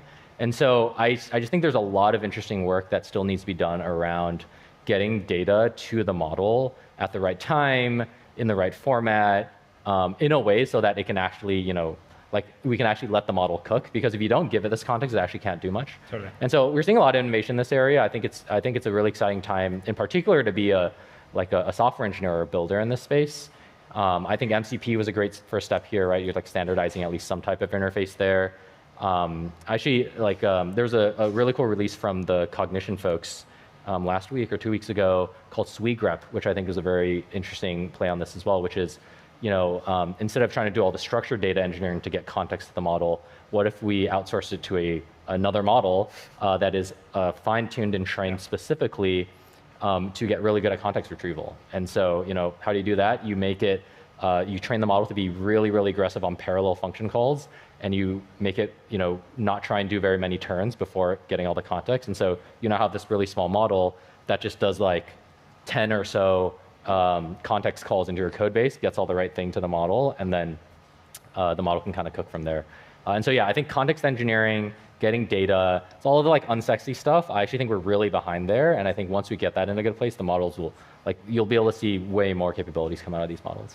It's funny, on that point, you kind of foreshadowed this a little bit earlier, but on evals, we talk about context engineering all the time with, a lot of the time, an assumption that there's like a silver bullet of okay, this solution is going to work for everything. And I think we not downplay it on purpose, but the fact that we have no idea, this is great for a benchmark, but for our actual real use case, we really need to refine down and importantly, define what good looks like, because it depends wildly on these incredibly general purpose utilities. So I'm curious, particularly now that the OpenAI platform has an evals product built in, and in general, just understanding a bit more on maybe the hot takes around evals right now, but broadly how you're seeing evals adoption internally and how it's involved in the product loop, if at all, and at which points. Yeah. I think I think we have talked for quite a bit about evals. How evals is all you need, as an industry. And I don't know. It's interesting because so it is very important to our product development cycle. I still don't think we do a great job of it. We have this it's I think one problem we're starting to suffer with, and I think this is true in general, is quality of evals really start to matter now. We obviously have huge suites of evals that we run on every post-training snapshot, even before then on pre-training snapshots. And you just get this giant spreadsheet of data, and it's what does this actually mean? And so at this point, we actually have whole teams internally whose only job is to create what we call artisanal evals to really capture real-world use cases, and we use that at various checkpoints of the model. Tejal leads a team internally called Frontier Evals, and she just launched a really cool thing. Not just launched, it was a month or so ago, called GDP Evals. And it was basically her team spending months engaging with really deep subject matter experts to craft evals that really highlight GDP moving type of work that these models can and cannot do. And that was taking evals to an extreme. It's months of time, of research time, of time engaging with experts. And that was actually one of the most helpful eval sets that we've created internally. And obviously we open sourced it, but things like that end up being very, very helpful.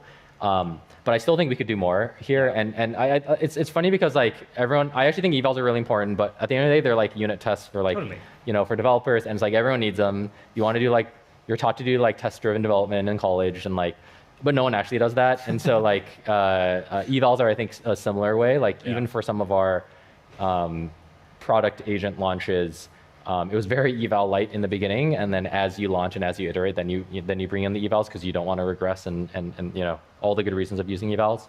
But yeah, the world could use more evals. I think that's the tagline from here. The world could use more evals. Switching gears, a bit of a selfish question for myself.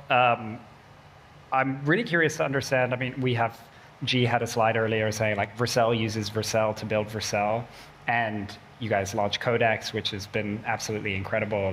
Be curious to understand how you use Codex and broadly how you see it used within the team. I'd imagine with unlimited usage internally, like you can build a lot of cool stuff. Yeah, we have unlimited usage internally, of course. We've been debating this. Actually, literally today, I was talking with Thibaut about this. We have like slightly faster versions of our engines running for employees to use for Codex, but like we don't want to make it too fast because there's the user empathy thing where it's like if it feels slow for users and we are not like realizing that as employees, like we're kind of missing things. But I do think there's like an argument. What I was like going back and forth with Thibaut on was like maybe we should just like have a heavily over-provisioned engine that just has like 10x faster tokens TBT, and it will like massively speed up employee productivity. So, going back to Codex, so everyone, all of the engineers use it. I think at this point it's probably 100%. I think almost every PR gets reviewed by Codex or is either written by Codex at this point. It is like the main tool that all of our engineers use. A funny anecdote nowadays is when I have one-on-ones with engineers, like half of the time I will start I'll walk into the room to start the one-on. They'll be like, wait, give me 1 second. I want to start this like Codex task. And they'll like kick off something. Like, okay, now we can start our one-on-one because they want to let it run for a little bit. But yeah, we use Codex a ton. The other interesting thing is we have a lot of other like internal use cases of AI that is built on top of our API that is not Codex that tackles other areas of the of work. So Codex actually is really good for what we call the inner loop of coding, of like actually writing code. There's like an outer loop of like the deployment process and like unit tests and like CI integration. We actually have a whole set of AI tools that help with that as well. Our go-to-market team, our legal team has like all these like AI workflows that they run internally. Some with Codex, some with our like agent builder tool that we've launched as well. So yeah, it's really like encompassing everywhere. I think the software engineers are really at the leading edge because Codex is a big part of it, but it's everywhere throughout the company. One other anecdote I just remembered, we have a really fun team internally that's building a 0-to-1 product that I hope we can launch soon. But when they started, they decided to only use Codex to write the code. And so they're actually a team of, I think, they're a team of like 3 or 4 now. And the entire code base is written by Codex. Wow. And they're actually iterating way faster than some of the other 0-to-1 teams that we have.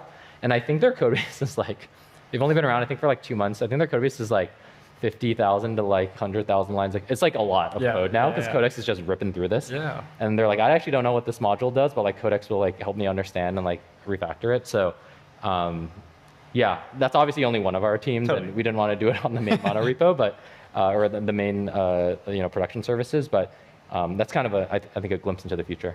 Yeah. If anyone has not seen, there's an awesome talk by an OpenAI researcher, I believe, from the AI Engineer Summit about like spec-driven development with coding agents, and it's fascinating to just hear the perspective of like really putting as much time as you possibly can into like really tight specs, and everything is downstream from that. And so as long as like everyone is aligned on the spec, everything derivative from there is almost approvable. Like you can look at it a little bit. You can build a lot faster in that way. Yeah, I mean, it's funny watching the engineering team in real time all become managers or like mentors because they are basically managing seas of interns that are Codex instances.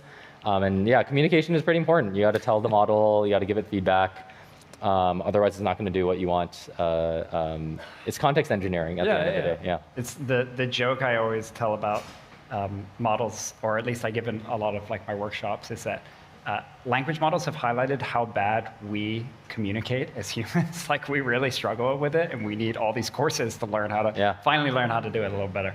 To close it out with final talk, I'd love to just get your take on the responses API and like the foundation that you're setting with that, or some of the opinions that go into that based on experience building agents internally, and like how developers building on top of the platform will be leveraging that to solve some of those problems. Yeah, Responses API has been a really cool product to build. I mean, like as an API design nerd, like it was a really fun like design challenge. The cool thing is it's actually now being used more than chat completions. It's only been, I think, like 6 months, maybe 7, 8 months since it launched.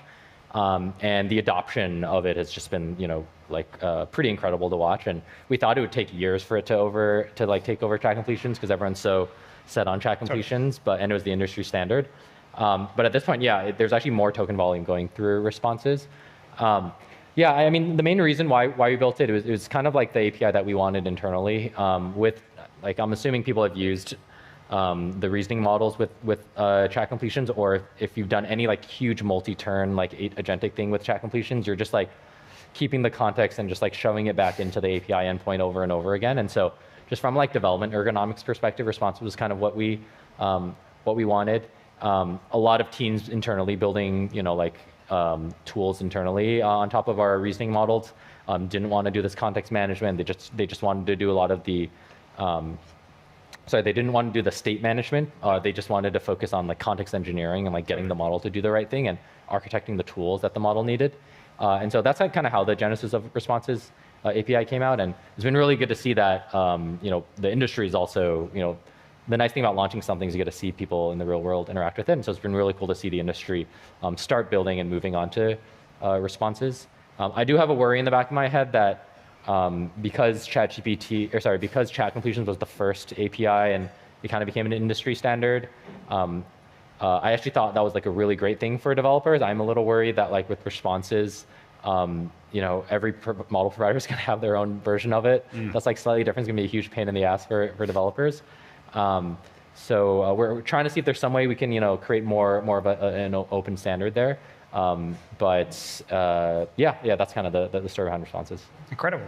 Well, do you have any closing thoughts you wanted to share, or? No, I think try Responses API, try GPT-5, try Codex. If you haven't already. Cool. Yeah. Well, thank you so much, and it's been awesome. Thanks, everyone.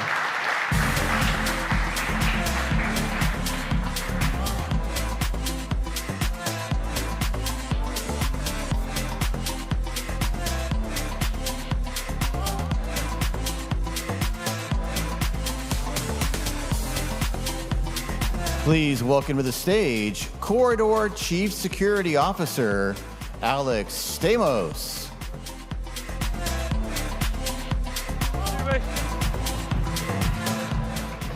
Thanks for coming out. Thanks for sticking around. My name's Alex, working for a little company called Corridor. Here to talk a little bit about vibe coding, some of the fascinating things going on from a security perspective.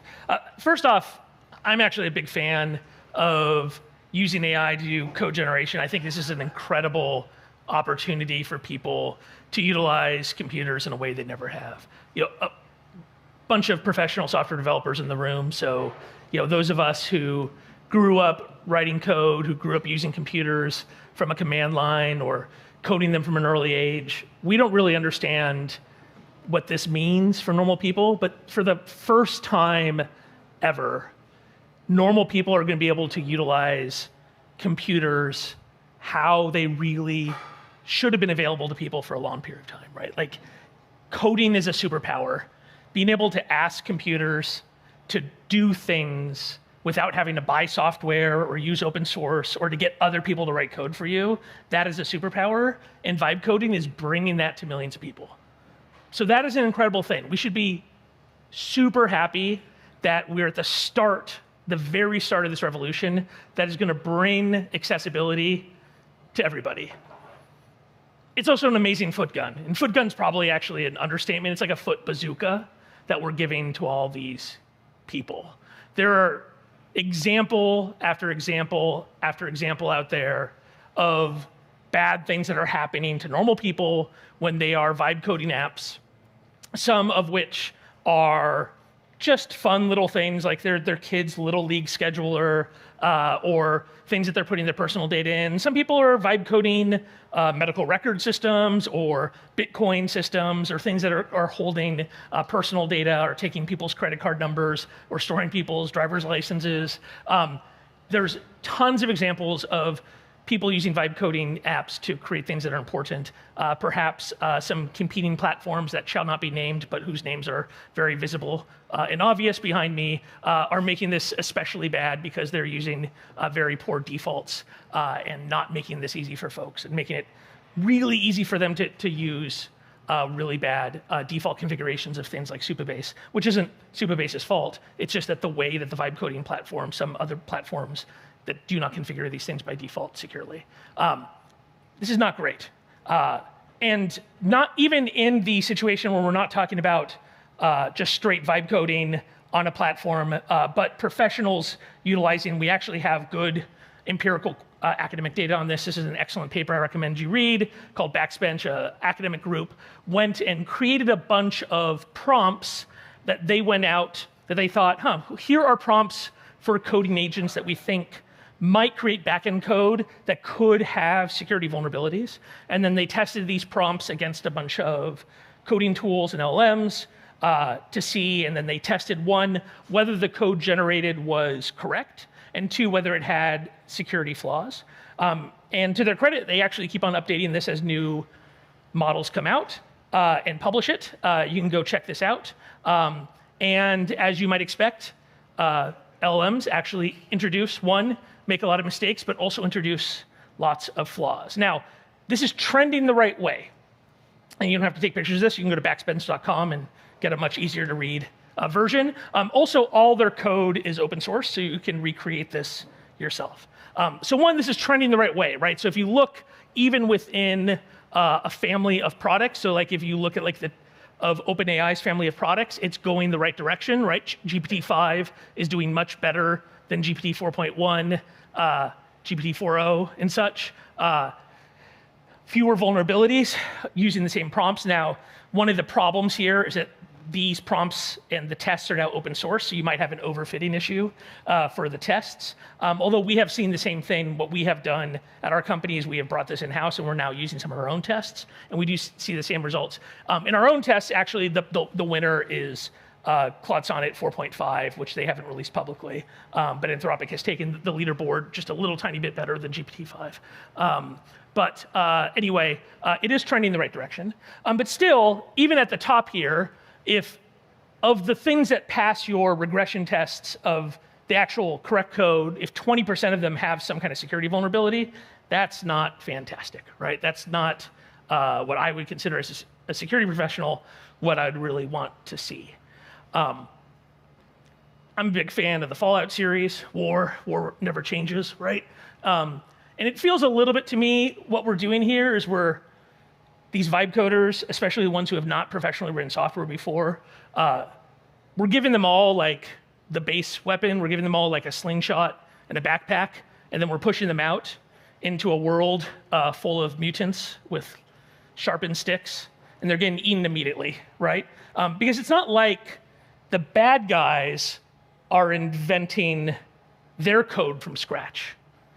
For 20-some years, we've had professional attackers figuring out how to break into web applications, how to break into mobile apps, how to reverse engineer these things, and especially how to build financial models of how to do malicious things.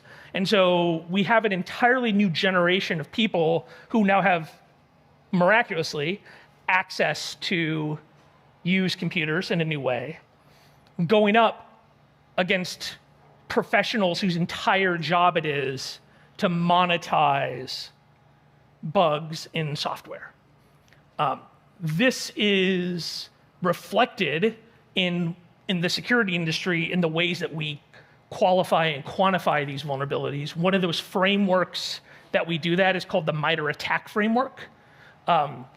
In security, we stole this idea of the kill chain from the military, but it's basically the idea of the steps you have to take to have an effective intrusion as an attacker. That's the steps here from the left to the right: reconnaissance, resource development, access, execution, persistence, and the like. And going down are the different categories of techniques here. And for each of these, there are sometimes dozens or hundreds of different techniques for each of these categories. This is just the top level of MITRE, which is a organization that the US government pays to create this overly complicated chart, to categorize all these things so we can track different threat actors in the security community and have kind of a standard language to talk about what we see in the wild. So we have our sweet little vault dwellers who we give these tools to, and we're like, hey, good luck. And what they're walking out to is a world full of bad guys who do all of this stuff. If you go to attack.miter.org, you will see the list of known exploit chains, known things that have happened in the wild from different threat groups, the AP228s and 29s, UNC 3886, right? So this is like the Ministry of State Security of the People's Republic of China, or the Russian SVR, or a whole list of professional, financially motivated groups like Lapsus and such. And then here are the techniques they have used to attack different victims. The idea that vibe coders are going to understand all this is just ridiculous, right? But that has effectively kind of been the assumption up to this point. So what can we do better? Well, the first thing we can do is we can start to actually, when we want to solve problems as engineers, we start to kind of break the problem into pieces, right? And the truth is we have two totally different categories of problem here.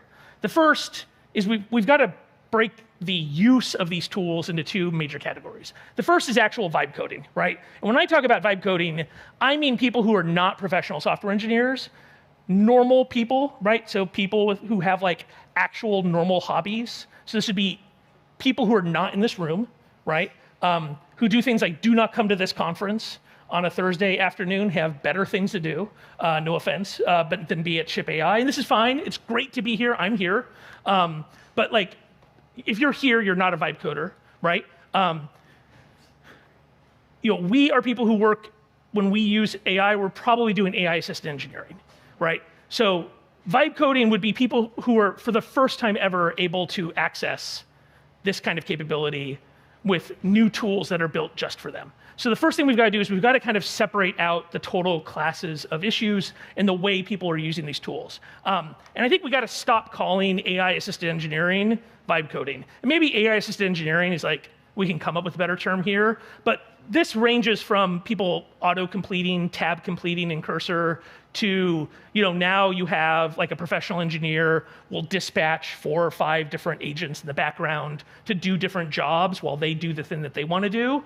And even though those agents are acting autonomously, they're still in charge and they know what they want, the engineer does. That is still very different than vibe coding. The vibe coder is often, they are relying upon a fully fledged platform, right? So they need a platform that does effectively everything for them end to end. They are not putting things together piece to piece. They're describing an outcome. They have an outcome they want. They can do that in English or whatever language they speak. They might be doing it visibly, right? So there's a bunch of these platforms that allow you to lay it out with GUIs and such. Obviously, V0 is a great example of that. And so they have an outcome they want.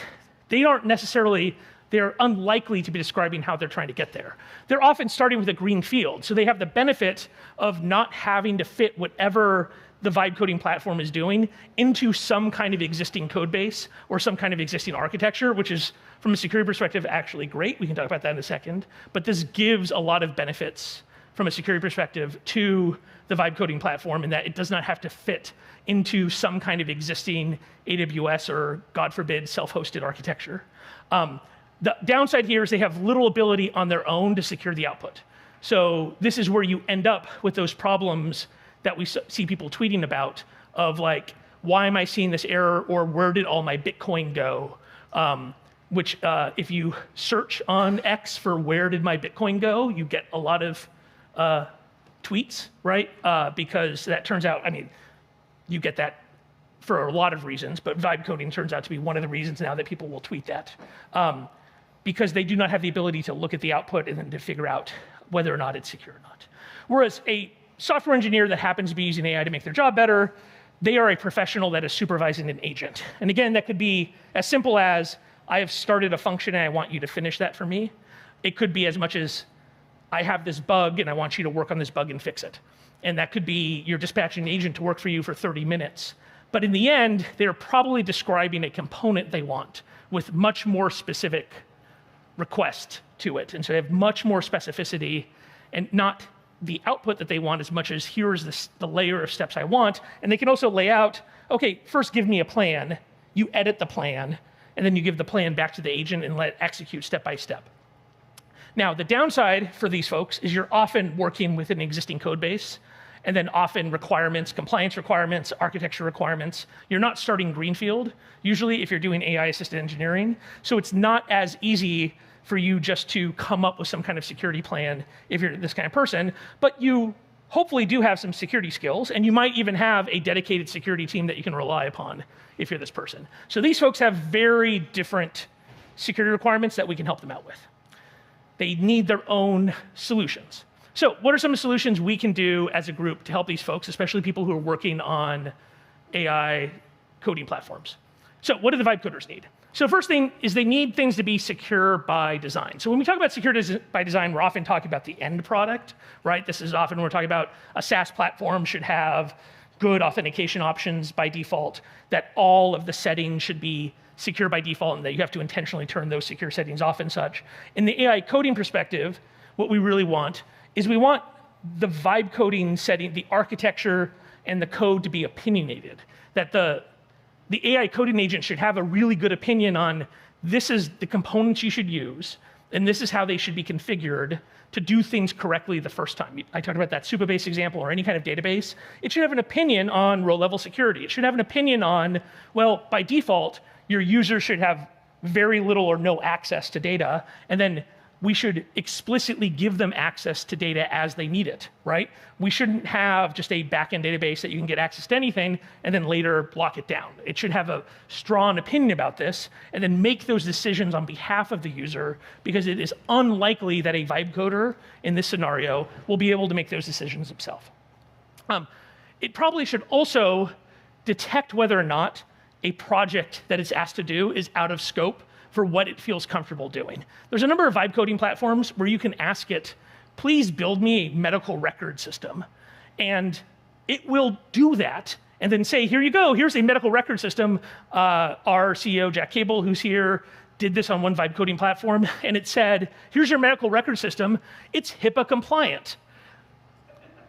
Yeah, so news break, that was not HIPAA compliant. Let me just tell you, as a professional, as somebody who's a public company CISO, that was not true.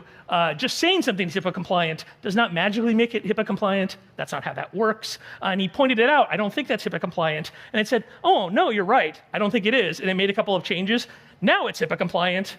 Still wasn't, right? This is the kind of thing that if I was building a vibe coding platform, if you asked me to build a medical record system, I'd probably say, nope, not going to do that. That is a bad idea. You're in the wrong place for that, sir. Same thing with like, please build me a system to store my Bitcoin. I would say, no, I am not going to do that. That is not a good idea. I'm not going to store Bitcoin for you. That is going to get stolen. That Bitcoin is going to go straight to North Korea, and it's going to be used to buy rockets. You should do something else with your Bitcoin, right? Vibe coding platforms should know their limits.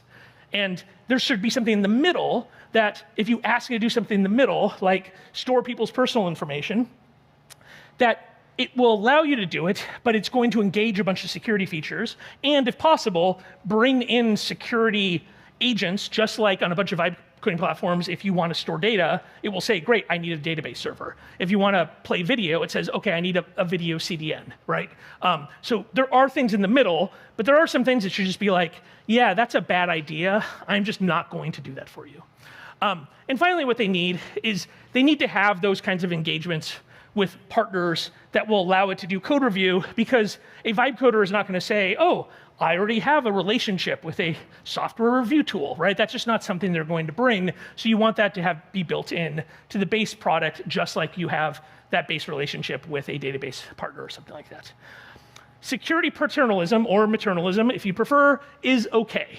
It is okay to make decisions on behalf of users who do not have the ability to do so. I think this is something that the security industry has been afraid to do, because we are afraid as security people to be held responsible for decisions we make on behalf of other people. This is just a common problem with security people, is what we will do is we will create a tightrope, and if somebody falls off the tightrope, we're like, shit, sorry, I guess you don't know how to rock on tightropes. That is your fault, right? That is not okay. It is better for us to do the best we can to give people a safe way to cross that chasm and take some responsibility if people fall off, right? It is not okay for us to make things so hard. It is okay to be a little bit paternalistic in these cases and to make decisions, especially if you're building products that you know are going to be used by non-experts.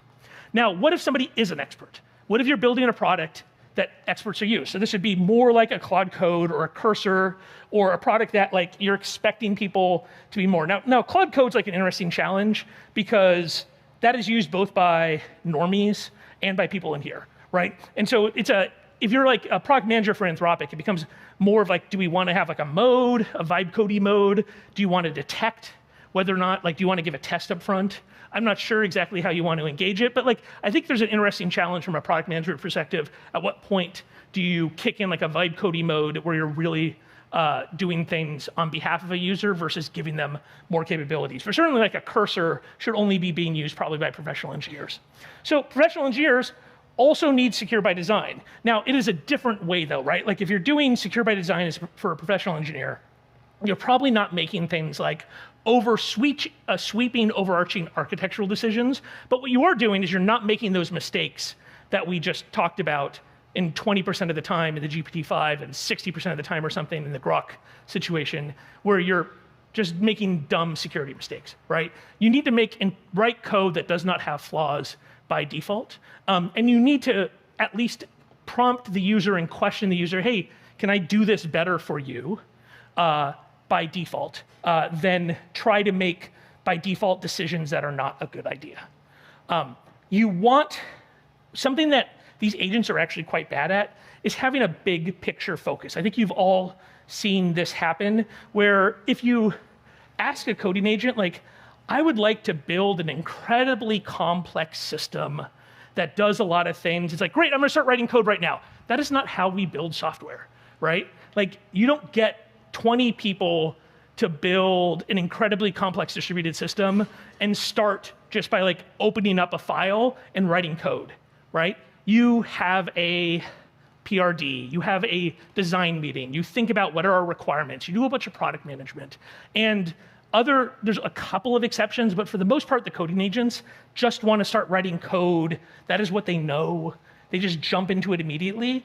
And so I think what would be nice would be for these things to start to slow down and to have the planning steps and to be much more thoughtful about, let's lay out an architecture and a design and then do things like document APIs, document how we're going to do input validation. How are we going to prevent common flaws in this kind of architecture? How are we going to do authentication between, you're designing something that's definitely going to have different services. How are we going to authenticate those different services? This is the kind of thing that almost none of the coding agents ever think about and would be really thoughtful to do upfront when you're starting with, even if you're a professional engineer. And then we also need the ability to have AI security agents. One of the funny things that's going on is, if you work at like a tiny startup or you're 22 years old, you think like the only people that write software are software engineers.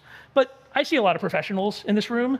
And when you're a professional, and especially if you work at a company that's like regulated or does something important, like builds airplanes or something, you realize there are software engineers, but there's also security engineers, and there's security architects, and there's privacy engineers, and there's compliance people, and there's lawyers. I know we're not super fans of all these people, but they actually have important jobs, right? There's a reason these people exist, and there's a reason they influence the code base, right? Because bad things have happened with software, and so we've come up with all kinds of rules about why we write software and why we have to have compliance rules and why we have product management, why we have privacy laws and such.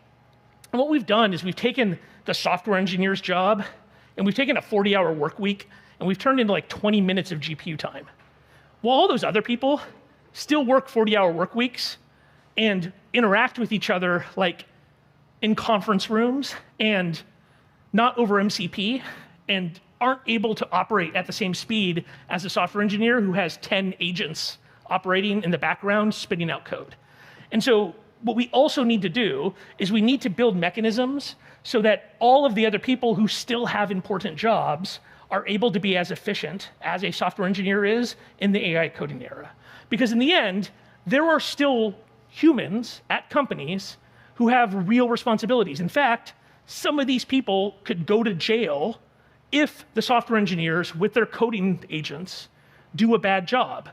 I have been a public company CISO 3 times. That is a terrifying job. Like a joke I like to say, and it's only, I mean, it's not true, but it feels a little true, is that the word CISO is Greek for the goat that is slaughtered first, right? But like, it is really terrifying to be a CISO these days because you are getting blamed for what hundreds or thousands or tens of thousands of other people might be doing that you can't really have control over or really even understand. And that was true before every single one of those people had 5 background agents writing code for you, right? And so we need to find ways that these humans who have incredibly important jobs around compliance, around privacy, around safety, around security, are able to understand and to have some idea that the rules that they have to live up to in the physical world are still being enforced. So at Corridor, we believe that there's kind of 2 areas in which, to start off, there's gonna be more, but there's at least 2 areas we have to start off with where we need to have some standardization to make AI coding enterprise ready. First, telemetry, and then in security workflow. So on the telemetry side, we're gonna be writing a blog post about this. It'll probably come out next week. We think that security agents need to be pushing out everything that they're doing, all of their interactions with users, that this is the kind of stuff that if you're an enterprise, that you need to be able to see in one central place what people are doing with their agents, who is logged in as whom, have full visibility in prompts, full visibility into what tools the agent is calling, and then especially in what code is being generated. Our product actually provides this visibility, but we have to do it by reverse engineering how all the coding agents work. It's kind of hacky. It's not a lot of fun. It'd be much better if the coding agents supported this. So the company that's gone the furthest here is Anthropic. Claude Code supports a standard based upon open telemetry, so it's a nice open standard. It's pretty clean. In their current shipping version, it's got like 70% of what they need. In a future version, it looks like they're going to ship like 90% of what we all need. So it would be great if first Anthropic ships everything, and then second, if everybody else copies them. But it would be really cool if all the coding agents had the ability to get telemetry of what everybody's doing. That's like just the first step. It's the first step of any security solution, just to know what's going on. And it would be really cool if this could be configured by MDM, by device management. So as an enterprise CISO, you could just push down using your MDM provider onto everybody's machine. Hey, just send me all the telemetry to this place. Then you wouldn't have to have agents go out onto all these machines to go try to pull it. And the second, I think, more important and more interesting area is we need a mechanism to standardize that conversation. Like we talked about, software engineers and security engineers used to meet over coffee and have a conversation. Well, we need standard ways for security agents and software agents to talk to one another to replicate what those humans used to do. And it needs to be kind of deterministic. So again, we do this right now with our product, but we had to kind of shove it in there. And it's non-deterministic. It's based upon how the LLM's feeling. And it would be nice that if you ask a coding agent to go do something in the background for 30 minutes, that it goes and talks to your security agent and says, here's my plan. It gets feedback on the plan. It says, here's my code. It gets the code checked. It gets all the bugs checked.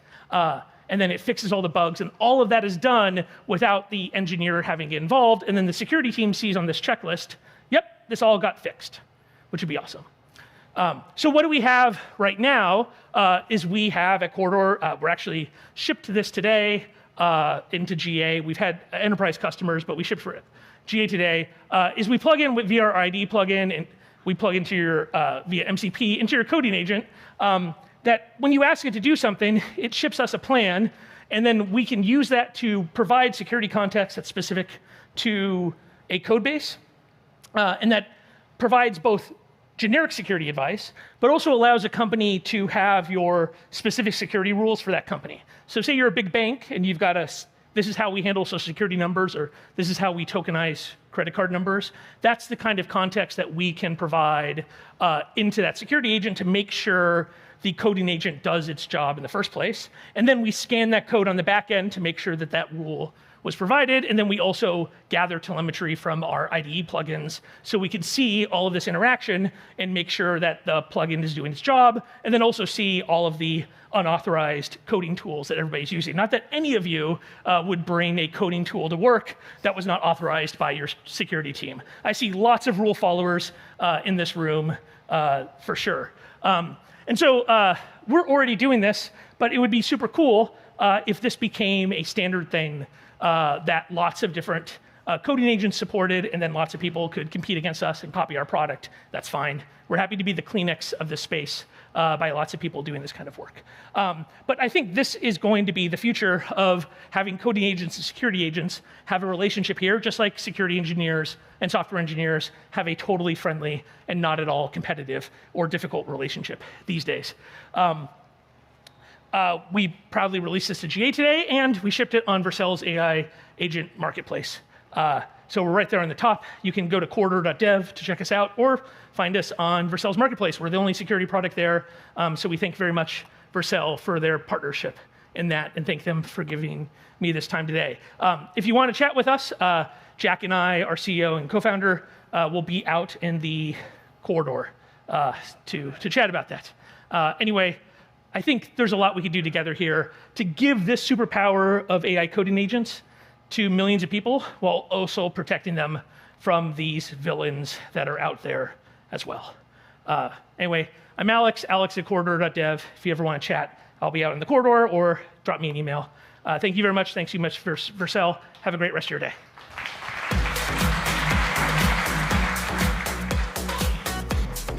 Please welcome to the stage Vercel Product Manager, Malavika Tadeusz.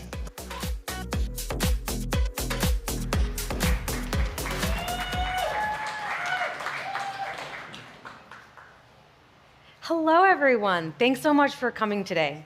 I'm Malavika, and as you heard, I'm a product manager at Vercel. I hope you've had a great day at the conference.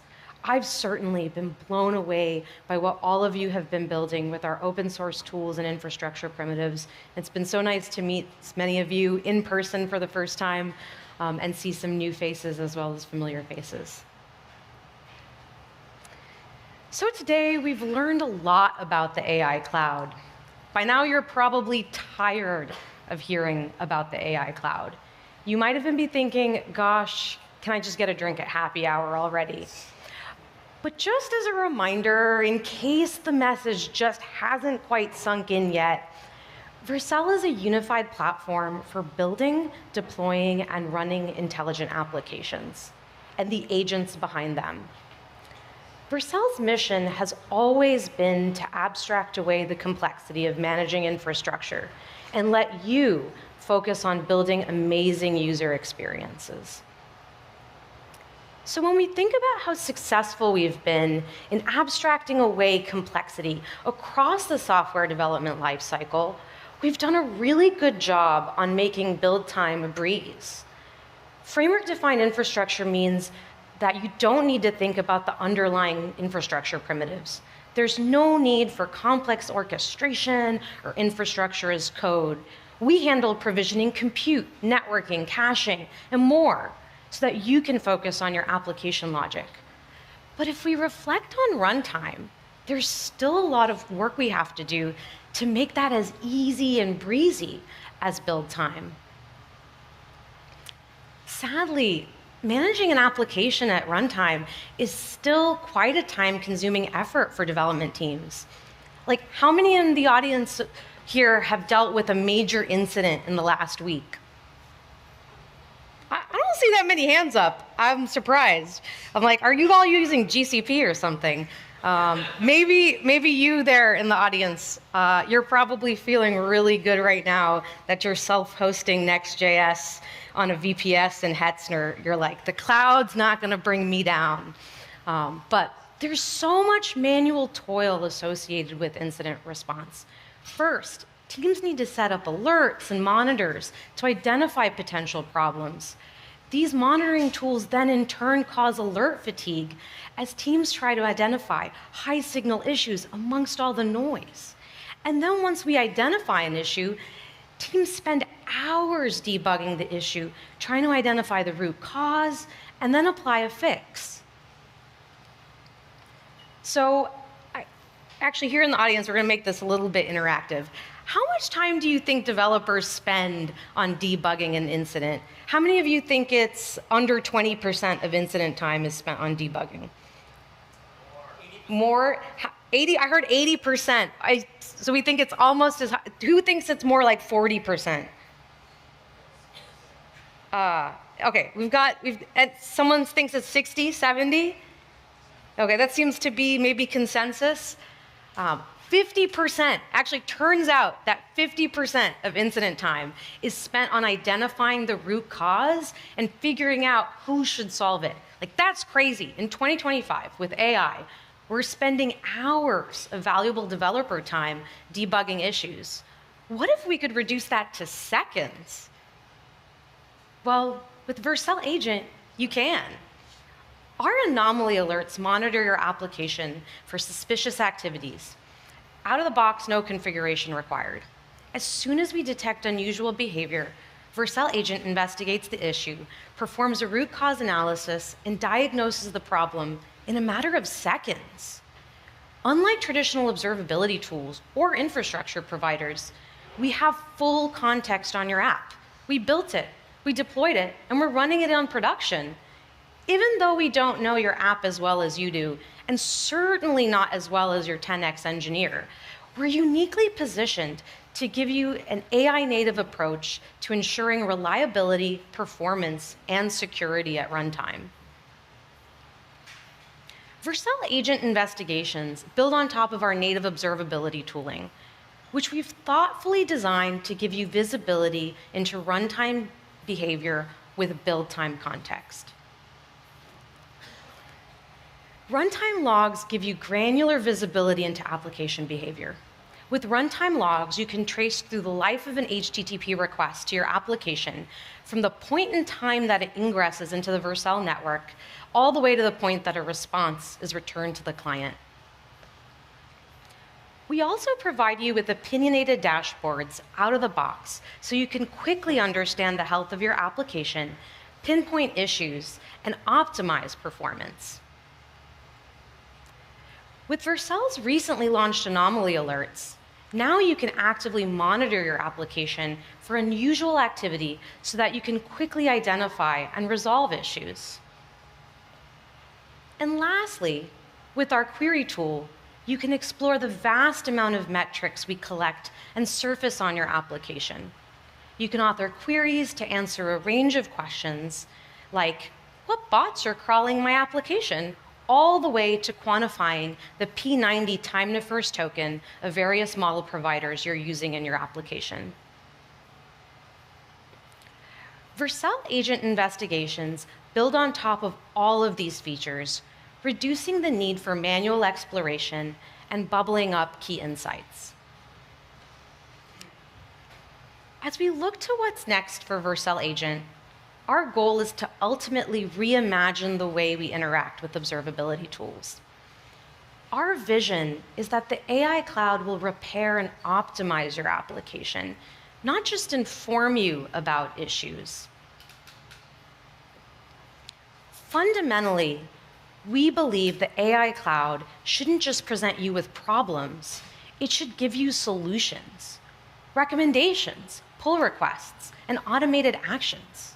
And that's the world we're building towards with Vercel Agent. You can get started with Vercel Agent today. As you heard, it's in public beta, and we're giving away $100 in free credits to all Vercel users to try out these new features.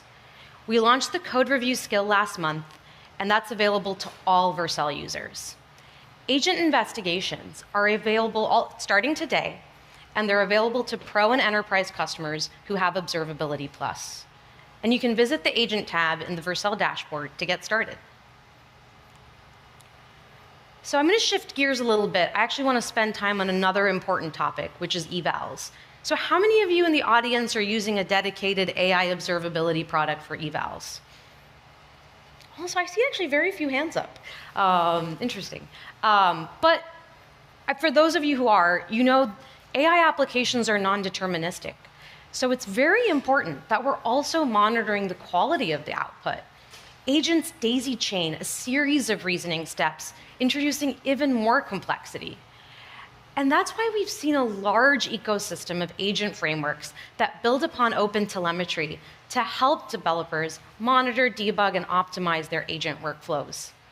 And I guess I saw very few hands up, but how many of you are collecting traces for evals? Okay, I see a few hands up in the audience. I see a few hands up. I'm sorry, I'm like peeking over here. It's quite bright. So if you're collecting traces using OpenTelemetry, you can send those traces to any destination using Vercel Drains. Vercel Drains allows you to export all of your Vercel data to a third-party observability tool. So if you're using a third-party evals tool, you can export your traces there. To make it really easy for developers to run evals and monitor model quality, we've actually partnered with Braintrust through the Vercel Marketplace. With this new integration, you can automatically stream traces and evaluation data from Vercel to Braintrust with just a few clicks. Earlier today, you may have heard more about our marketplace integration during a panel with Ankur Goyal, the founder of Braintrust. To make it really easy for you to get started, we've actually got a demo app. Here you can scan this QR code. This demo app you can clone from our template library. It's an AI chatbot built with Next.js, the AI SDK, and AI Gateway, with traces being sent to Braintrust. I'll give you all a second. Oh, am I on the way? Oh, let me get out of the way. Awesome. As you can see, our goal is to provide you with flexibility and control over what tools you use. While we're working hard to build really great native observability tooling, you'll always have the freedom to send your data wherever you want. The most important thing is that you're able to build great user experiences and turn unpredictable code into reliable systems. And with that, that's the end of today. If you catch me at the happy hour, I'd love to learn more about what you're building. Thanks so much.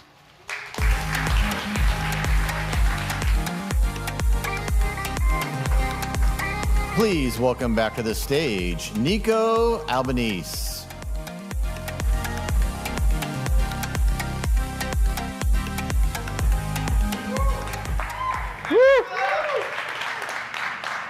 I heard AI SDK mentioned. It's like a bat signal. I ran running over here. What a day, guys. How was it? Everyone had a good time? Awesome. We've reached the end of Ship AI, our first ever AI conference. And honestly, it's been nothing short of incredible.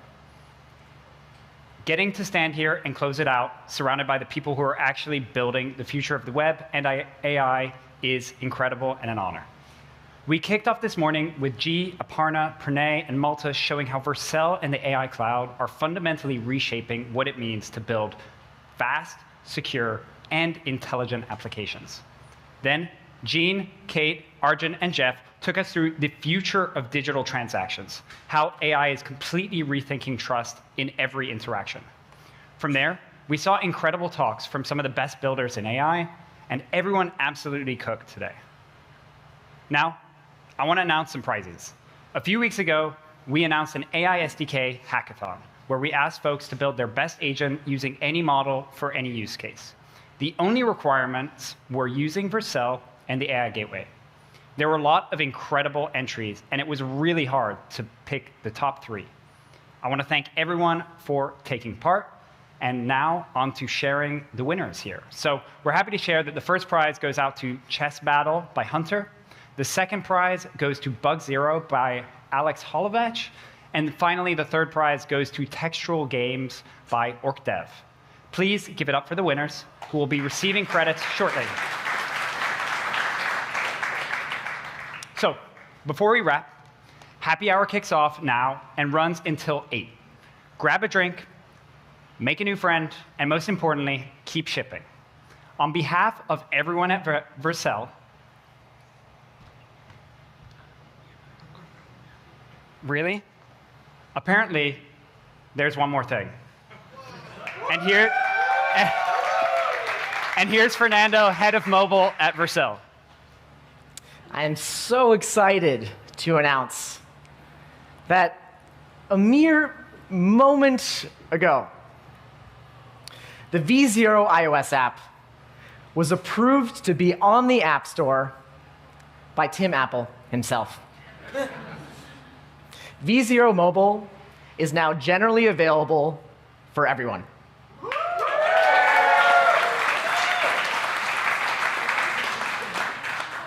So everyone go ahead and pull out your phones and get your camera app ready. And scan this QR code right here to be one of the first people to download V0 iOS from the App Store. I can't wait to see what you build. And this time, really, on behalf of everyone here at Vercel, thank you for coming to Ship AI.